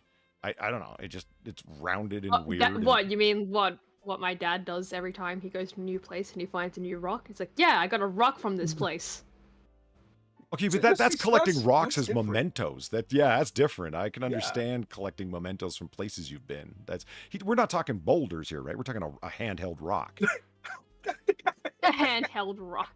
And I'm remembering mundane Matt again. That's what I'm saying. Like, he's not driving home with his ute dragging on the ground with a boulder in the back, is he? Well, I mean, I got to use the word ute. I know what that means. Yay! But it's not just rocks, though. It's just junk in general. Have I ever told anyone about how he took home a rusted up Japanese road construction sign back from Japan that he just found? He just found it on the street in an alleyway. That makes sense. Yeah, it was just in an alleyway. And just like, and by alleyway I mean like a place you should not be able to squeeze in, but because you know I get my slight figure from my father, yeah, we both could probably fit into those gaps. Your dad strikes me as delightfully eccentric. I mean, he drinks, he smokes, and he's eccentric. I got a feeling that if I was like ever hanging out, it would just be like, all right, like let's get into this. I bet he's got stories and he could spin some yarns while we smoked and drank. It'd be great. He has a slight and lithe frame that can squeeze into tight alleyways to retrieve random bits of crap that he wants to take out. FarZoosme, Australian ninja. It's happening, far. You know something that who pointed? Yeah, it's not just rocks though, but just anything that he looks at. He's like, oh, that's a thing. You wonder where I get that with the games and all my shit. You really wonder? Oh my god, it makes perfect sense. Because it's not just that; it's my mom that does that to an extent too. Just not usually signs. Okay, so your name's not Eric Gardner, but I've gotten used to calling you Eric Gardner. So, you know, big up, you're Eric Gardner from now on because I can't say names and I hate butchering them. So there you go. Eric Gardner points out something that's really good. The armrests don't match on any of those chairs, and I wouldn't have noticed that had he not pointed it out. Oh my god, you're right. Right? Isn't that weird? I don't know if I'm exactly against it. It's a little weird because you're leaning off to one side. Why not just have two armrests? It's sort of like a Roman couch or a chaise but chair form. Are these chairs even a part of the same set? I don't think they would be a chaise court. I think they are part of the same set. It's just lazy boy, weirdo, chaise or whatever. I hope they show this wall because I'm curious if those are wood slats or if it's like corrugated metal. I can't tell. Oh, I'm hoping it's not corrugated metal, but at the same time, it probably could be. You know what? Q Continuum's got a point. It's like this whole room is like find the mismatch. Yeah, because when I read that, I started looking and I'm like, wait, the pillows don't match on the couch. You're right. It is like a game of find the mismatch. Also, has anyone noticed how the couch is over there, right? With the table that has the weird legs? Mm-hmm. Yeah, that's up on a step. Mm-hmm. The couch like is? You step up onto the carpet level. Are you sure? Yeah. Yeah, look definitely.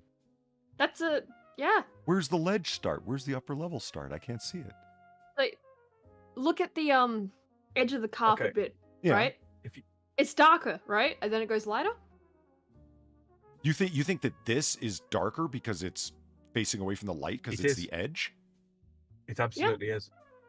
Look at the vanishing point, or look at the from above the where it says like MLS or whatever that is. The logo at the bottom right. Look at it. Look at how it appears there, and then if you go to track towards the vanishing point at the center of the picture there, you see the rate at which the lines converge around the dark area. Yeah, it's definitely a step up.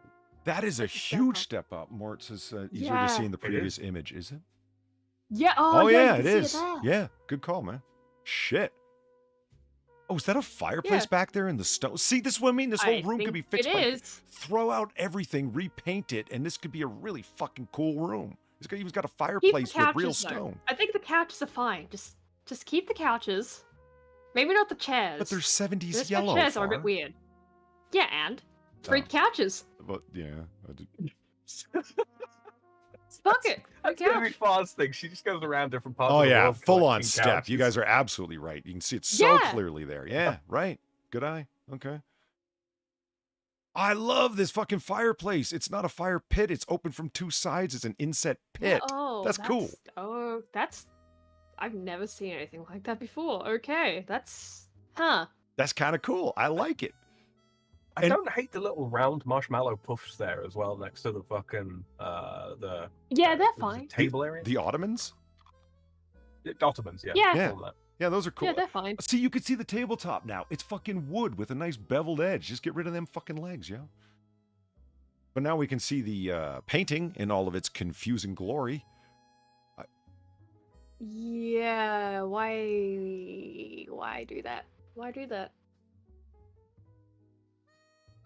I thought the Gotta ceiling say was though, white, but that it's a shade ceiling of lamp. pink. True. Ceiling lamp it's gotta go. Oh, fuck yeah. It really does, Peter's right, look like a rich guy let his hippie wife decorate. Or she's an up-and-coming interior designer, and this was her passion project. You know, that kind of shit. Yeah. Interior design is my passion. See my new internal design range, Eclectica Maxima. You want to do Eclectica Maxima? My house, it's fine. There's a bunch of random shit, but it's fine. It's like This not is slow, not. it's languid. It's not random shit. It's eclectica.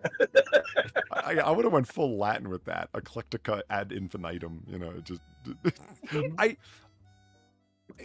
it's an interesting point with the paint being pink from all the way back. That's why I said cream. I thought it was like a really dark white, if you will, like a very a dark cream. Not anywhere near off-white or eggshell, but like well into the beiges. No, it's actually pink from here. You can tell. Fuck. Peach, I don't know even. if it is. That's the thing when you start getting into the lighter cream stuff, though. It really takes on the color of what's around it. So I don't know if this is actually pink or not. What are you talking about, Polly? It's not cream. It's clearly a saumon blanche. Yeah, right. Oh, fuck off. Fuck off, Sam. And I know I pound away on this point, but you know, it just because I think it's because I do a lot of, well, not a lot, but I fuck around with Photoshop a fair bunch, and color correction is important to me. And you guys aren't correcting for color temperature ever. You're trying to sell this place for literally millions of dollars. Don't you think people want to? Don't you want people to know what color things actually are, as opposed to completely Polly. What? Welcome to amateur photography. They don't do shit. I'm less than amateur. Color correction? What's that? I'm some guy with Photoshop from fucking perfectly legitimate internet sources, and I know how to color correct. Yeah, but you also, like to fuck around with Photoshop. These people, they just take picture and go, oh, look, I'm a photographer. Didn't they notice when they were looking at their pictures that, holy shit, our ceiling's not peach? Why does it look peach here? They don't care. You know what I think it is, right? These are estate agents that are photographing these places. They should be the first to care, don't you think? Yeah, but think about it. No other estate agents, by the way. It would be more expensive to have an actual good photographer, professional photographer, come in to photograph these places, right? And as we know, estate agents are scummy. Yeah, they are the scum of the earth. Yeah. Yeah. They are to lawyers what lawyers are to us.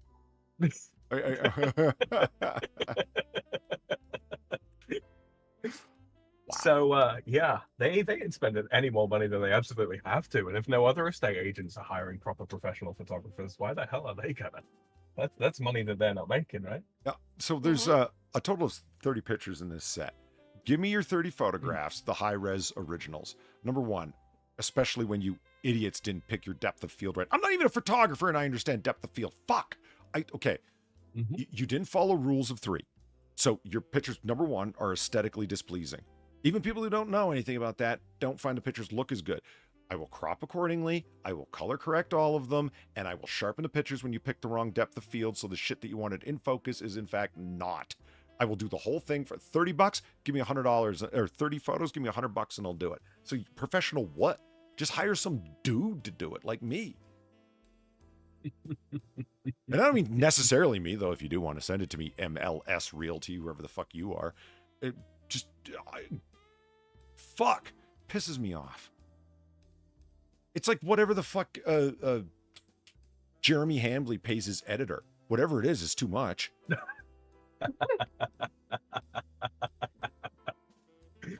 Like that guy, that person's related to you, aren't they? I shouldn't be slinging hate. That's not how we roll here. Doesn't matter. It's 1942. Jeremy won't be born for decades yet. He doesn't know. And when he is, well.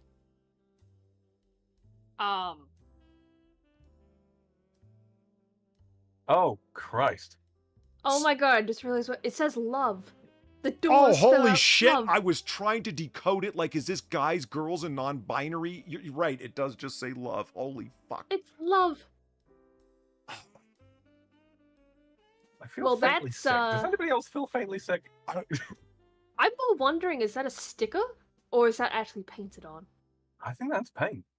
Because if it's a sticker, well, that's gonna be a bitch to remove. Might as well just remove the whole door. If it's painted, just paint the door.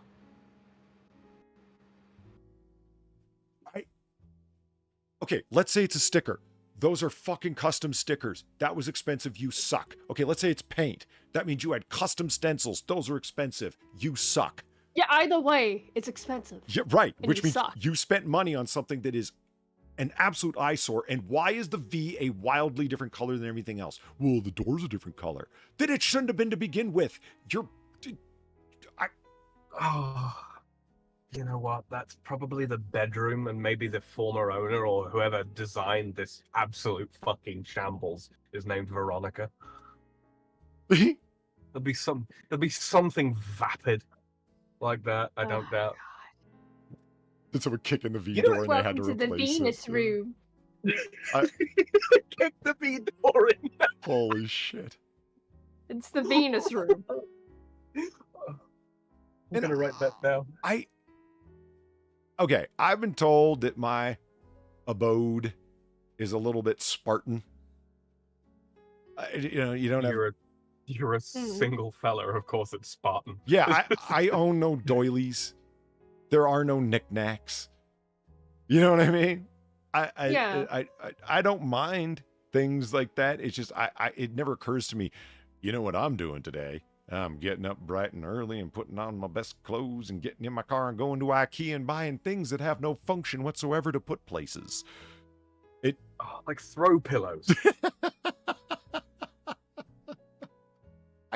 So why I'm talking about this is it gets to a point where I guess I don't mind stuff in places. Kind of fills space and it fits with the decor theme or whatever it is you're going for. But why did you line up shit along this? What you want is that window where it's like nice backyard. You saw the backyard, that big driveway. There's greenery out there. It's California, so it's going to be nice weather all the time. So it's not like you're going to be looking at dead bushes and shit. So why would you block so much of that view have one or two of these nice candle lamps you've got here? Those are nice. They're okay. I like the little vases here, the little potteries you have here. Maybe just two of those, or one of the potteries, one of the candle lanterns. Why did you just fill that entire space with crap? It now just looks cluttered. I don't get why people do that. You know what sort of strikes? What sort of immediately comes to mind here?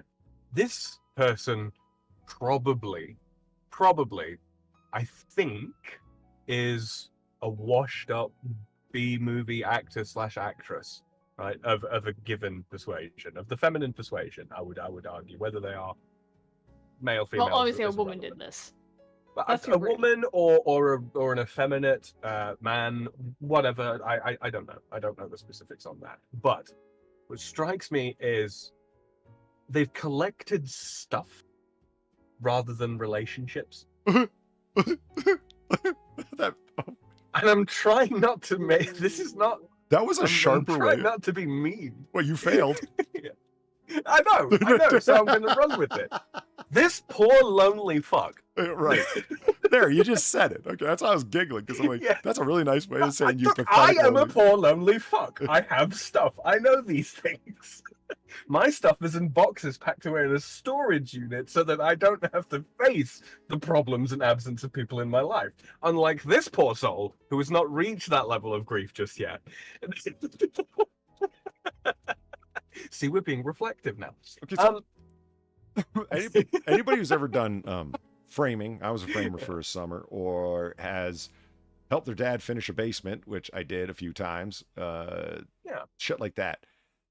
It's got me thinking about these doors and the door frames, and people in chat are having an interesting back and forth. Peter and Q Continuum and whatnot. They're guessing closet, closet, bedroom, closet, or bedroom, bedroom, closet, bedroom. It got me looking at the doors, and now I'm just confused because, okay, you have a door frame in a wall. There are doors, and you absolutely can hang a door in the center of the frame. It requires specific hinges to be able to pull that off, namely two-way hinges, almost like saloon doors that it can swing either way. You can, because it has to be able to hook up in the center of the door frame. If you look at the first door here, you can see the hinges. They're on the outside. Hinges almost every single time go on the inside of the door, not the outside. That's so the door can swing into the room. These doors are swinging into the main room. So what the fuck's on the other side of them? It would have to be, like, let's say they're linen closets and there's no depth to these whatsoever. They're only like a few feet deep. Okay, again, why are you using interior bedroom door hinges on the outside? I don't understand that at all, why there's hinges there. And then all of a sudden, the V room, the door is hung on the inside of the frame, and no hinges are visible. But now the doorknobs are. Why are the doorknobs on that side of the door? Do you see what I'm saying? They're on the wrong side. If this is the inside of the room, by the way that they've done everything, where we're standing right now is the inside of the room.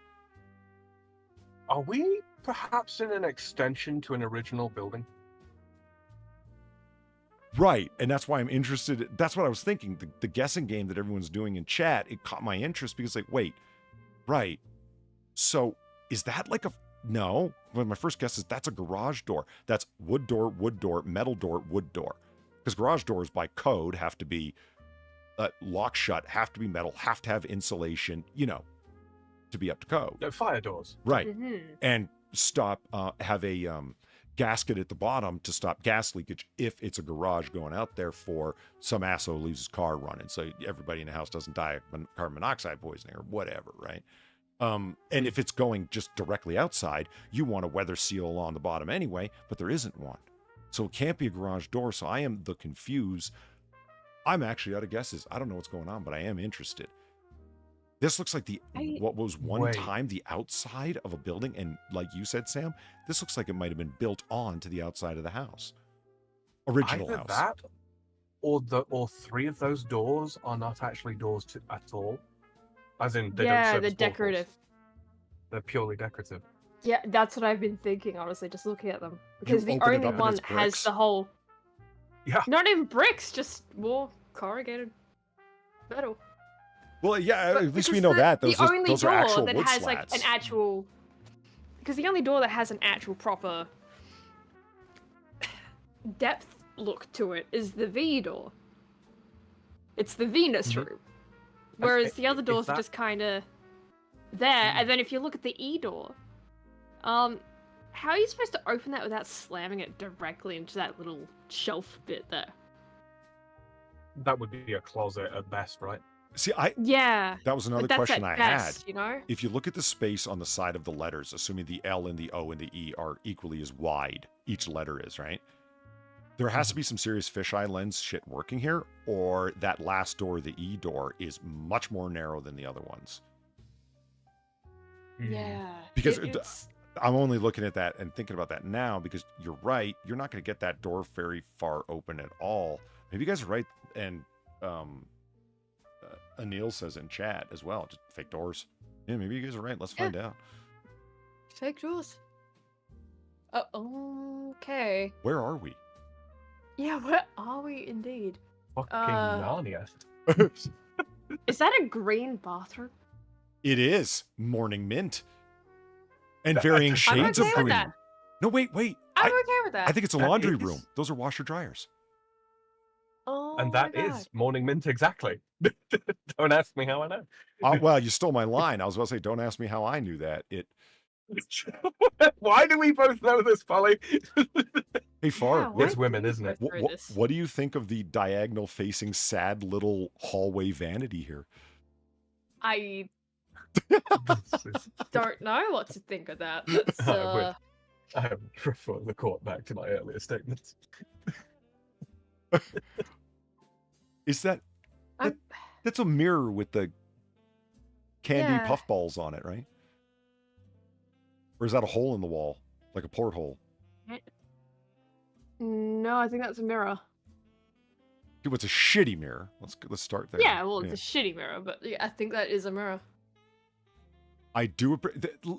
This is the 70s home. We're only a few pictures in, but this is full 70s. It's got the giant flowers that people used to put on the fucking hoods of their VW Beetles. You know what I mean? This is 70s as fuck. Look at that carpet. Playing Skyhooks living in the 70s. Yeah. Look at the carpet. I love its fruit striped goodness. It's a lovely pattern for a beach towel. Well said. Yeah, it is. Oh. And I love that vanity mirror that's not hanging anywhere. It's just leaning there. It's just there. Again, I have no sense of. Oh wait, is it down this hall? Wait, is it? Is yeah. that where we're looking? I'm just trying to locate myself here. Okay. Do you think maybe you open one of the doors and this is what happens? I don't know. I don't know. There's no red doors because you can see the hinge at the top. So this is definitely a red door frame. And you don't see any red doors in any of the previous pictures. So this must be new area. Maybe? I don't know where this kitchen is at all. This is the most normal looking room. Yeah. Right. I'm almost bored. That is, from this picture. To be honest, nice kitchen. Yeah. Yeah. That's really it. That's very effective use of the space. Yeah, it's very blocky, but it's not a big area, so they made everything to give you as much room as possible in there. I like it. Yeah, it's fine. Yeah, well, as we've established, they aren't cooking for a family in there. Yeah. No. Yeah. Is that a TV up in the corner? Yeah. Nothing wrong with that. It's it's up there, out of the way. It's fine. That's a very 70s thing, though, isn't it? Having a small TV in the kitchen. That's it must be a fisheye lens because that is a really that's like a Zelthor monitor. It's really wide. Yeah. And if you people can buy normal pot lights, what the fuck was with that weirdo shit you had in the main room out there? I see. That's the reception room. Mm-hmm. Guests don't come into the kitchen. Yeah, precisely. Guests do not come into the kitchen. That is the room for receiving guests. Those people that most assuredly will show up again, 6 months from now. Mm-hmm. Yeah. Trying to. No, there's no view of the kitchen here. So I don't know where this kitchen is located. Another fireplace. That's still the kitchen. But wait. Okay. That's the same fire pit. It is. No, it can't be. No, it's not. It can't be. It's only open on one side. The other fire pit was open on two. No. Wait. Is it actually? It is. Look. Oh, You see the hearth that extends all the way around. That's the kitchen behind. Oh my god. So wait a minute. So hold on. You see those units there? No. Through that? Yes. What units? Look where your cursor is right now, or at least for us.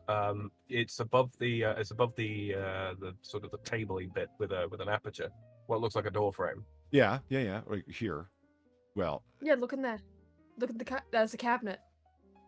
Yeah. Oh, right, and picture. there's the window letting the light into the kitchen. Yeah. So here's a doorway that opens to there, but how do you connect the fireplace to that? You see the hearth on the left-hand side there, jutting out of the side of this fireplace. Yeah. That's the hearth for the fire pit in the reception room. Okay. I think I know what you mean. Hold on, let me look where I don't think that. Let me see where the fridge is, because the fridge is immediately to our left. So you just turn more to the left, and this is what you see. Okay. Yeah. I don't think that's a doorway at all that we see there in one of the initial pictures in the reception room. I think that's just like a serving hatch for the breakfast bar. Yeah. Yeah, I think the ones on the right were ovens. So do I, Peter. I think those were your cooking oven and your warming oven. You know what I mean? Mm-hmm. Okay. Oh. Oh, that is pink. Oh, this is the red door frame because there's the sad little vanity. Yeah. Mm-hmm. Yeah, you see it there. And a entirely floor-to-ceiling mirrored wall. Nice. So this is definitely not through the love doors. I don't think that's a then. mirrored wall. I think that's a window. Really? Yeah, I think that's a window. But look, the whatever thing on the wall is duplicated perfectly outside. No, it's not. Oh yeah, there's like wait, that's there's a different thing.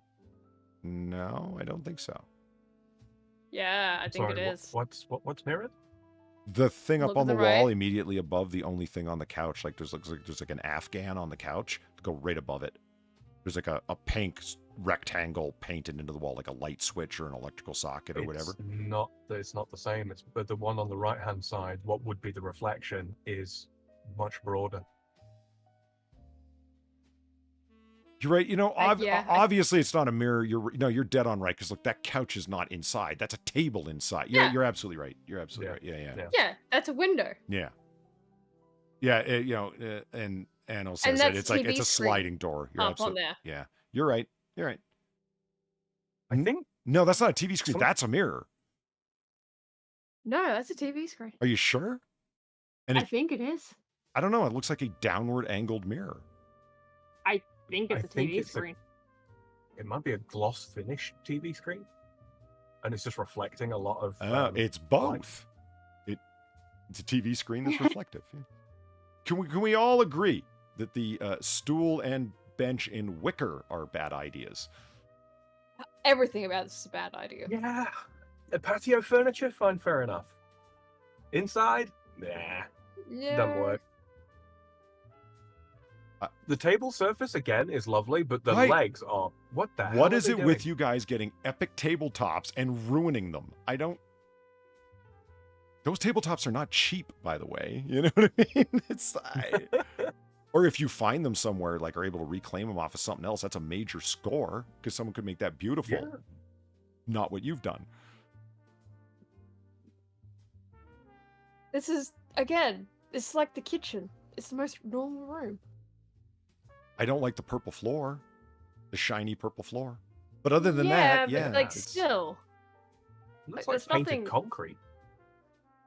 It very well might be, yeah. Oh god. I don't like this really oddly armed chair over here, but yeah, you can't sit on the arms of that chair. You'll sodomize yourself. Right. I like the idea. Like, so you're laying down in bed, right? And you got a nice couch at the foot of your bed. That's cool. You got a nice TV off to the side. You got this really gorgeous open window area. And then this little side room with a door that goes outside. I like the arrangement of this room a lot. I don't like what they've done with the colors and whatnot. But, like, I mean, you got... The colors are fine until you look at the floor. I don't know, Far. Do you really want mauve curtains? I don't really care as long as they function. And they're not completely like the rest of the house. Like, that's an acceptable color. I think it's really bad because from the point of view of like, okay, so the purple floor, all right, maybe I could live with that. I'd probably end up having to change it if it was just me. The mauve curtains, okay, but they kind of fit with the purple on the floor. But then you've got the blue chair, and it's like, oh, so you do know what the other blue colors chairs. are. Right, yeah. Yeah, the blue chair is really the odd thing out here.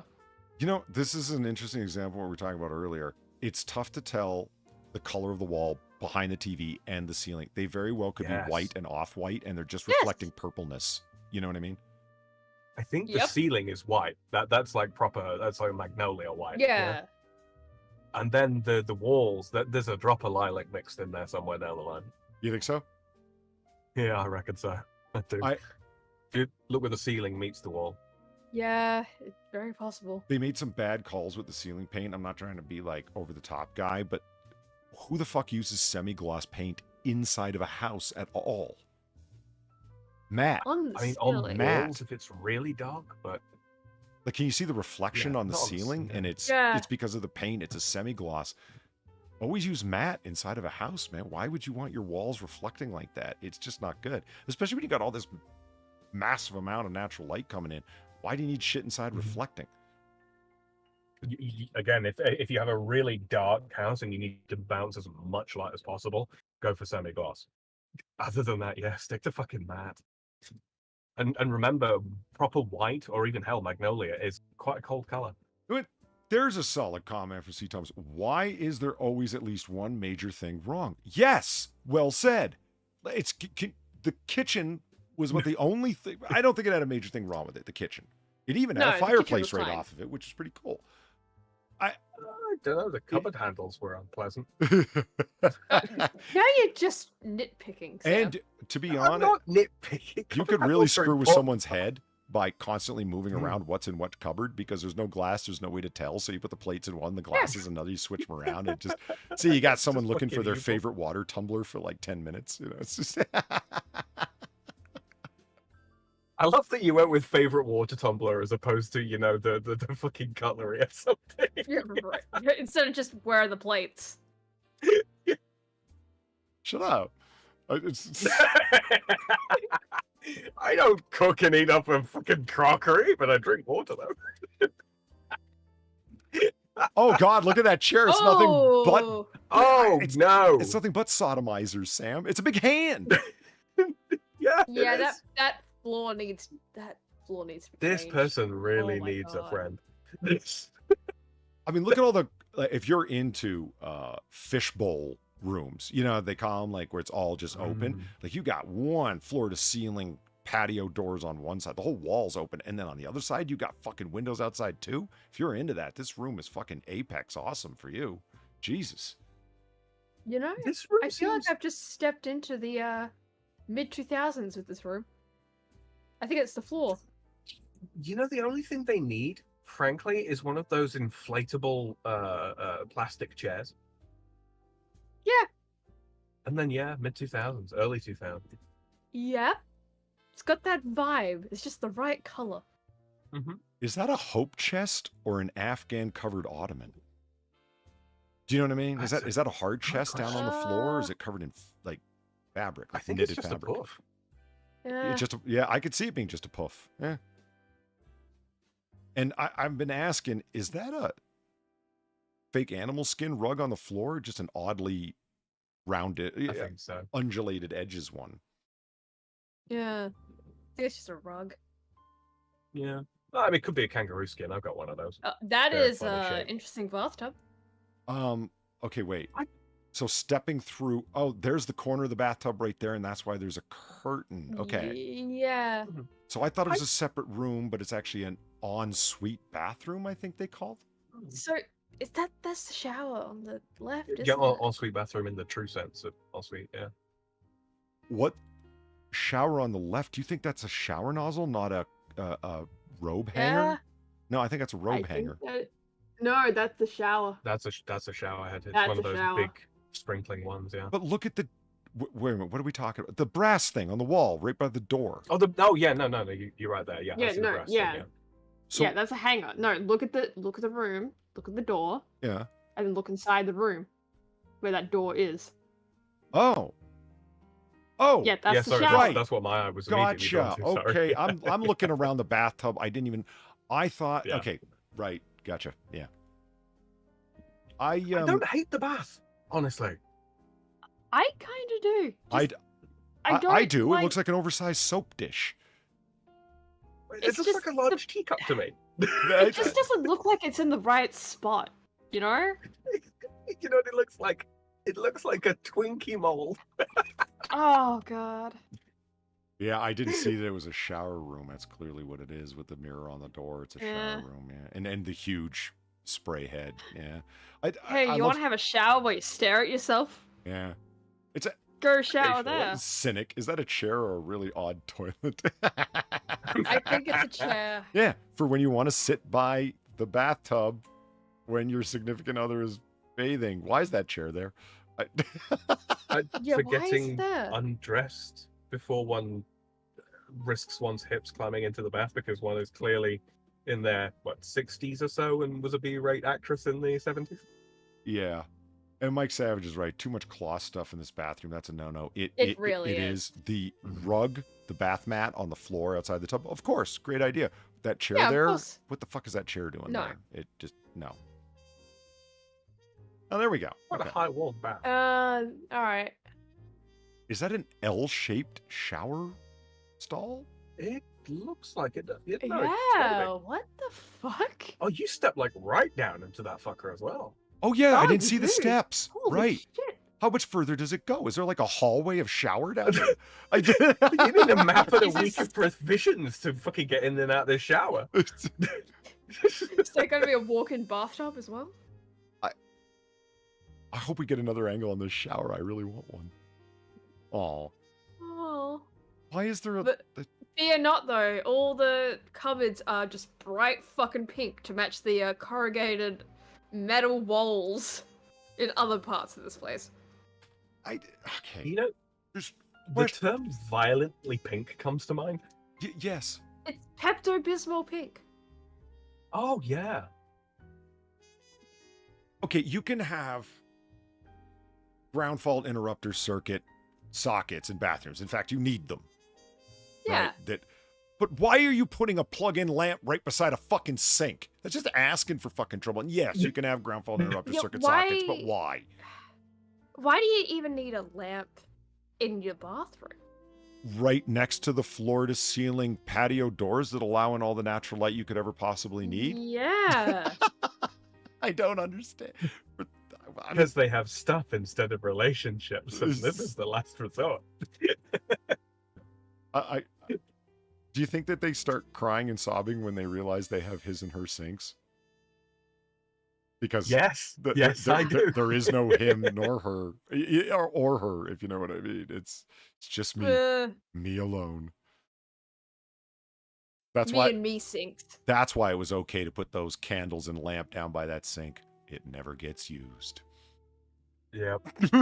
I think you're actually onto something there. And how many times have I been washing my hands in the sink and wish that I could just pull the patio door open and step outside? Never. That's usually the other way around, right? You come in from outside and want to wash your hands.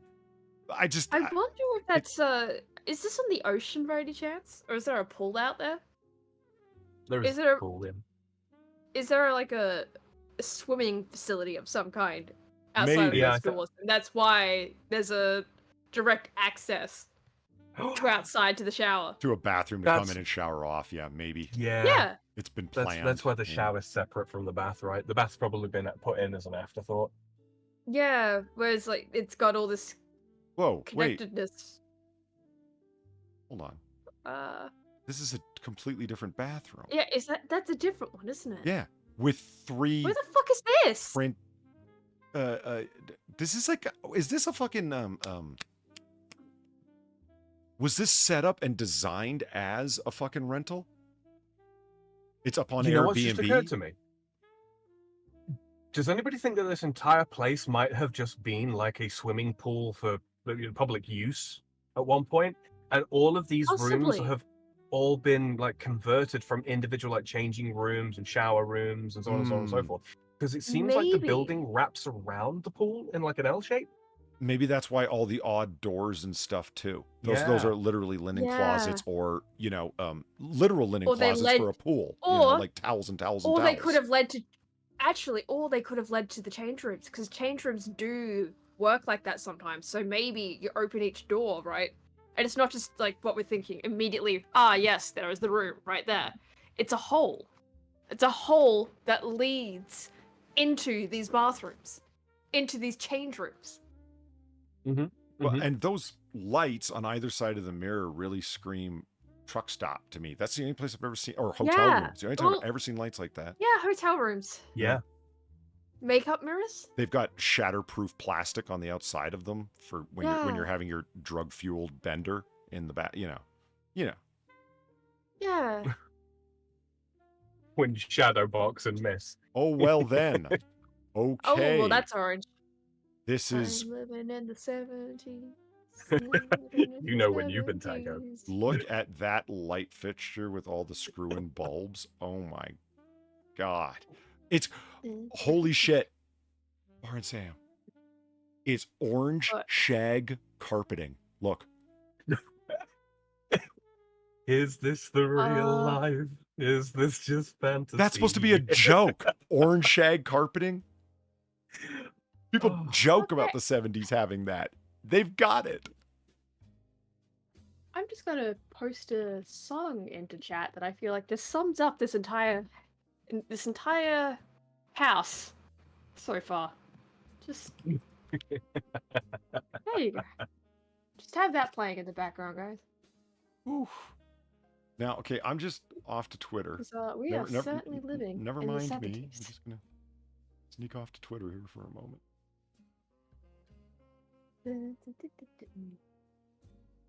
Ah, shoot. You know what I completely forgot to do, speaking of Twitter? What's that? Retweet the twit. Oh, you son of a bitch. Mm-hmm. All of the people that follow you exclusively in France. How am I supposed to reach my France contingent? I literally have no one on the side of the pond that follows me on Twitter. Is that right? Well, maybe 2 people. They probably don't still follow me. You've alienated all your countrymen? Is that what you're telling me? It's just not even so much that. I mean, there was a handful of British feminists that followed me for a while. That was a laugh. They were really nice, to be honest. Yeah. Yeah, they were second wavers. I ain't got no truck with them. There's nothing wrong with them. Not really. No, they're pointing out actual sexism wherever it may demonstrably occur, not via their imagination. Yeah, I can gel with them. I mean, we can disagree at a fundamental level when it comes to matters like patriarchy and all that kind of thing. Sure, but yeah, I can talk to them. Kefki, 69 likes, ploy. Yay! Holy shit. Woo! We've reached the amount of likes that there are available for the amount of people that are here. And if you haven't already, please feel free to hit that like button. As Megan would say, tap it. It gets enough beatings on other streams, God knows. I love that afro lady in the background. It just fits this Is this a raised bunk bed, now that I look at it? Off to the right? I don't hate this room. It's just, it's very orange. That's it. Like, that's the only real problem. Otherwise, it's like, it's fine. I mean, the light is a bit weird, but it's fine. It really is like what I would imagine Quentin Tarantino would put together for a black female character in one of his movies. Huh. This is where she lives. This is her room. Yeah, it's the 70s room. I know I'm being very oddly specific there, but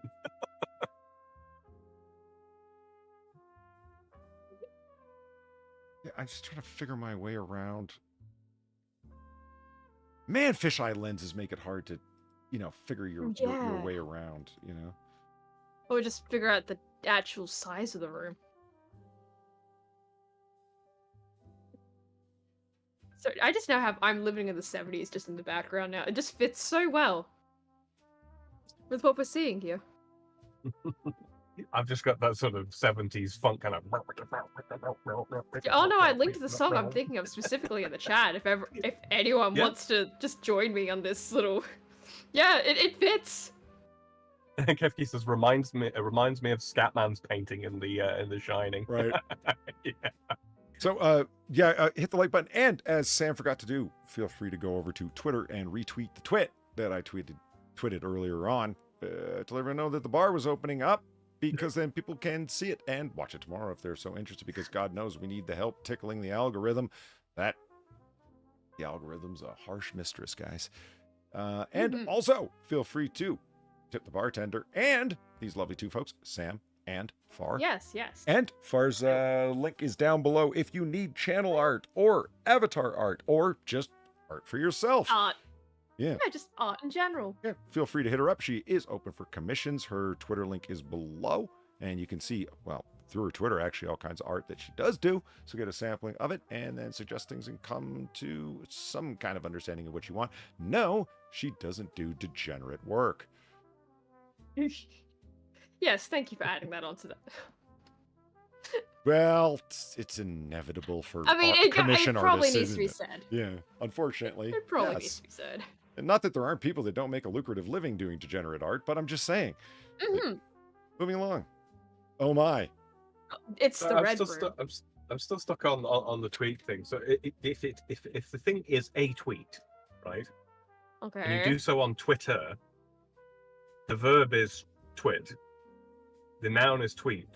So the past tense of a tweet that you twit would be twat. Yeah, I did. Yeah, it would be. Yes, yes, I figured it out. Yeah. I've solved one of the internet's great mysteries. That's fucking funny. Okay, so retweet the tweet I twat earlier. How you guys liking the print on that chair? Oh, is it like tropical with birds, or is it underwater themed? I can't quite. Like water lily type stuff, right? It's Yeah, like a pond. I think that's what it's supposed to be. Flowers and water stuff. There's something slightly wrong about the red in this room. Like it's like fucking cherry red, I think. Yeah, red rum. You're gonna walk out of this room and you won't be able to see red for a week. Like, it's not okay. I will give him the credit for this. Think it would be fine if it just didn't have that one chair there. At least commit. No, see, I need the chair for contrast so that I can perceive other colors. No. If you're gonna make a red room, you gotta fucking commit. You gotta fucking commit. Everything red. Fuck it. You want to, you guys, you want to talk about clashing colors, like chat, if you're watching, like I said, like Noir Bar, especially location 2, is themed black to orange. That's the palette.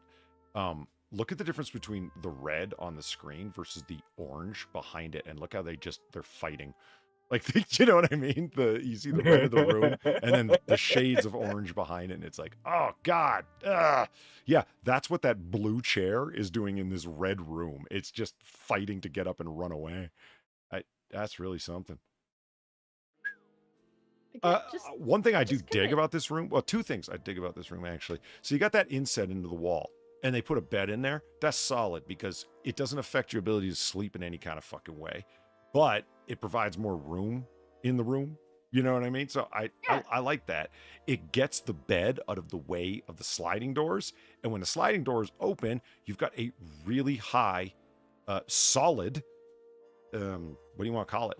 Not fence. What the fuck do you call it? The green painted thing. It's a fence, a barrier, barrier, whatever. It's solid, and it's high enough that the neighbors, who are obviously right there, aren't seeing in or anything like that. And you can go out there, and it's probably, what do you figure, like waist height, stomach height? I can't quite tell. It's high enough that if you set a chair out there, you could sit down and have a conversation with your friends, or smoke a cigarette, read a book with a pipe, whatever the fuck you're going to do, and not have the fucking neighbor staring at you going, I wonder what he's reading. You know. Yeah, they'd have to poke their head over it. And it does look like we're higher up on this side than the neighbor's side to that same fence as well. Yeah. If you look at that sort of set of what would be the central strap on that fence. Another bathroom. We have a D sink. I don't... Oh, yeah. What are you talking about? We haven't dropped any frames. Also, the room this leads into, that looks like an the white artist room. studio. It does. I don't like the room that it leads into at all. There's not enough. There could be more pictures of this place where it's like show 3 angles or 2 angles of each room and stand further back, because I bet you there's not going to be a picture of that shower, and anybody who's seriously considering buying or renting this place wants to see each and every shower, and there's no pictures of them. It looks like you've gone through effort. It's tiled. It's got a large glass door on it. Those aren't cheap. Show the fucking shower, and I bet you they're not gonna. And what is with their penchant for putting lamps near sinks? Fuck. Also, what's the picture on the wall there? That looks like a fruit, like one of the Fruit Man picture things. You know what it could be? There might not be ceiling lights in any of the bathrooms. They probably all had like the truck stop lights either side of the mirrors. They took those lights out because, let's face it, they're ugly. Yeah, I got you. And then replaced it with the They've got lamps because there's probably no wiring running through the ceiling because there never were lights up there. Yeah, good call. There's other ways. Yeah, natural light's only good until it gets dark. Well, our ancestors came to find out. It's a good thing we know better than them. Yeah, it took them only for about 15,000 years. You know? There's better options than a $5 pottery lamp, guys. If you don't have wiring running through the walls, there's way better options, man. And you know you don't need to run wire up the wall externally. Right, get a fucking get LED lamps. You know, those run at such a low voltage that if one was to fall in the basin while you're washing your hands, it's not gonna give you Canadian healthcare. It is an artist studio farm. Yeah. Holy shit! I called it. Fuck yeah! Look at that, and actual white. Now we have a sample of comparison. This is what white looks like in this house. Oh my god! Oh, Polly, please! This is quarter a crew. Nice. Sorry, returning gag. Carol Soldier actually asked a good question, and I kind of lost sight of that. How old is this property? Built in the 1940s, but that's or in 1940. But that's not to say that they haven't had multiple build-ons, which that first room really looked like they did. Yeah. Yeah. Like, okay, so where I live, right, we did that. Our front little room where, like, you just dump all your shoes and it's just got cupboards. Yeah, that wasn't there when we originally moved in. That was a build-on. Right. You can tell. You can always tell unless it's done very, very well. If you look around the, just for certain things, right? Like, for instance, ours, if you look at some of the wall, like, the corners, they're not quite connected properly. There's, like, still a slight gap in there where you just look through and it's like, oh, yep, that's the outside. Neat. Yeah, those rooms that we were seeing, yeah, that did look like it was just kind of built. Not quite as, you know, oh, there's a gap in the wall. Not quite on that level, but just the fact that you can see corrugated metal on the inside. That's not what you usually see on the inside of a building. That's shed. That's shed wall shit. Sure, but those turned out to be wood slats. Were they? Mm-hmm. Didn't look like it to me. I don't think the mystery of what's behind those 4 doors is going to be solved, unfortunately. No, I think it's always. Find out next time. I think it's always. I dig this room as like what they've used it for, which is artist studio. Okay, well, it wouldn't be one for me. It would be like this would be the loadatorium. My guns would be in here. It'd be a great lockup area. And that big long bench for a reloading bench. Plus, that's where I'd paint my minis and whatnot. This is that'd be all my Copics just right on there. This would be the room where I would. This is the nag free zone. You put your Copics on the table, then on these shelves to the right here, that's where all the wool goes. No naggers allowed within. No, Jesus, yeah, exactly. No people that annoy me.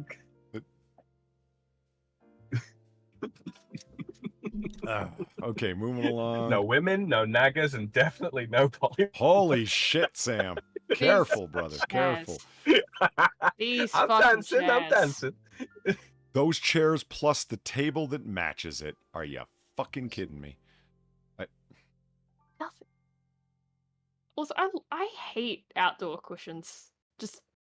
I hate them. Waterproof outdoor cushions. Well, because they're never truly waterproof. No.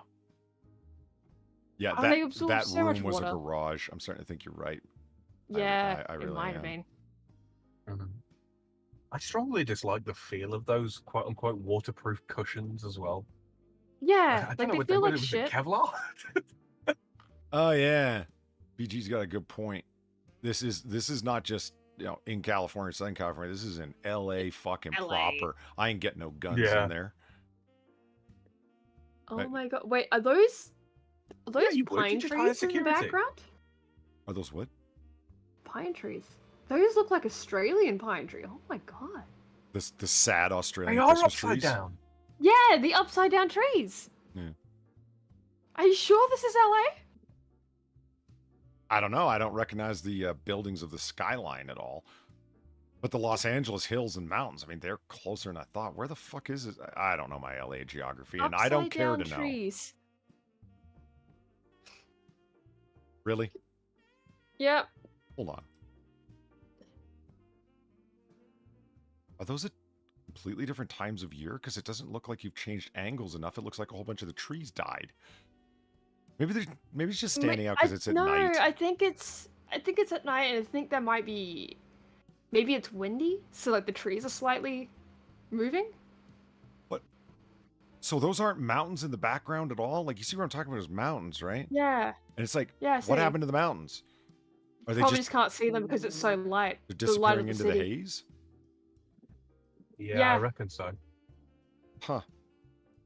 Also, those frigging chairs, those pink abominations. I'm a fairly big guy. I cannot sit in chairs like those.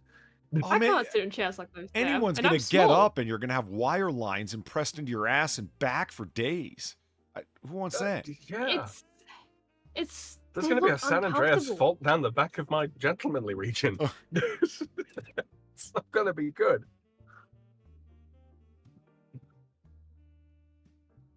Like, Whoa. I'm small, right? I would be so terrified of just breaking the chair because those look thin. Mm-hmm. You know? Like, just... What a shitty pool. It's like kidney shaped. It's small.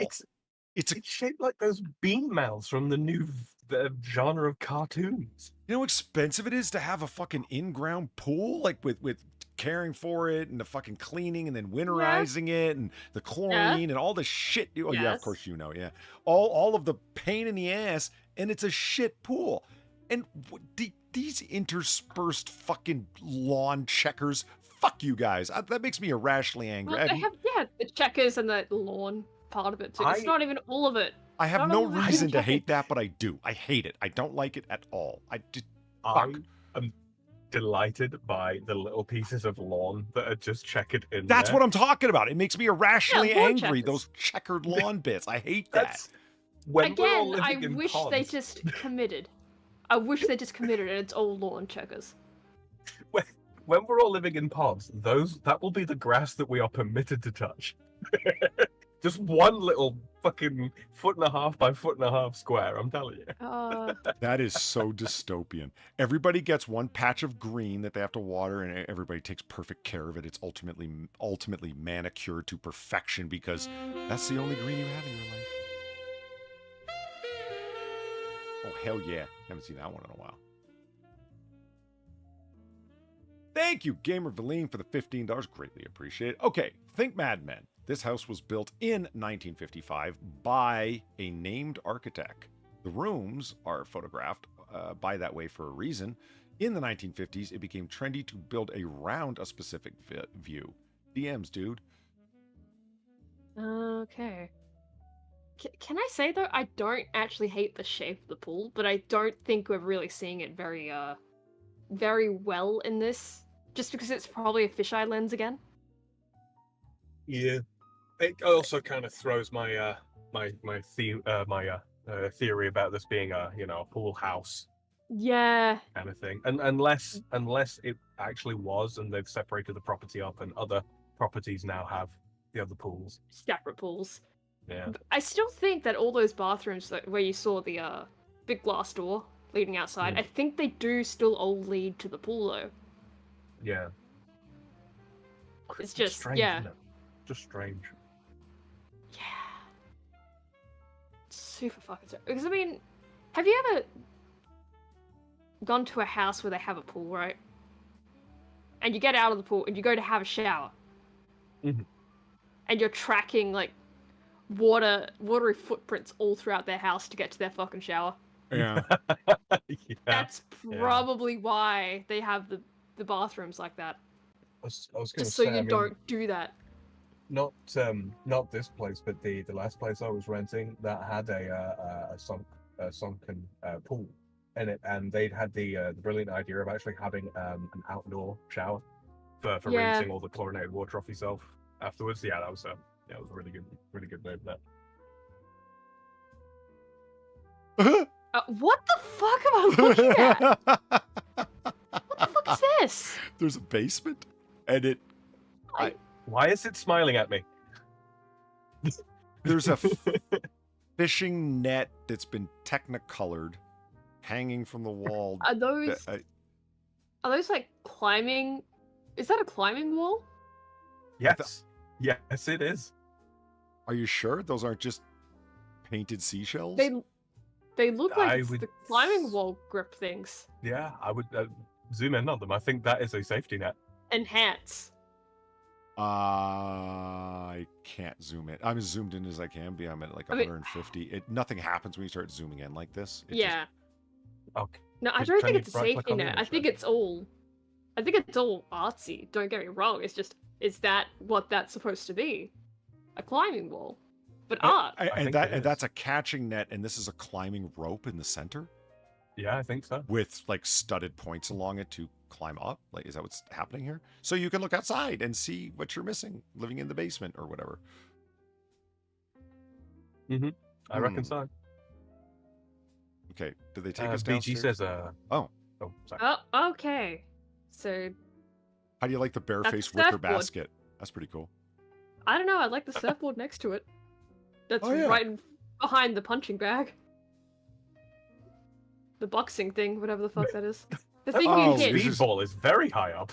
Well, this can't be downstairs. This is the true garage because there's the garage door and there's a garage door opener. Yeah, it would be. And it's wide open to let the daylight in for this photograph, rather.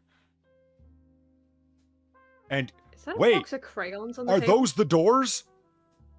Those do. Oh my look god, like are those the They be doors? the doors. One of them does go to a garage. This one.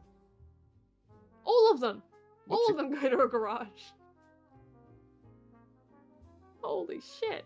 And that's the front door again, isn't it? What are those wood? It looks like it looks like the door has a watermark over it. Yeah. Look at the hangy dealy on the side of the door, the big padlock thing. Those are one of the padlock things that contain keys. Which you know what? I guess that could be because it's currently up for sale and realtors do that. But I don't know. My mind went right away to Airbnb. Airbnb, yeah. Yeah, because they do that, don't they? Mm-hmm. It's clearly meant for kids. See, Thomas. Yeah, it does. Okay. And then here it is. Oof. And that's the front. Yeah. And then final picture. There it is. Ah. Oh, okay.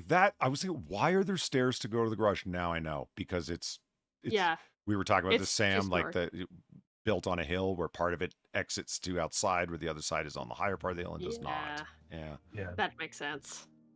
Now, so Valine in her researches came up with this blurb about it, which actually helps explain it quite well. All right. Here we go. This mid-century modern by Harold B. Zook home is one of the last and truly great mid-century classics in Los Angeles. This famous architect brought to Palm Springs. Wait a minute. This famous architect brought Palm Springs to the middle of Los Angeles and positioned it to have a 180-degree view of downtown LA. Virtually all the rooms enjoy access to an expansive wraparound patio overlooking the pool, desert gardens, and a view of the city lights. The only thing I knew for sure was this. Every son of a bitch that worked for him. They were all going to be better off dead. Every son of a bitch that worked for Harold B. Zook is going to be better off dead. That's what I took away from that, and I completely agree. Jesus. Gamer Valine, thank you for the $9. I wasn't focused on spoiling anything. The house seems to be like a colonization of the Hitchcock version of the Bates Motel, and LA notoriously markets who designed the bourgeoisie houses. Yeah, I accept that last part without a doubt. I had never thought of that before right now, but it's like, wait, no, yeah, I buy that. I've watched a number of movies where with the director's commentary, and so the director, the cinematographer's talking at a certain point, and they go, oh, and this is the exterior, this exterior of such and such a house is actually blah, blah, blah, blah, and they'll name the architect. So yeah, Valine, I hear what you're saying. It's apparently the architect is a huge fucking thing out in Los Angeles, because when they pick locations for movies, a lot of the same houses are used as exteriors. Jesus Christ! Spaghetti! Fuck me! I don't think anyone was expecting alphabetic spaghetti. I know I fucking well wasn't. Thank you, Gilcardo, for the $2. I'm saddened that coins are no longer back. Well, I can switch it next time. Like, you know, like it doesn't have to say on alphabetic spaghetti. I you know, that was never the intention. I can alternate. Yeah, Gilcardo, thanks for the exposure therapy, buddy. Holy shit! God damn it, Gilcardo. Alphabetic spaghetti. It's not even the yelling makes it worse because I hear bang bang and then the weirdo yelling. It's bang bang. I want to kill the bear. Like it. I shouldn't laugh. I'm feeling very much the same way right now. Fuck. Holy shit. Gotta keep everyone on their toes. And it does that. See, it even scared Platty. Fuck. See, on my toes would imply I was still at any point connected to the ground during that. Yeah, my toes and fingers aren't gripped into the ceiling, and I'm now yelling down at my mic or anything. All right. Okay. And a view of the downtown lights. A massive and beautiful fireplace made of stacked granite and featuring a raised concrete hearth serves both as a living room and kitchen. At one end of the fireplace features a wet bar with teak build-ins. One can easily imagine this house being included on an architectural tour or featured on a postcard labeled "Sent from Sunny California," or used as a shooting location for a 1950s era TV show. It's timeless and cool with a capital C. I heard shooting and I was like, yeah, and then you went on and I was like, not so much.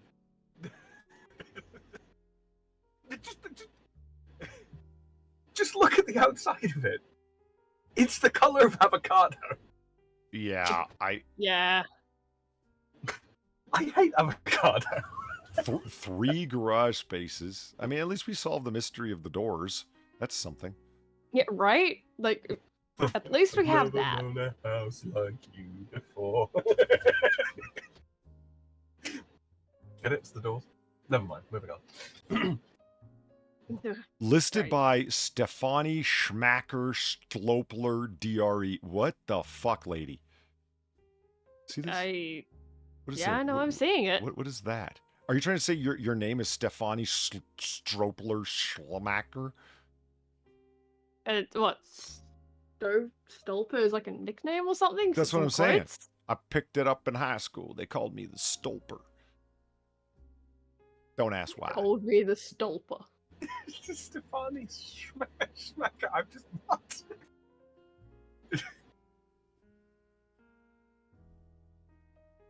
I'm at a loss. Yeah. She beats Italian women? I'm not quite. I got nothing. Yeah, no, I don't have anything either. Oh fuck! Look at that, guys. It was listed for sale in 2021, early 2021, for 1.9 million, which was a 20% rise in its cost. And holy shit! Look, 1.9 million, and then it was sold a month later for 2.3 million. So there must have been a fucking bidding war because the price went up by 400 grand. Yeah. Yeah, holy shit. And then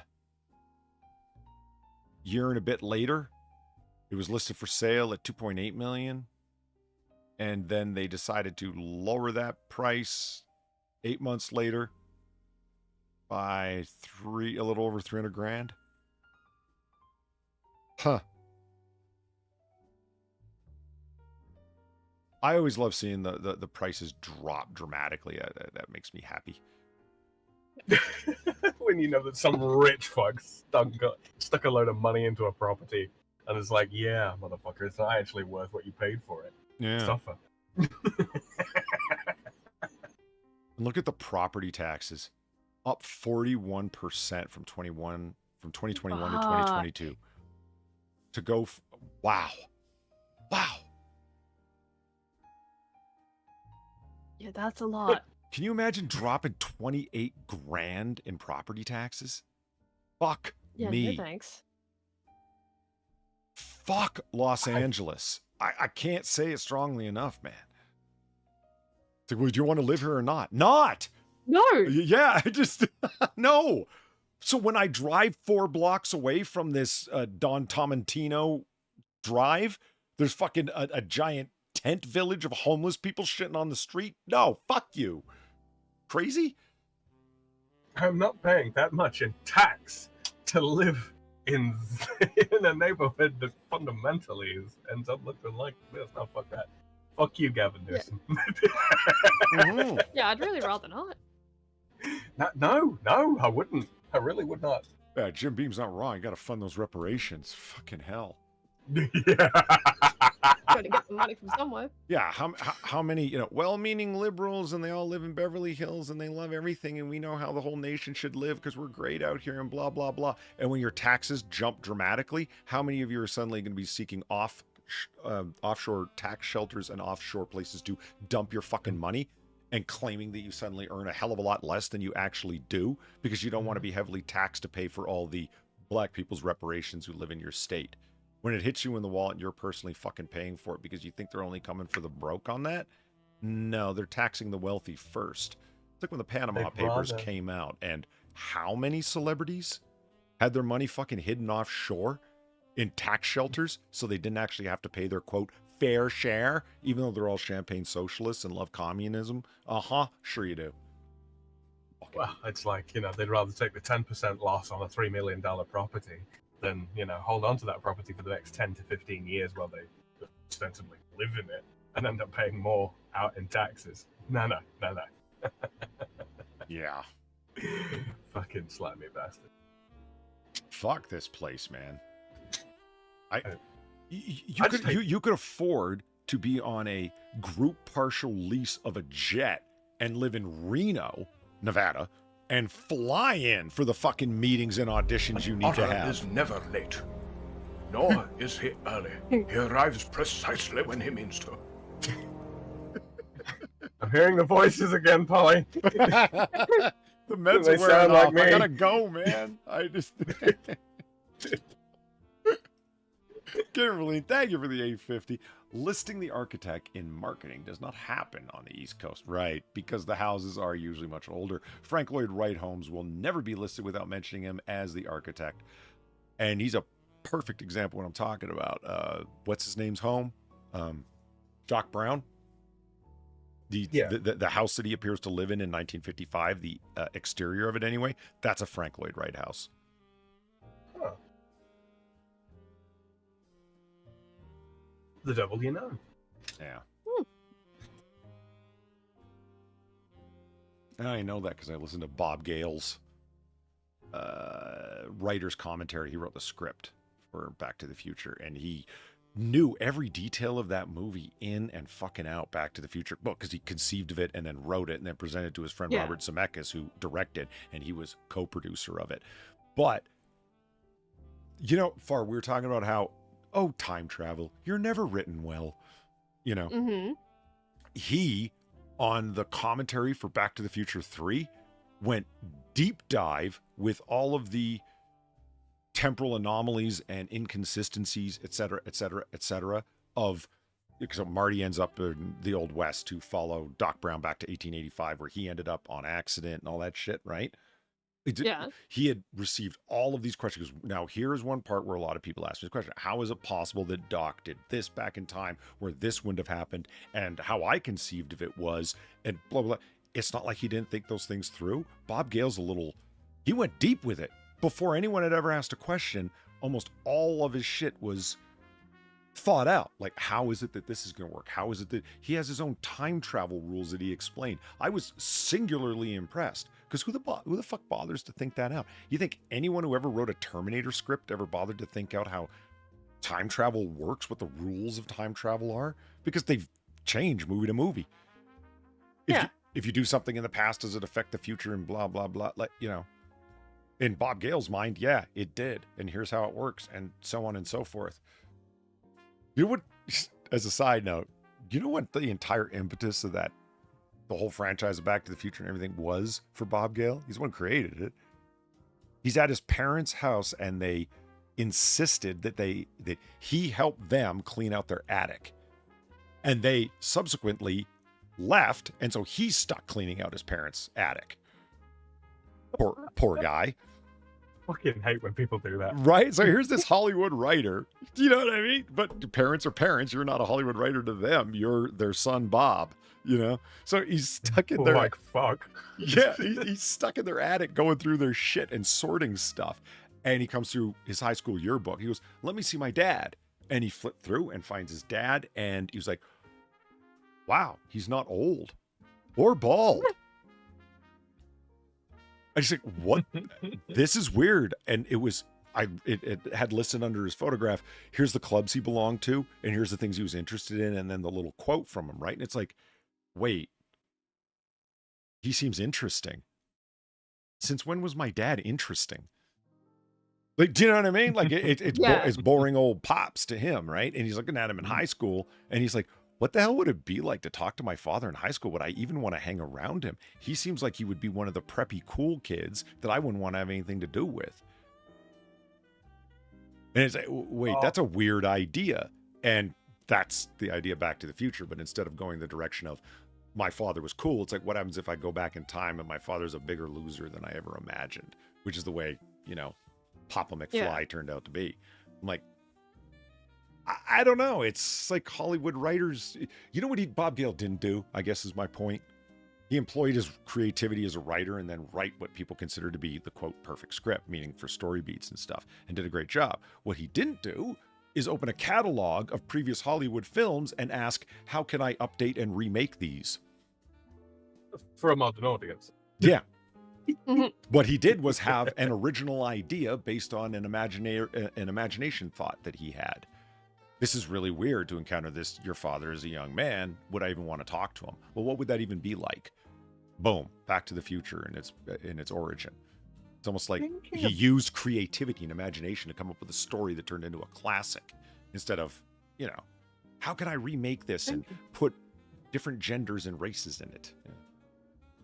Thinking about it, does Back to the Future fit under the 13 original stories? Or 12 original stories, or however many we're down to. Say that again? You know how they say, nothing new under the sun, and there's 13 original stories. I understand what you're talking about. Would it fit? Well... Oh, what are the 13 original stories? I'd have to look them up. It's certain. Yeah. It has elements of a few that I can think of, but those are smaller pieces. That's not the main story. Like... Star-crossed lovers for Marty and his mom, thank God. Well, the romance that wasn't meant to be. Damn right it wasn't. Except in Alabama.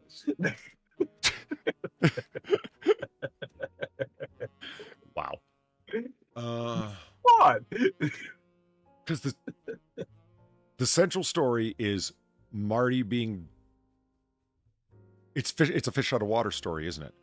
It's Marty being dropped off in a place that he doesn't understand and having to work against the conflicts he encounters to get out of the problem, to get out of the situation he found himself dropped in. He's a fish out of water in the danger zone and needs to get out of it. So even if he was dropped off in a foreign country and trying to work his way through all the adversities he encounters to get to the airport, in this case, it's Marty trying to get to the center of Hill Valley to get to the lightning bolt in time. But one way or another, it's just trying to get home.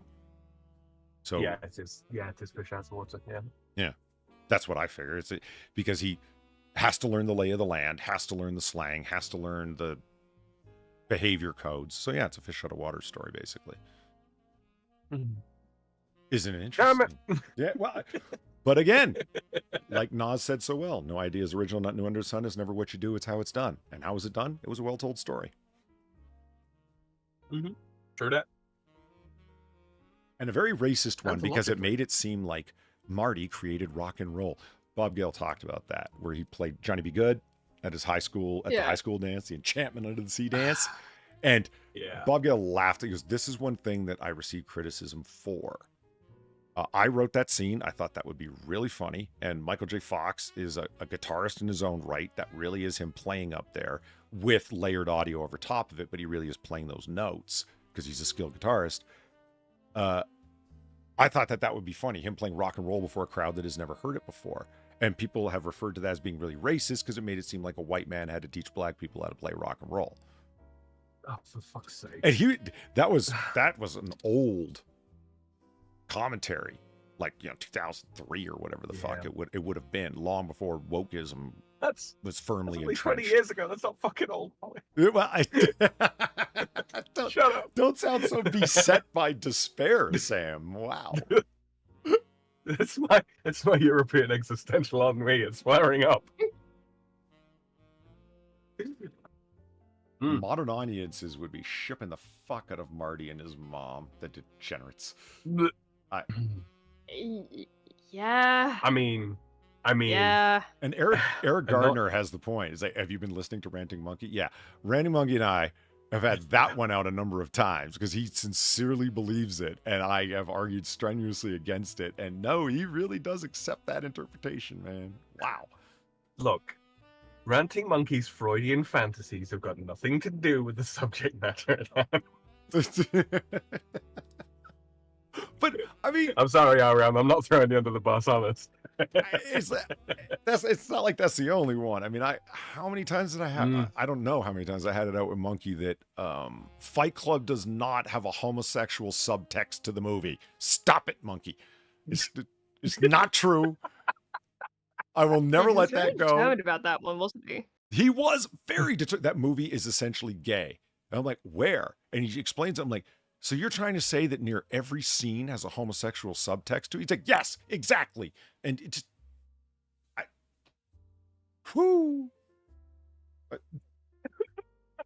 You're like, and Gamer Valine, I'm not responding to that. That's a black-hearted comment right there. That's cool. It's not vibrato. It's tremolo. Oh, no.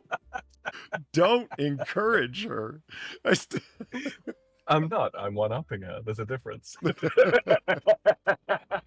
with that, we have been going a long time. Holy shit. We have. Yes. That's a fair enough point. So, what I would like to do is mention one last time. If you haven't already, you can hit that like button, retweet the twit, check out Far's Twitter for any of your art needs, be it channel art or avatar art or just, art. Because she be doing that, though.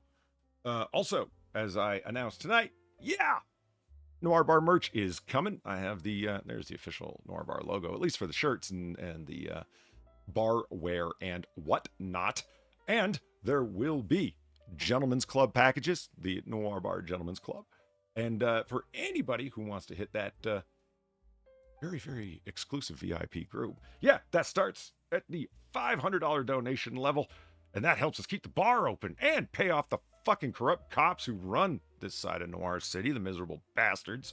But, hey, you want to run an illegal speakeasy, there's costs to doing business. And what comes along with that, of course, is the Gentleman's Package, which gives you all sorts of fucking fun, exclusive stuff that won't be available to, just a regular Noir Bar merch purchase. So, looking forward to that. Super excited about it. I really spent some time thinking about how I wanted it to look and whatnot. And the first three t-shirts that are going to go up there are the security t-shirts, because that was the original idea that I thought was going to be cool. It's like Noir Bar security, like when you buy band t-shirts that are like, you know, tour security like that. So that'll be on that design on the front, security on the back. There you go. It's going to be fun, and I'm looking forward to it. And of course, you know, barware and all that other stuff. Patches and stickers and the like and the kind. Hold on, let me bring it over there. Yeah. So that does bring us to the end of Last Call here at Noir Bar, live from the shadiest district of Noir City. I'd like to thank everybody for coming out tonight for our own little brand of 1940s booze-fueled banter. I'd like to thank Far and Sam for keeping me company at the bar. Thanks, guys. Yeah, thank you. Thank you for the donations. And can I also just mention? Yeah, because now I have a Switch that can actually stream if you want bad games. Oh, yeah. And occasionally the good game. There you go. Yeah, check out Far's Gaming online. You can see her play the crown jewel of all bad games, the one that you cannot apologize enough for, Garfield Kart. It's unforgivably, well, it provides unforgivable experiences. That's the phrase, right? They all provide unforgivable experiences. Yeah. But yeah, the occasional, this is a fine, good game, and then mostly crap. Go there, have fun. Like, marsupial, I mean. Yeah, well, that one was fine, shockingly. It was just more confusing. What is this creature? Why does it have such a long tail? Look, now Quiz comes in. Quiz, earlier on in the show, if you want to jump back, you can listen to me explain all of my anger at you for exposing to me to actual Chicago deep dish pizza, and upon finally having one, well, I was the disappoint. And then right after it, the disappoint I experienced with Coney dogs with Cincinnati chili on top when I finally had one. That cheddar had no sharpness to it whatsoever. It was really sad. I'm not saying those things are bad. I'm saying the ones I had were really bad. Well, except for the Chicago deep dish pizza was just upside down and wrong and backwards, but you can go back and listen to that. But always nice to have Quiz here, classic member and good friend of the show. So yeah, I'd finally like to thank everybody for all the extremely generous donations and tips to the bartender. Like I said, that's how we keep the bar open. So as we always say about this time, you don't got to go home, but you got to get the hell out of here. See you next time, everybody. Later. Good night, everybody.